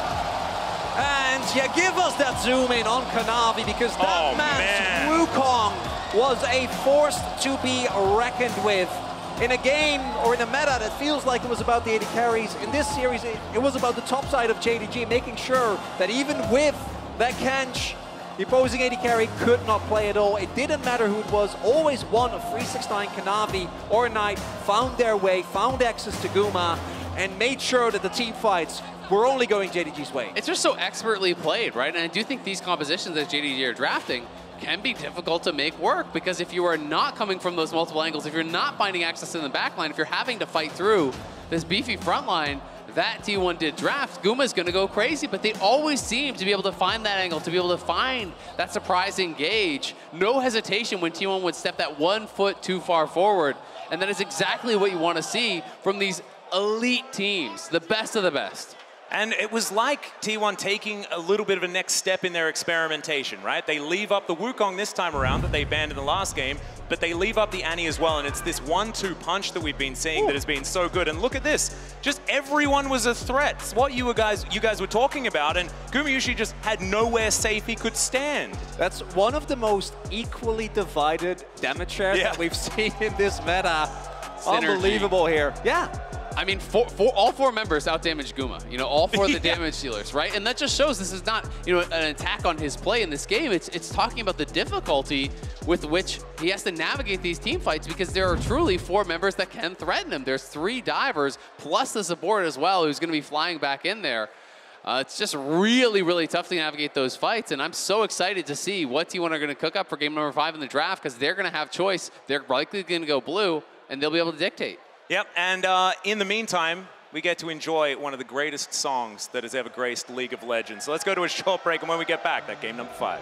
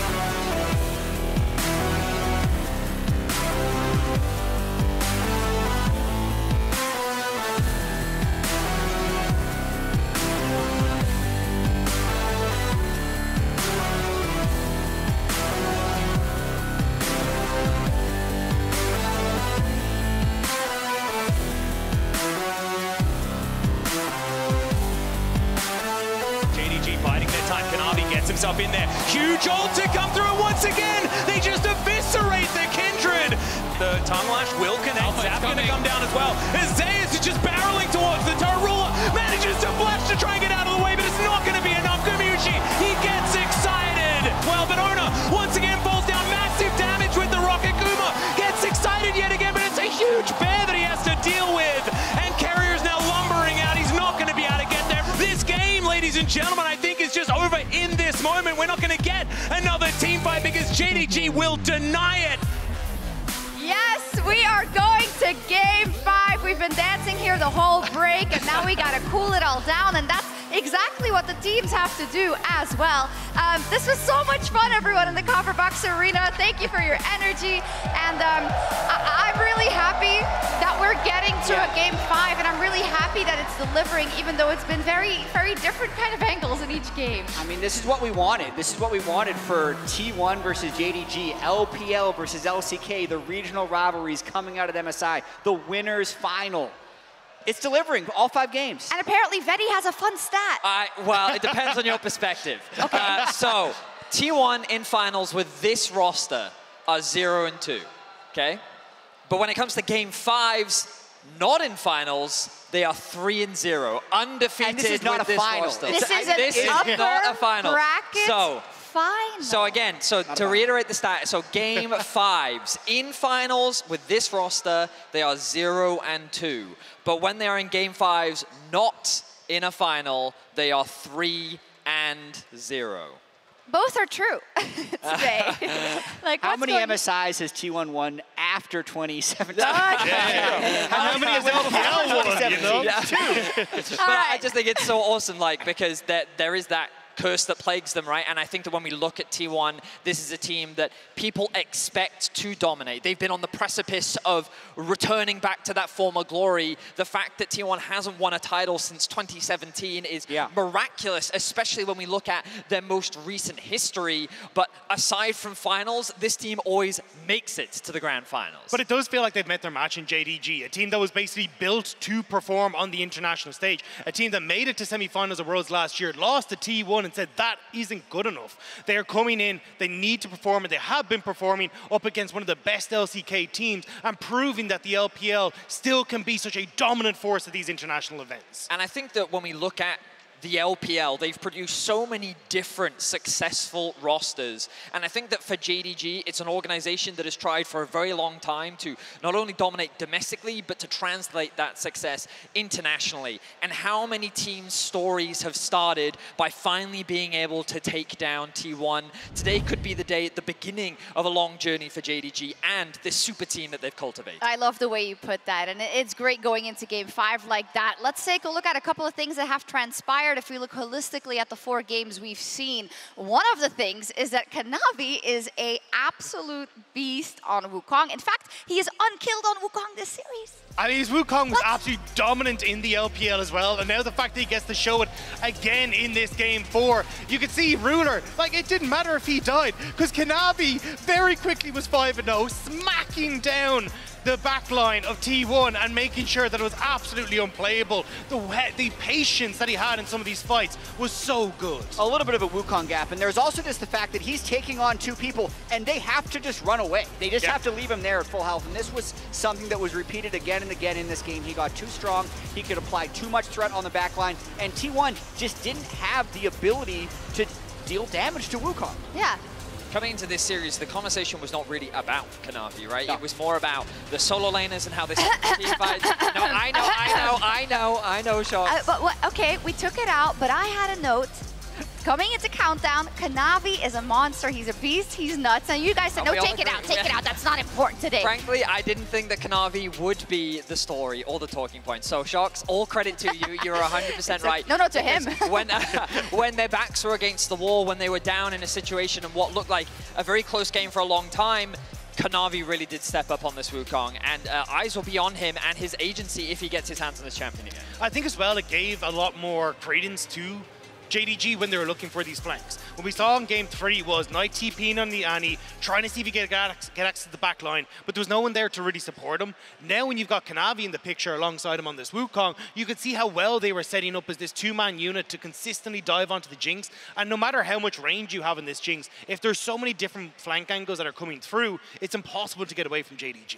We know how hard it is to pull off a successful flank in games from this level because teams are so good at sniffing it out and at warding against it. And that's what I think was a great adaptation. They did have a lot of patience. 369 had tons of patience on some of those flanks on Gragas as well. It's a good adaptation coming out of JDG. Yeah, I want to look at draft for Game 5. Let's do it, because T1 is going to be on the blue side, just like they were in Game 2. They've selected blue. They didn't have side select to start the series, so they actually played successive red side games in 3 and 4. The draft we need to look at is the Game 2 draft to see the way that T1 would adapt here. And the Annie, I think, has been a big problem. Agreed. The Nautilus mid by T1 hasn't been good whatsoever. So part of the reason for that, I feel like, is the access you're able to get to the back line. So if you look at the draft here, like the Cassante and the Annie can be banned by EDG, but this opened up to that straight up front to back team fighting for both teams where neither team had great backline access, right? I just do feel like it's harder for JDG to get maneuverability where they can actually get a flanking team fight on a T1, and therefore that's why we're seeing blue side getting picked so often. The reality is that this whole game is being defined by those fights at about 23 minutes into the game in mid lane specifically, right? Yeah. And as you rightly said, Annie has proven monstrous for JDG just because of its setup. But now that T1 are on the blue side, they have the ability of either first picking it or forcing JDG to ban it away. So that's one problem resolved for T1, which then brings up more questions for JDG. How do they have that same agency in mid? Because so far, the only success they found is with Knight being the actual primary engage and facilitator. And this is when you then start looking at the support role. How valuable is this Rakan? Do you still want to prioritize it so that you as JDG have more engage options? And if you're T1, where does the Cassante fall? Can you get FLICKR on something that isn't a beefy frontline tank that can disrupt the chaos of the fights, or do you move him back to the control mage? You say only Knight on that primary engage, but now you have to also think that Wukong is unkillable and also gets the engages off, right? I think there's definitely also that to think about now, which is why Game 5 specifically are so interesting, Dagdag, because you have to go deeper in everything you've shown. What does your gut feeling tell you? It is 2-all, but obviously T1 a little bit momentum-wise on the back foot. The ghosts of Game 5's past or finals past, maybe. So where do you think they're going to go? I think for JDG, you're probably going to see them go back towards, okay, let's get Kanavi onto a carry. If it's the Wukong, whether it's something even like the Xin Zhao that we saw, and then having a facilitator again in the mid, Annie will probably be gone, Ari will probably be off the board as well. I wouldn't be surprised to see him go back towards something like Lysandra and just going, hey, look, you just need to be the setup for the damage leader of Kanavi, but enough threat where we can spread out these fights into skirmishes, and they're not front to backs anymore. There's so many different angles that it just makes it impossible for T1 to try and take those big tanks into that front line. And as we have 1 minute left, and we have Verius out of the race prediction-wise, we have Jat who said 3-2 T1, and Dagda who said 3-2 JDG. So Jat, how does T1 win Game 5? So I feel like they do win Game 5. Okay. I'm not convinced that they have been bested in this series. I don't think they've actually played that well so far this series. If they can have a stronger early game, and if Keria can be on something that can start team fights and be the go button for the team, that's enough. Cassante banned, I like the Tristana for FLICKR. I'm actually okay with FLICKR being on a control mage yet again, but just leverage their experience. They've been in these situations several times before, and play a calm, solid game of League of Legends. 10 seconds. Ban the Cassante, play back and play patient, and just make sure that you're playing through that strong mid jungle for those team fights. And give us a show, please. A spot in the MSI 2023 Grand Final is on the line. Can T1 stay undefeated in non-finals, or will it be JDG successfully taking their revenge? Casters, over to you. Thank you so much, Shocks. And here we are, game number 5, the moment for one of these teams to reign victorious in the upper bracket of MSI 2023. Normally, I'd be saying, it's T1, right? It's not a grand final, so we should be fine, right? But I am nervous as an LCK representative, and I am just loving how these games are going. The team fighting And the prowess of both of these squads, absolutely amazing. And I felt like the suffocation that JDG demonstrated in game number 4 is phenomenal for momentum moving into this last game. Absolutely. It did feel like both of the games that they won, the team fights were very heavily in their favor. I think Knight's Annie was a massive part of that. Of course, JDG is going to be on red side. And when they were on red side last, they did ban out the Annie. I'm expecting that to happen once again. The big question is, what are the other pivots here? Wukong going to be taken away. I feel like that almost needed to happen after how good Kanavi was on it last time. Yeah, no surprises there. Don't think you can let that one go over. Also saw that Owner was struggling both times, even with the Kindred coming out as what seemed like a prepared counterpick in game 1. Early flip, not going his way, thanks to Kanavi and Knight getting the better hand of him. In this, and in both games really, even with the respite being used, which didn't happen half the time, not the impact that they were looking for. Cassante, love that ban here. I think the Cassante is such a big part of what makes these teamfights lethal. Does mean, though, Owner back on the Maokai. It's been so interesting because the drafts have been going so quick, honestly, on both sides. It will mean Ruler likely to get Jinx here. Has been on the affiliates the last couple games around. And Jinx, with that engaged, they're hovering. Oh, they're actually just going to lock it in. Wow. So it is just going to be the Rakan. They're really highly prizing this engage. That is a lot of priority onto this Rakan, especially with Lulu not banned. And so now the Aphelios Lulu that has been a premier bottom lane here in at MSI will be able to be locked in if T1 want it. But it's interesting because it just feels like they're prioritizing denying this away from Keria more than like the 2v2 for themselves. Rakan, not that strong of a laner, let's be honest. It's much more about the explosiveness in that 5v5. And they're, again, potentially just going to be going towards all of these threats, all of this backline dive to really focus on Gumayushi, who had a hell of a time in the last game. I think they're just setting up for a Yasuo angle. It's going to pick all that of the would be hype, game 5. Yeah, that is how you do it. But all jokes aside, it is just a lot of what made JDG able to win these team fights in the previous game. They're just going to try and do it on the red side, and the Jinx, I think, is actually very important. Ruler is so good at any sort of champion that can execute on spacing, and his spacing with the biggest range in the game is devastating for a lot of teams, but he's going to have to try and find a way to stay safe, because there ain't a lot of peel with a Rakan who wants to be going forward. And you do see JDG also pivoting away, or rather denying the Tristana to T1. And even though Tristana itself wasn't really the focal point, I do think that JDG have shown that if T1 is effectively playing a one-threat comp, they are able to out-execute. They're able to out-teamfight, and I do think it'll be a little bit harder without the Annie, but you already have a lot of the tools with the Rakan and the Gragas to ensure that Guma isn't in the fight, so taking away power picks that allow FLICKR to also have a bigger impact when it comes to damage is really big. Absolutely, and I do like that they early picked this Gragas here.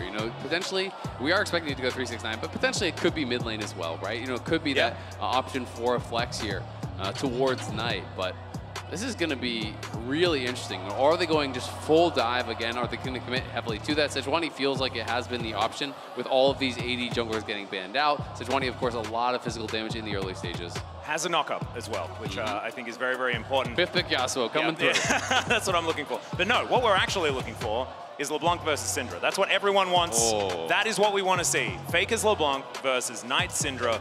That would be the ultimate matchup in the mid lane, and what a time to do it than in game number 5. So I think just throw the drafts out. We just need to watch that 1v1, and that's how we decide the series. Is that is going to be a Gwen locked in. A lot of magic damage available here for T1, and that is once again the Nautilus. Now, not going to be heading into an Annie, so maybe that helps it. I mean, you can hear the crowd react. They are not happy about the Nautilus pick here. The T1 fans audibly disappointed. God, is he actually going to do it? They're hovering. They're hovering. No, they're trolling me. Then maybe they were listening. Oh, Silas is actually so good here. Yeah, I think Silas is a good matchup into the Nautilus. There's great ults to steal from the Nautilus as well as from the Maokai. Those are two of the really premier ones that you can take away. I love this pick. Also pairs really well with the Sejuani. It's a double melee pairing. So there's lots of ganking options here now for Kanavi. I think it's a really intelligent grab. Not only that, but one of the biggest powers of the Maokai is his ultimate, right? Just having the ability to either deny your opponent's dive, which, to be frank, that will still be good against JDG, but even with zoning off objectives and trying to force fights on your terms, it is really valuable. But if the opposing team also gets a Maokai ultimate, so much of that value is lost. As you mentioned, amazing matchup into the Nautilus as well. Nautilus doesn't have the damage to outtrade Silas if he can get multiple Kingslayer procs. And I think for me the breaking point is what is going to happen here with this Gwen. Because Zeus actually was able to get so much damage done in the game where he did play it, and it does solve the issue that T1 have been running into, which is not enough damage in team fights. Yeah, not enough threats for sure. But I do have a little bit of a question about like how is it going to go for him, because it's not into something like the Scion where it's just an absolute free lane. I do think the Gragas can kind of trade a little bit more effectively, especially pre-Ripmaker before you have that spell vamp. Oh yeah. Especially if it is AP Gragas, you can kind of poke and prod there. And it is going to be Comet on the Gragas, so it likely will be AP, likely Everfrost. And I do think the 369 is going to have a much better lane compared to what he had last time against Zeus when he was playing on that Scion. So it's going to be a really interesting one here. I do think FLICKR in some of the early levels can definitely trade with the Salus, but as Salus starts to get more levels, and as you say, starts to get more rotations of that Kingslayer, it can be really difficult. And late in the game, if he gets rotations of these ultimates that he can hijack, Depth Charge, Wild Growth, as well as the Nature's Grasp, it could be very, very scary. Here we are onto the Rift for game number 5. Which team will be going to the final of MSI 2023? That's what we're looking to find out here. Which team will have to fight through the lower bracket to get a rematch with their opposition? T1, they have the Maokai at the ready yet again. Has been so powerful, but this time JDG brought one of their own. And either T1, maintain their guaranteed, because of course there's a lower bracket win rate of getting to finals over the last years, or JDG get the highest guaranteed finish, right? Because if they make it to the finals, that's a guaranteed top 2 for them. Something that the organization has not been able to do. It's been only uphill. Of course, got the semis last Worlds. And they have a prime opportunity now. And have so many times been favorites for so many international competitions as well. JDG have been lurking for so many years. This would be massive if they can get there, as Zeus and 369 just fighting one another for a moment. And the body slam going to come through to win that one out for 369. Message received. 369 very clearly wanted to get that ward down. Zeus is trying to defend on that push, but not quite able to do so. He has resolved secondary, so it'll be interesting to see if Zeus actually second wind to help deal with this matchup. He has started D-Shield. I'm just going to check on that. Yeah, so he is actually second wind. So D-Shield second wind is going to help to deal with a lot of this poke. 369, as we saw, is going E-Start here, which can be really effective in these early levels. Yep, FLICKR finding a decent little trade there on tonight, but nothing really to worry about at level 1 between these two. And on the bottom side of the map, you saw T1 standing on a ward. Thought that that was going to be potentially dangerous, but they are going to step out and try and take some control here of this lane. And this is one of the major weaknesses of this 2v2 bot lane. Ruler and Missing are not going to be able to contest against Lulu as well as the Aphelios, so they're just going to have to kind of cede control here in this 2v2, and we'll see if T1 can use this as a major point of power, because the Rakan is so much more about the 5v5s, about these skirmishes, than it is about the 2v2 laning prowess, where I don't think they're going to be able to get much of anything done. Well, we've seen this before. Kanavi setting up for a gank onto FLICKR. Ona, no interest in heading towards the river right now, so we'll see whether FLICKR can get out of this one or whether he's going to respect Kanavi's potential positioning. He has to wait for his Q cooldown, though. He queued over the wall there, and the cooldown is so long on these early levels on Sejuani. Yeah, so. Especially now. Also do note, as we have seen, if the Nautilus in particular falls behind early on, makes it so much harder to play out. You are going to be one of the main forms of initiation, and now with him spotted, Kanavi might go in more aggressively here. He's invested so much time. If FLICKR just backs off and doesn't die here, Maokai is 3 camps ahead. Kanavi has waited like for 30, 40 seconds here on this bottom side and gotten literally nothing. They know because they have a ward on Raptors. T1 are saying, why are you not farming your Raptors? You must be looking for something. He did the 3 camp spot, but this ward from FLICKR sussed out the fact that he would be looking for a gank, completely denied it, and now Maokai is 3 camps ahead. Now they know T1 able to see that Kanavi was indeed just wandering around the map. Going to be taking his Raptors now, but that is going to be a level lead to come through. There is no prio though in top and mid, so Kanavi still be fine or should be able to pick this up thanks to the help of his teammates. Yep, FLICKR actually trying to find a bit of a trade here on tonight in the mid lane, but just going to utilize his shield for a bit of extra damage and then back on away. We'll have to see. Can Kanavi actually cross through mid and get double scuttle? Because that would be a way to kind of bail himself out of the situation, but it doesn't look like it with T1 having bot prio. It should be T1 grabbing the bot side scuttle. Yeah, especially with Ona now being able to move around. So Kanavi going to move in there as now FLICKR could be in trouble. He's going to flash, gets the E off to make sure that they are slowed. And the present going to be delivered over tonight. He says no. but it is still going to be Owner with control of this scuttle. Big win for Knight specifically. No flash on FLICKR means that he is both a lot safer, gives him the opportunity to play around, but it does not solve the issue, she pointed out, of Kanavi being pretty far behind when it comes to jungle farm. Owner now also going to start his second clear here, and going to be pretty substantially ahead, as Kanavi still has had his red buff and his Krugs up this whole time. Yeah. Good bit of pressure here from T1 towards bottom side, but Azael, that's what you've been talking about this whole time. Very difficult for a Rakan and a Jinx to get control against the Lulu Aphelios that has been dominant so far this MSI. Yeah, absolutely. But on the top side, 369 doing a really good job in this matchup again. This is not Sion. You don't just get a free lane against Comet Gragas. It is really difficult to actually lane against in those early levels. Once AS gets towards Riftmaker, gets his Leeching Leer, starts getting some more sustain, it becomes a lot more easy to actually deal with this. But in the early levels, 369 is really going to be able to create a pretty good advantage. Yep. They watched Carrier back there, so there was maybe a minute opportunity here, but you can see JDG not going to go overly aggressive, and Gubushi's going to wander his way out. Has once again taken the Ghost on the Aphelios, trying to get a bit of extra movement around, and FLICKR organizing his minions, utilizing his depth charge, pretty cute there, to make sure that he can keep the wave over his side of the Rift. Well, either Carrier is going to have to go towards Mikhail's, or they're just going to have to be incredibly careful with their positioning, because if Sejuani ult connects onto Guma, no cleanse for that. Stolen Maokai ult can also be problematic. Of course, there are ways to deal with it. There are frontliners to actually block it for him, but if they're able to get into that backline, it's going to be a problem.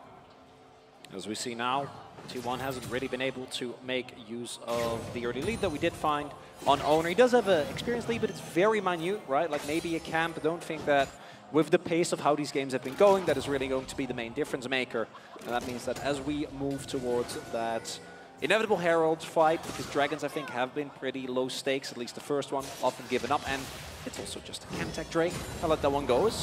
Right on the edge of the cast there, as you can see, Zeus now dealing with a bunch of minions and 369, losing out on that trade as FLICKR engaged upon once again. Permafrost is fantastic, and Knight steals away an ult he doesn't even need to use for first blood. Nicely done. Kanavi has been spending so much time around mid lane trying to get Knight into a good spot. They know they had forced out that flash earlier, so they go right back to it. They don't even have to commit the stolen Nautilus ult. You can see Knight is actually moving down on the minimap, and look where Kanavi is. They're going to double blast cone over and try to use the stolen Nautilus ult to threaten a dive, but FLICKR is wise to it. He's running straight out towards bot.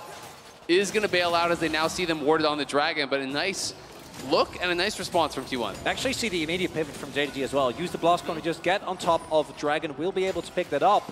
And Kanavi actually getting the payoff for the earlier summoner that he blown as... Yeah, FLICKR still has his depth charge available, but no flash. Cannot get over that wall, so it's just going to be a Drake taken here by JDG. T1 just defensive posturing will be able to deal with this minion wave now. And right now, JDG able to get the early lead kill going over tonight, particularly on picks like the Silas that love to play extremely far forward, get the most value when you're aggressive, when you're able to skirmish, when you're in the thick of things. Snowballing the early laning phase, extremely powerful. Do see the top lane matchup slowly starting to equalize, and as expected, I think once Zeus does get to the Riftmaker, it really evens out. 369 should still be able, though, to dictate the pace of the lane, have prio whenever he feels like it. That might mean that JDG, when we get to this Herald setup, could have an advantage. Absolutely. And T1 is going to have really good Merc Treads value on the top side. Oh, yeah. It's Gragas, it's Silas, and it's Sejuani, right? So you can see Merc Treads already completed by FLICKR. Zeus going to be going towards that as well. And T1 already onto this Herald. Looks like it will not be contested. Ruler still staying down towards bot. So T1 should just be able to trade this back for that early Dragon that was grabbed by JDG. Yep, just a gentleman's agreement when it comes to these neutral objectives so far. And as we can see on the top of your screen, about 600 gold going to be the lead for the LPL representative. JDG just giving this one up, and it should mean that T1 can also just get us to complete parity when it comes to the gold. And we've basically only seen two games. One is it goes even, T1 wins one team fight and it's over, or JDG gets an early lead like they have now, and keep accelerating, and making that lead larger and completely choking T1 out of the game. And I think the first fights, as Kanavi is here towards the top side, are going to be the big difference maker here. Interesting thing is, it feels like it's JDG that are playing the game for these Baron timings and utilizing the Baron to win the game, which used to be the T1 game plan, but T1 just haven't really been worried about it. They're going to win they're going to win a team fight and then take a Nexus instead of a Baron.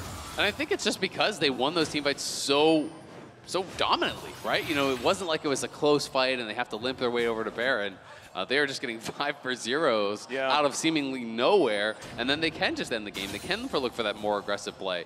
And T1 is definitely not a team that is afraid of risk. You know, we saw in that first game where they got the team fight win. They go towards the Nexus. That was really close. Zoner's flashing the wall. They want this. Yeah, Nature's Grasp going to come through. The flash has already come down, and in he goes with the Twisted Advance. Nowhere for 369 to go on this one, and Zeus going to grab the first kill for T1. Really big moment here. This Gwen was one of the pain points, with 369 doing a great job in the early laning phase, keeping him on the back foot, and making sure that Zeus has an impact on this Gwen, can make or break team fights down the line. Well, Kanavi just fighting Faker here, does find himself a permacross proc, and Faker just looking a little bit miffed by the whole situation. There is the Rift Herald down towards his top side, though, as Knight comes on in to try and deny, but it's not going to work out. And it is going to be money in the back pockets of T1. Yeah, nicely done by T1. It's just a great ulti angle there as Knight battling very confidently against those two. You know, Owner had just a great Maokai ult angle where there's not really any escaping that from 369. It was never really going to be able to get out. So really well done. They moved Knight up towards topside though to hold that wave. They actually had Kanavi soaking the mid farm on the previous wave. Then they'll send 369 out to collect this one. They can push out top, and then they can actually just swap back and continue in their normal lane assignments. So nice map movement here from JDG to kind of bounce back after a really good T1 play. Yep, just trying to maximize what they can collect. Ruler and Missing do manage to get a crash towards this bottom side, but that plate is going to elude them for the moment. Speaking of plates, one going to go over to 369 as Zeus makes his way back up. Leeching Lear in his back pocket, and the most important item, the Merc Treads, are going to be there as well. Was he just sitting on that pink ward the whole time, or did that actually just get placed as he came up? It looked like he was... I didn't know the range was that high. Yeah, I think he was just sitting on the pink ward. It was there the whole time, so just elected not to actually clean it up. Wanted to go for that play. Does get greeted, so he's going to lose some tempo. It is 369 as expected, moving up towards top, but potentially, you know, T1 could maybe deny a couple minions off that mid. Not going to happen though, as Knight will just now use his TP.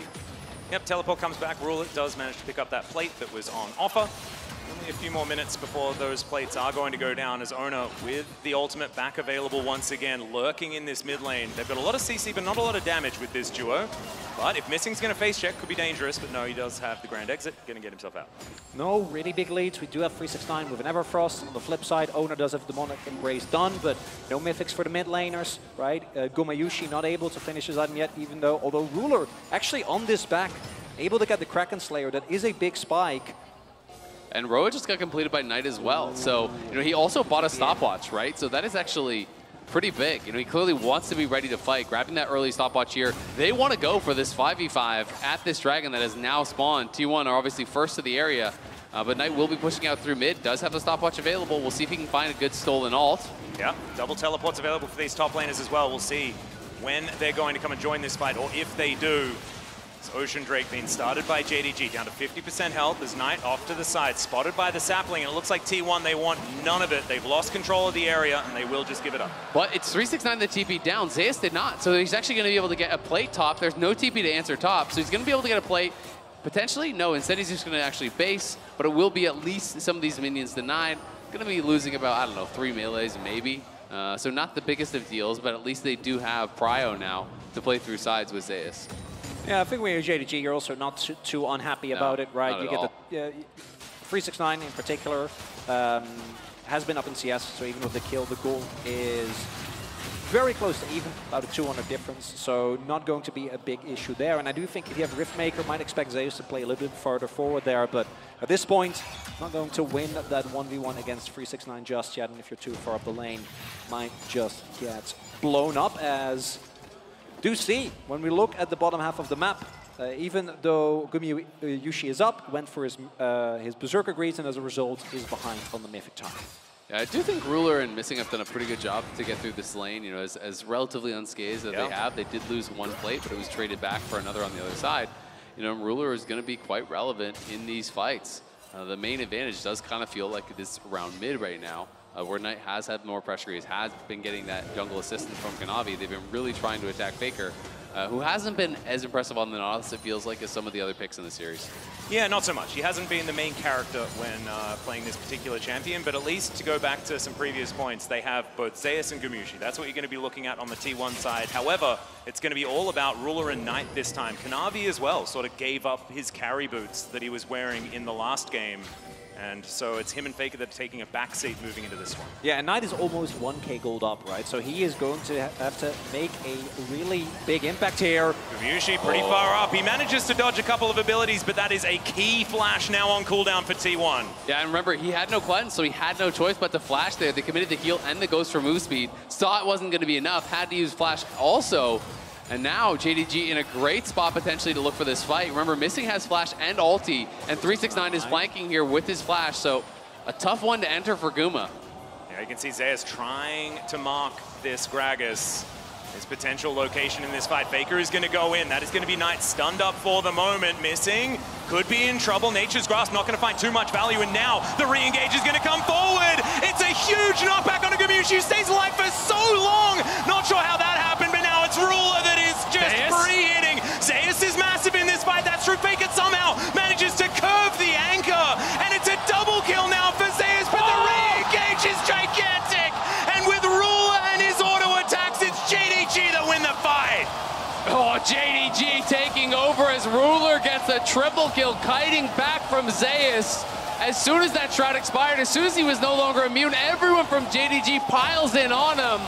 And Ruler just headshots him with the ulti, gets the reset, and they pile through. They'll take the objective as well. And again, 369 is giving T1 flashbacks to what happened to them in their spring finals, because those Gragas flanks are insane, right? Completely splits up the fight. Guma is staying alive somehow for a lot longer than expected, but it doesn't matter because he doesn't actually get to do damage.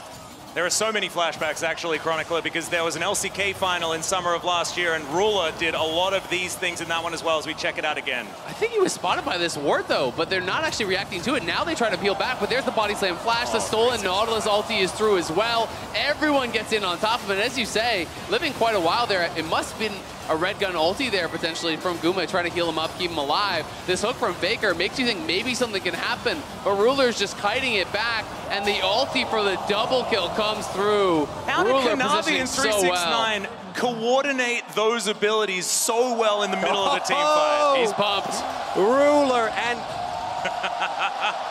because of the placement of the wards, 369 was actually never spotted. He actually moved just out of around, range. was never at any point, and I think by the time you saw Carrier move over, T1 seemed to have an inkling that something was wrong, but it was too late. And then that combo between 369 and Knight with the stolen ultimate, beautifully done.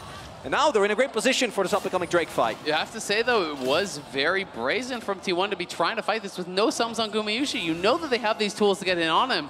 It looked a lot closer, honestly, than I thought it was going to once they had that initial engage. But Guma with no sums, it's so hard to survive against all of the engage tools that JDG have. And now Ruler is really ahead of the curve. You know, we're going to look down towards the bot lane.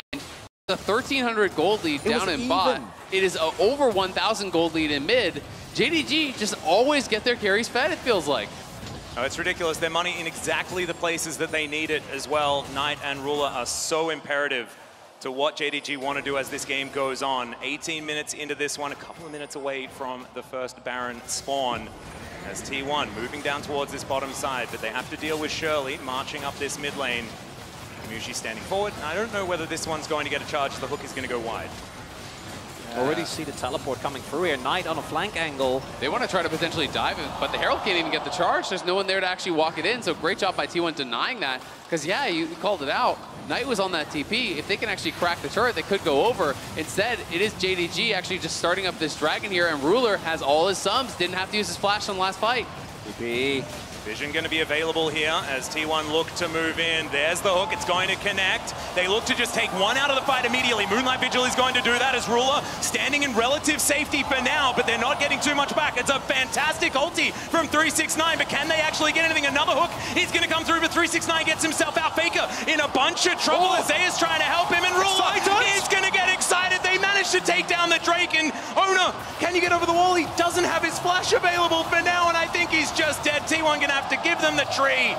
as they get themselves out. And I don't think you take that trade if you're T1. I don't think you're happy with that. More gold going onto Ruler. He didn't even have to blow his sums in that fight. And you see, Zeus at this point just doesn't do enough damage with the needles. And as a result, the front line from JDG stays alive for too long. I mean, JDG are just playing around it so well. Zeus, as you say, is not doing enough damage during his shroud. He has that immunity, but he's not able to actually really get it done during it. The initial start of the fight was looking really good for T1. They get this pick onto the Rakan. They're able to burst him down. It's a great ulti from Kanavi sneaking through onto Guma to delay some of the damage.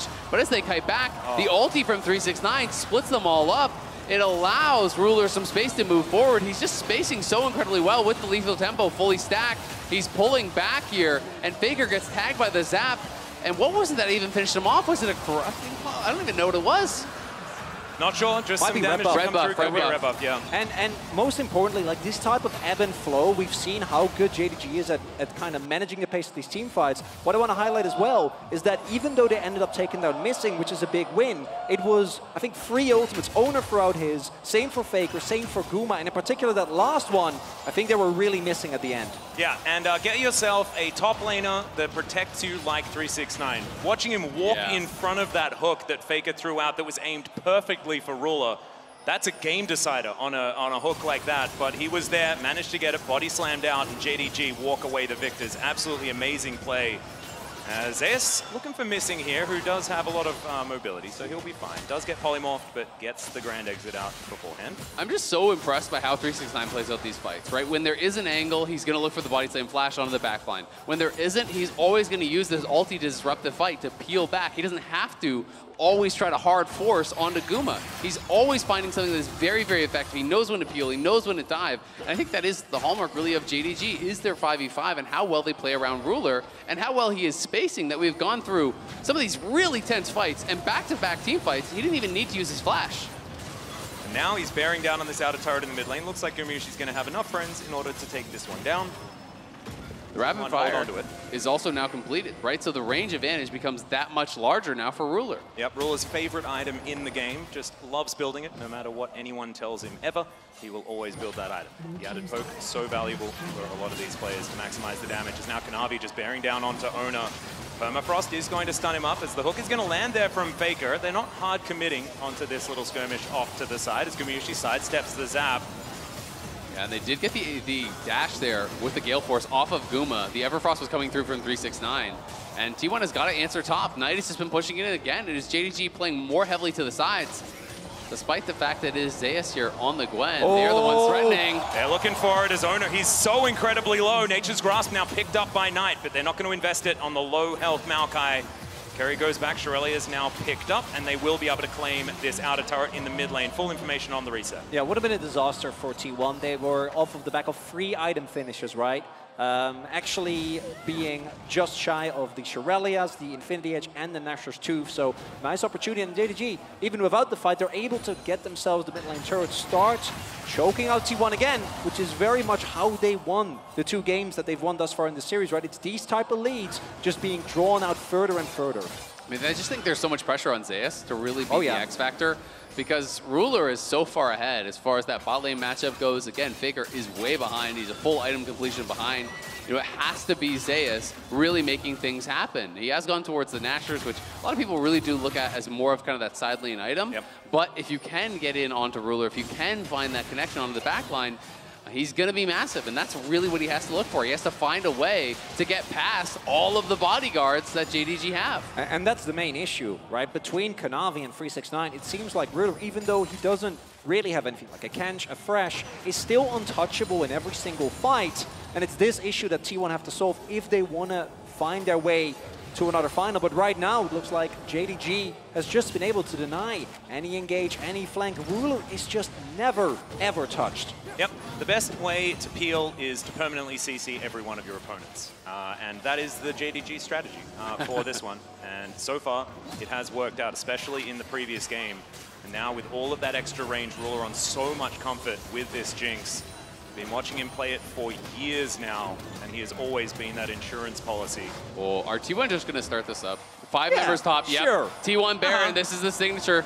All They're right. going to be moving up, clearing out the vision. Will they actually start it? They want to at least draw JDG in see if they can find some sort of a turn. But yep, here we go. 23 minutes in, Baron started. Yep, T1 back to their natural habitat. Let's see whether it is going to be nice to them this time around as Knight standing on a ward. They know exactly where everyone is. As Kanavi, he can get into this pit at any time. It's a 50-50 pretty truly as T1 are now looking to try and find the turn. The hook is going to connect onto the jungler as now missing with the quickness, but he's just going to die. Zeus diving into that backline, missing's going to go down, and Kumayushi is just gigantic. He goes golden, and now Kanavi is no damage to offer back.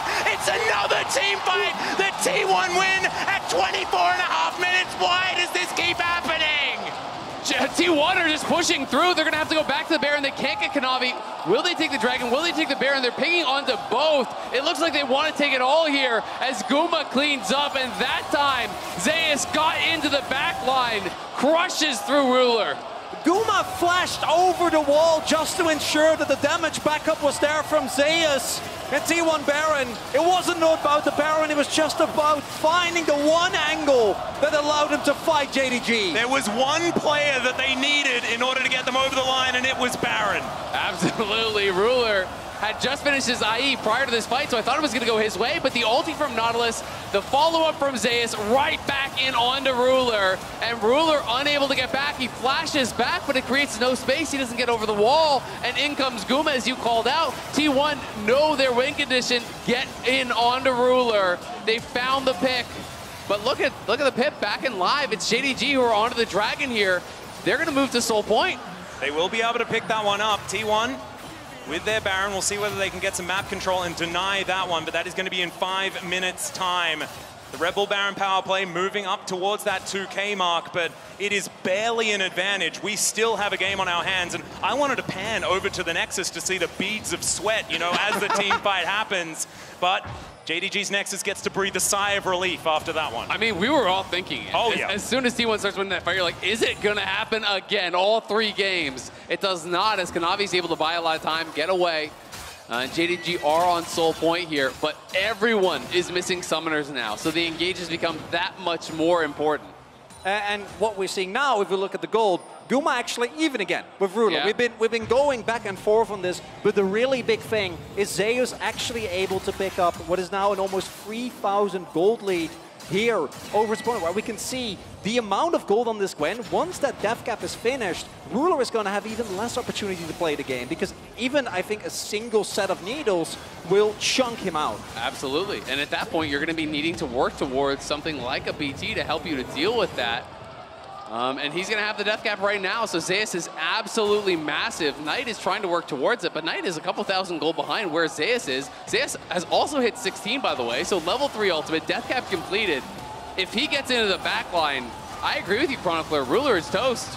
And I think it's actually so fun to watch, though, because when the game has these 2 hyper carries that are so evenly matched, you have to look to the next rung. And in this game, it's Zeus that is stepping up. At Knight, he's on the Silas. And you can always find angles. You can always find windows if you have the access to about 1,500 different ultimates within a team fight, and he is so close to level 16. Absolutely, and if he can get that 16, if he can get his death cap as well, things can really start to get more difficult. Look at 369 though, he is threatening over the wall here. I think they're just gonna give up the tier 1. It is a big Baron power play here from T1. They're 3,500 gold that they have swung in their favor. Blue Trinket paying for itself there, spotting out 369 off on the flank as T1 move through the enemy jungle.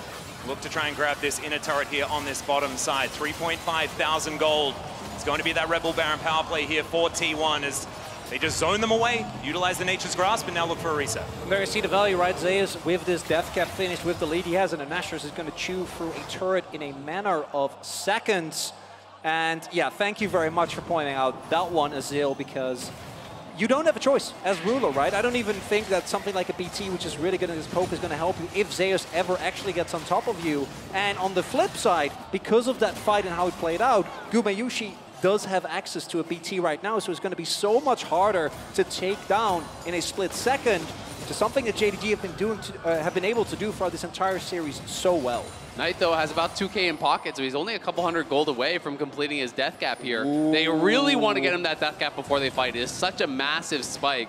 But T1 are really pushing the pace now. You know, they got this lead. They have been heavily, heavily forcing here.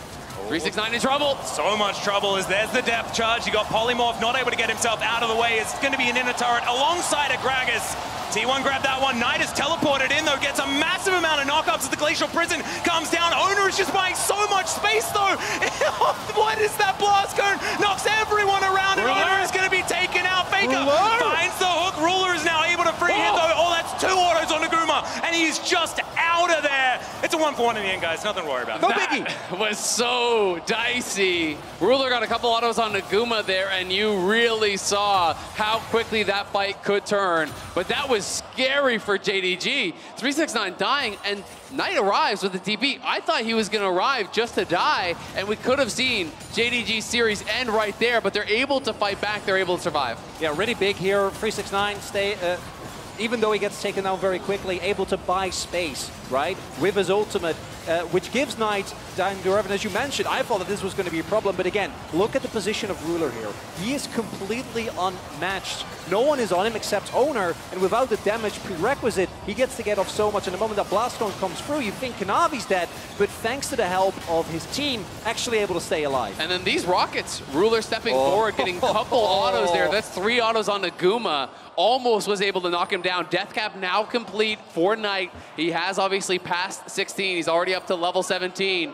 We are at Soul Point here at JDG. Are moving towards it, but it's T1 who are going to be playing through mid, and JDG cannot ignore mid lane completely.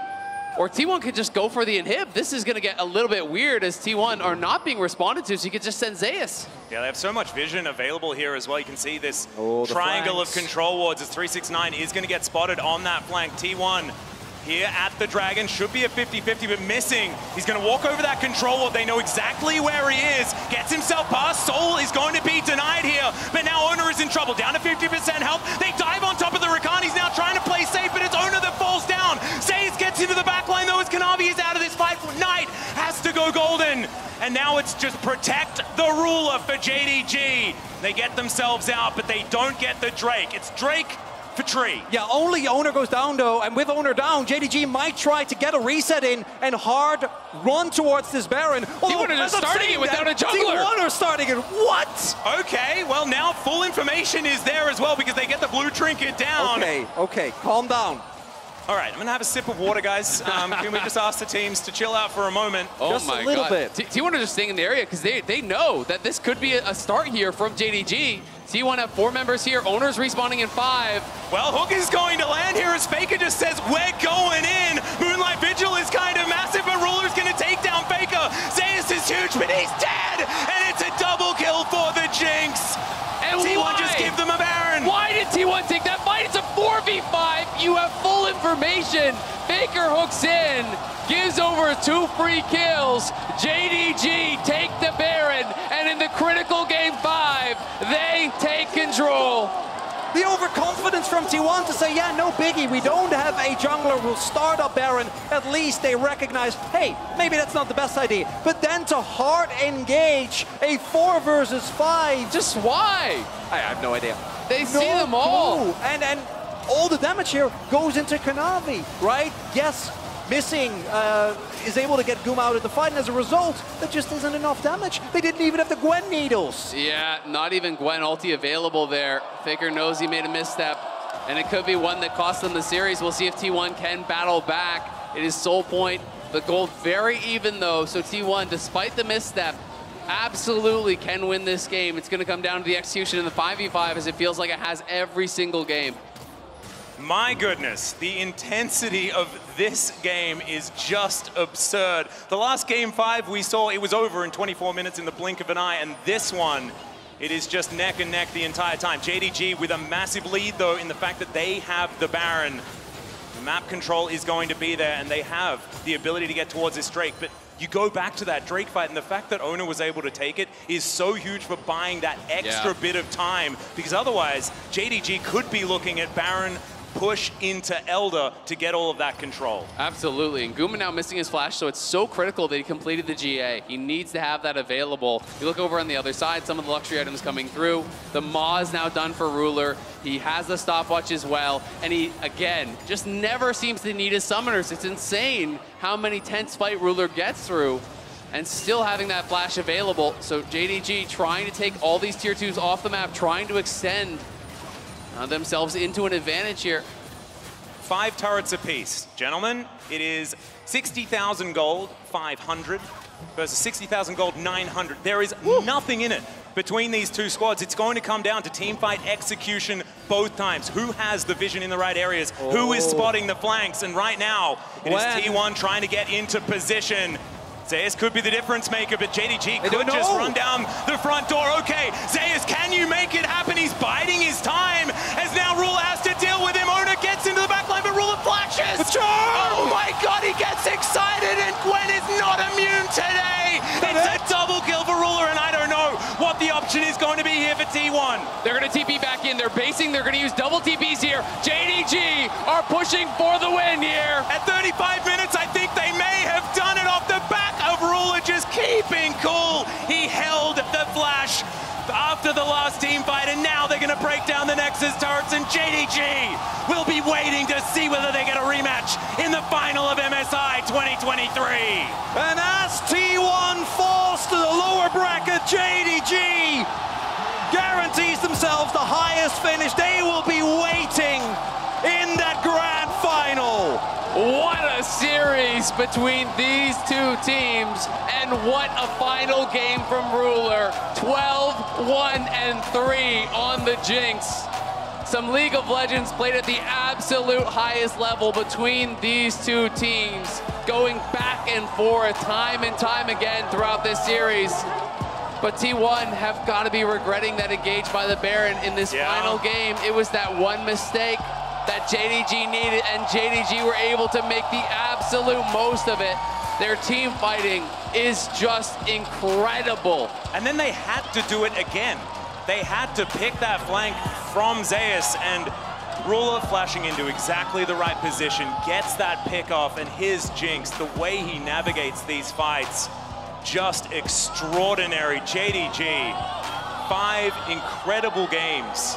Honestly, both of these teams playing incredibly well. I mean, the 2 that T1 managed to win, it felt like that was over so incredibly quickly, but the amount that you need in order to guarantee those moments is absolutely huge. We can't take anything away from them, but honestly, it felt like the honest games were won by JDG this series. Yeah, it really came down to, as has been the story of the tournament, the team fighting, right? But what is most important to me is, again, highlighting, and in the final fight, I think missing came huge as well, actually being able to CC the Gwen for long enough so that Ruler had the space with the charm from Rakan. The amount of attention and attempts from T1 to get to Ruler, only for him to still have his summoners after all that.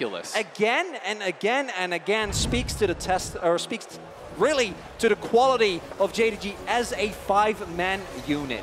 It's just like, is there any other team that could play the same draft in the same situation and have the same result, right? And that's what is so beautiful about watching these kind of games. I mean, Ruler is just positioning so incredibly well. The collapse is onto Zeus, as he is so threatening. I think against almost any other team, he would be crushing you in the back line. But they're able to, as you say, get that CC down, create the space, and it's just a Ruler diff. They make so much room for him, and he takes the absolute maximum with that space that he's given every single time.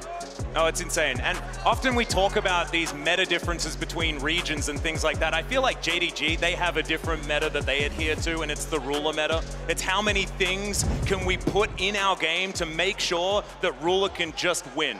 And honestly, like, picking this Rakan into not the greatest of lanes, it worked out just beautifully in the end because he got to cause so much disruption. And even in the fight that they lost, right?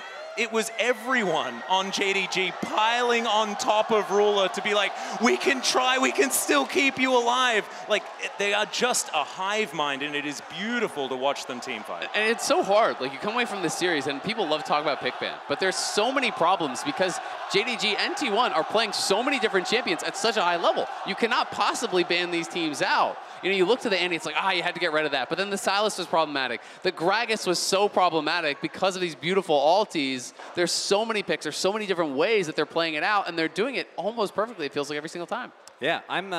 If you're BLG or Gen G, you're looking at the series and going, oh boy. We got some preparation ahead of us. We might have a rematch in the finals. I mean, that's the best part, right? Because this went all the way, and especially with some of the games feeling almost ethereal over after a single team fight. And then this one, I think the closest of all, an actual back and forth that JDG are able to win after a incredible performance of their team fighting play. Oh, what a day. Incredible series that we've had here in the upper bracket finals. And to wrap it all up, Laura is standing by with 369 in the Verizon post-game interview.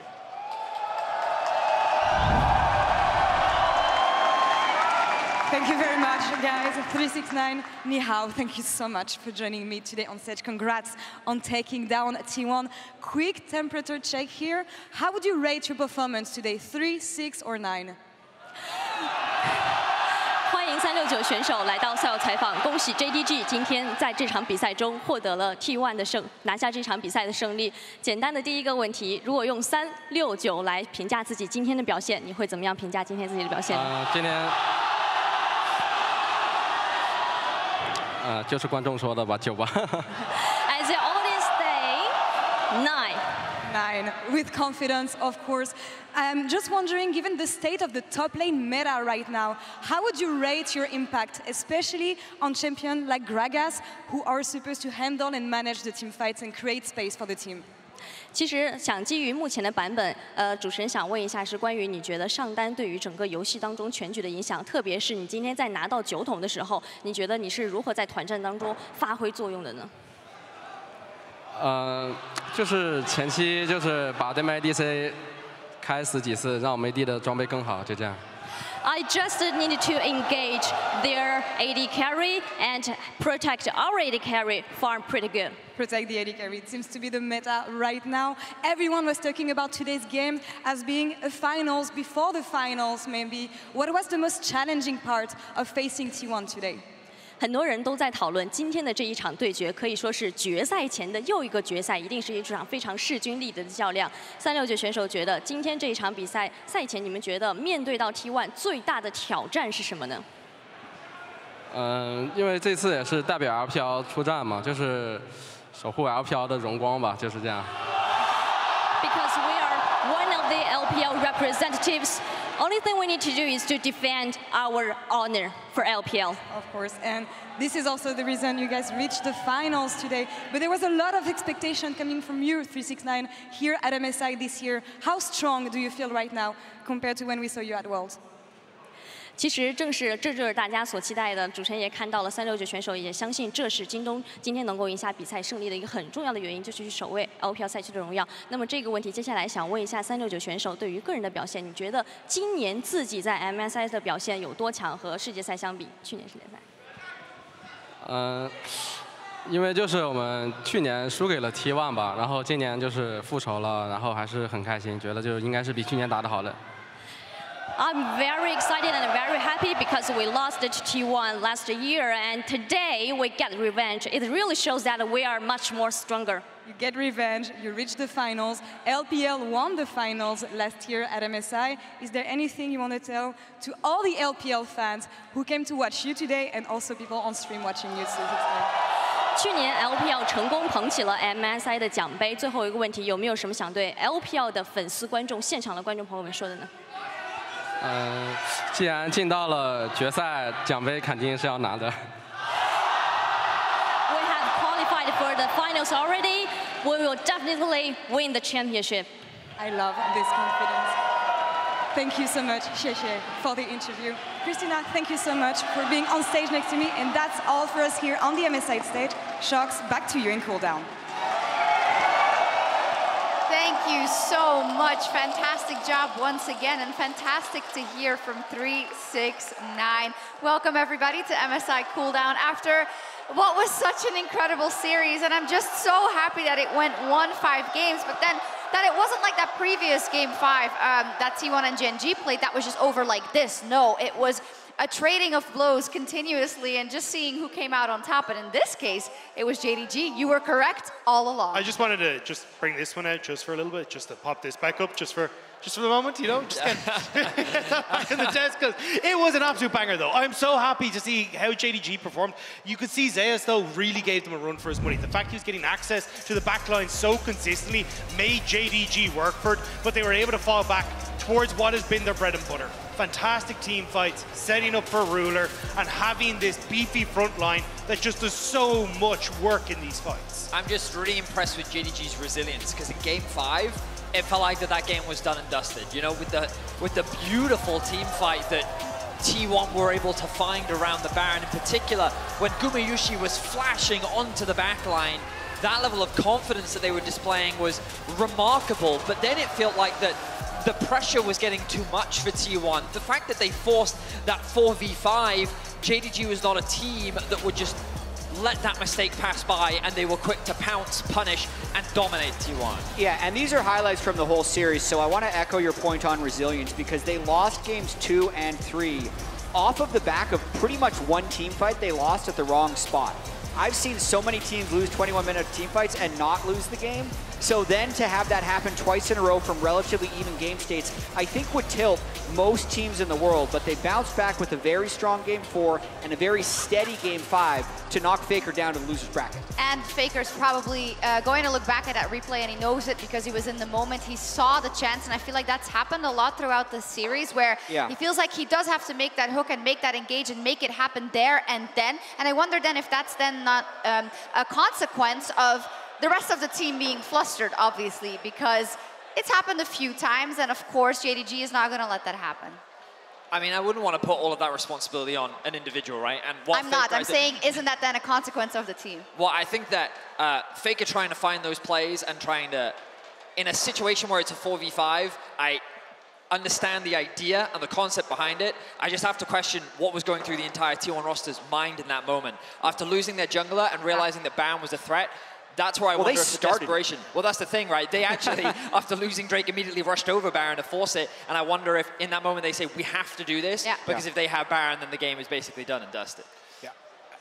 I mean, I was watching the casters, by the way, and they started the Baron T1, and I saw Chronicler, and I was, why? Did you hear the crowd? Yeah. Right? Like, everyone almost groaned. They're like, what? It was actually the most shocking, like, tactical moment we've seen. Yeah, but I think it was because Sveti was kind of saying that they needed to do something. And I think the whole idea was what you almost got to see happen, which was try and bait the front line of JDG into the Baron pit and see if we can sneak picks onto Ruler or onto Knight as they're coming through. But they end up hooking Knight in the grand scheme of things. He's just way too tanky on the Silas. I appreciate the effort, because in that moment, it's basically all you can do. That game was almost over the second they get the Baron. Exactly.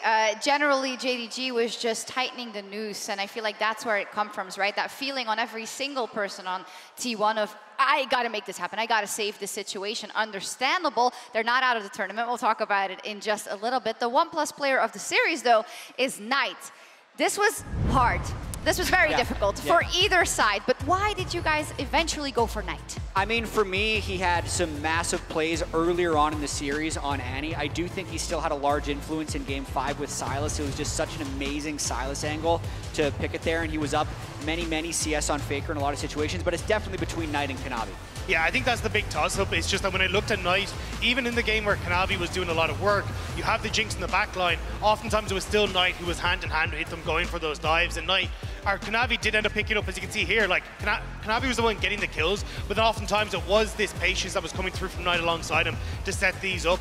And again, it's the fact we haven't seen Knight do this before on an international stage. It's been like, he's been so good in the LPL. He's been absolutely incredible. But to now see him finally playing like himself, having emotions like this on the international stage for the first time is just such a heartwarming moment. Player of the series is always a hard one because there are so many games to look back through, and like naturally people are going to look at performances like 369's incredible flanks, Ruler's obviously outstanding damage consistently throughout the fight, the engages that Missing was able to find. Putting all that responsibility on a single player is always going to be challenging, but I very much agree with the other analysts on the desk, which is that it was Knight that was finding those wins early in the series, right? It was his Annie that was the difference maker in a lot of those picks and engages. And I think that when we look at Game 5, the fact that every member of JDG stepped up, I think, is really what cements the success of what is the super team from the LPL. And also, you know, you can disagree. You can have your own. Just make your own. Like, it's not... Also true. You know, it's like not the gospel, isn't it? But yeah, we see it there. Ruler, of course, just in his element. You know what my favorite thing about this series was? Aside from the elation and the emotion of these, like, legendary players having after playing against each other, or the fact that they won 5 games, it's that these teams are so good that I feel like draft actually matters again. Like, Oof, we got in a weird way, like, no, literally, because they do so many things to such a perfect level, it makes the little things make the difference. So all these early games were played out amazingly. We weren't like, oh, bad jungle pathing or bad laning or bad CSing. So, like, my opinion, my takeaway from this series, like, the reason T1 lost was bad drafting. I almost never say that, but I really thought the Nautilus never fit the team comp. I think Nautilus is an extremely good pick, but you pick Nautilus for me if you can pair it with a mid jungle that can take over early game, or if you can have CC lockdown, which can then be followed up on by the rest of your team composition. And to me, T1 never had either of those things. Triple AP topside. When's the last time we saw that? That basically never happens. You need to have 2 of 3. Otherwise, you can stack magic resist like you saw in that game and take it over. So for me, if they can get through Gen G and they actually recognize this and think that it's something that went wrong, BLG still need to play, they'll be all right. Well, if they...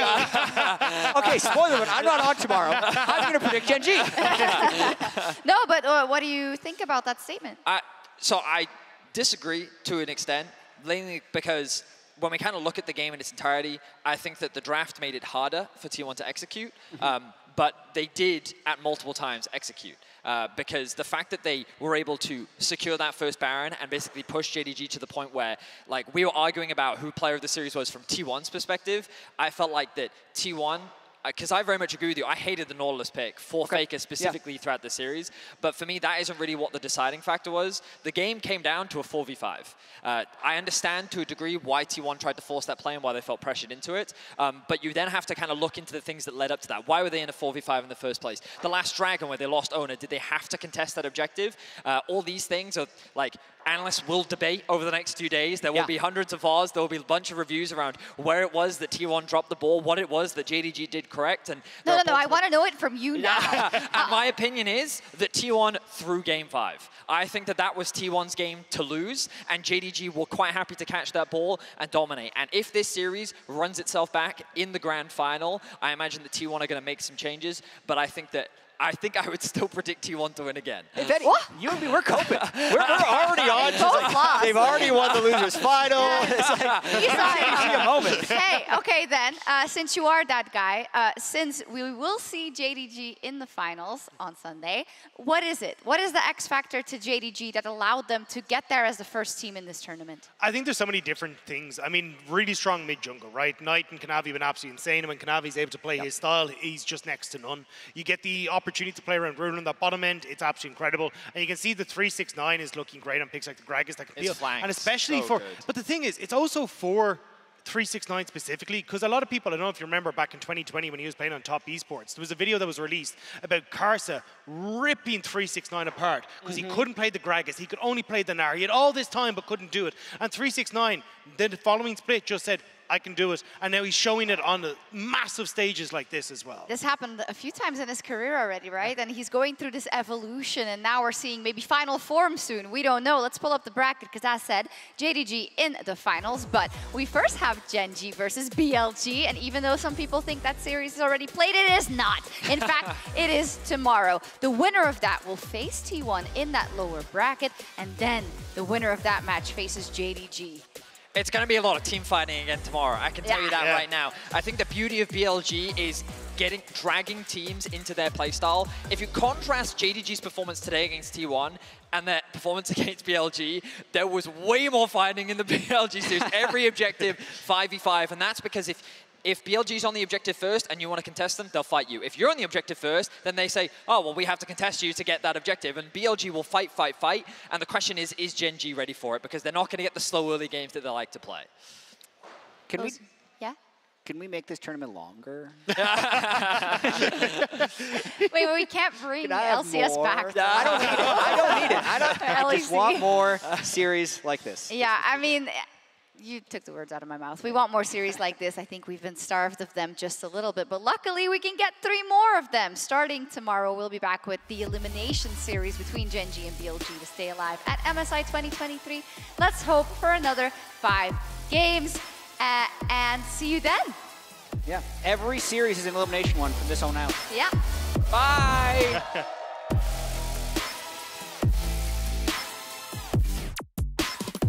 Navi trying to fight back, but already Owner is going to get the flash. He's into the brush though, and Knight, he comes round in first blood for Kanavi. Again, that is YT1. Oh, that's a flash. Tibbetts, massive wombo combo, and immediately the Thresh is going to go down as well. Missing is just walking towards them. Cyclone is going to land onto everyone as Gumayusi gets knocked up. He tries to open, it's a double kill for Ruler. As now Knight is going to come on over to FLICKR here. These twin bangs just layering on top of FLICKR. Knight is going to go down. There's the immediate flash out as well. Double knock up from Zeus as they take the first one. This isn't fair. How dare you bring a gun to our wet noodle fight?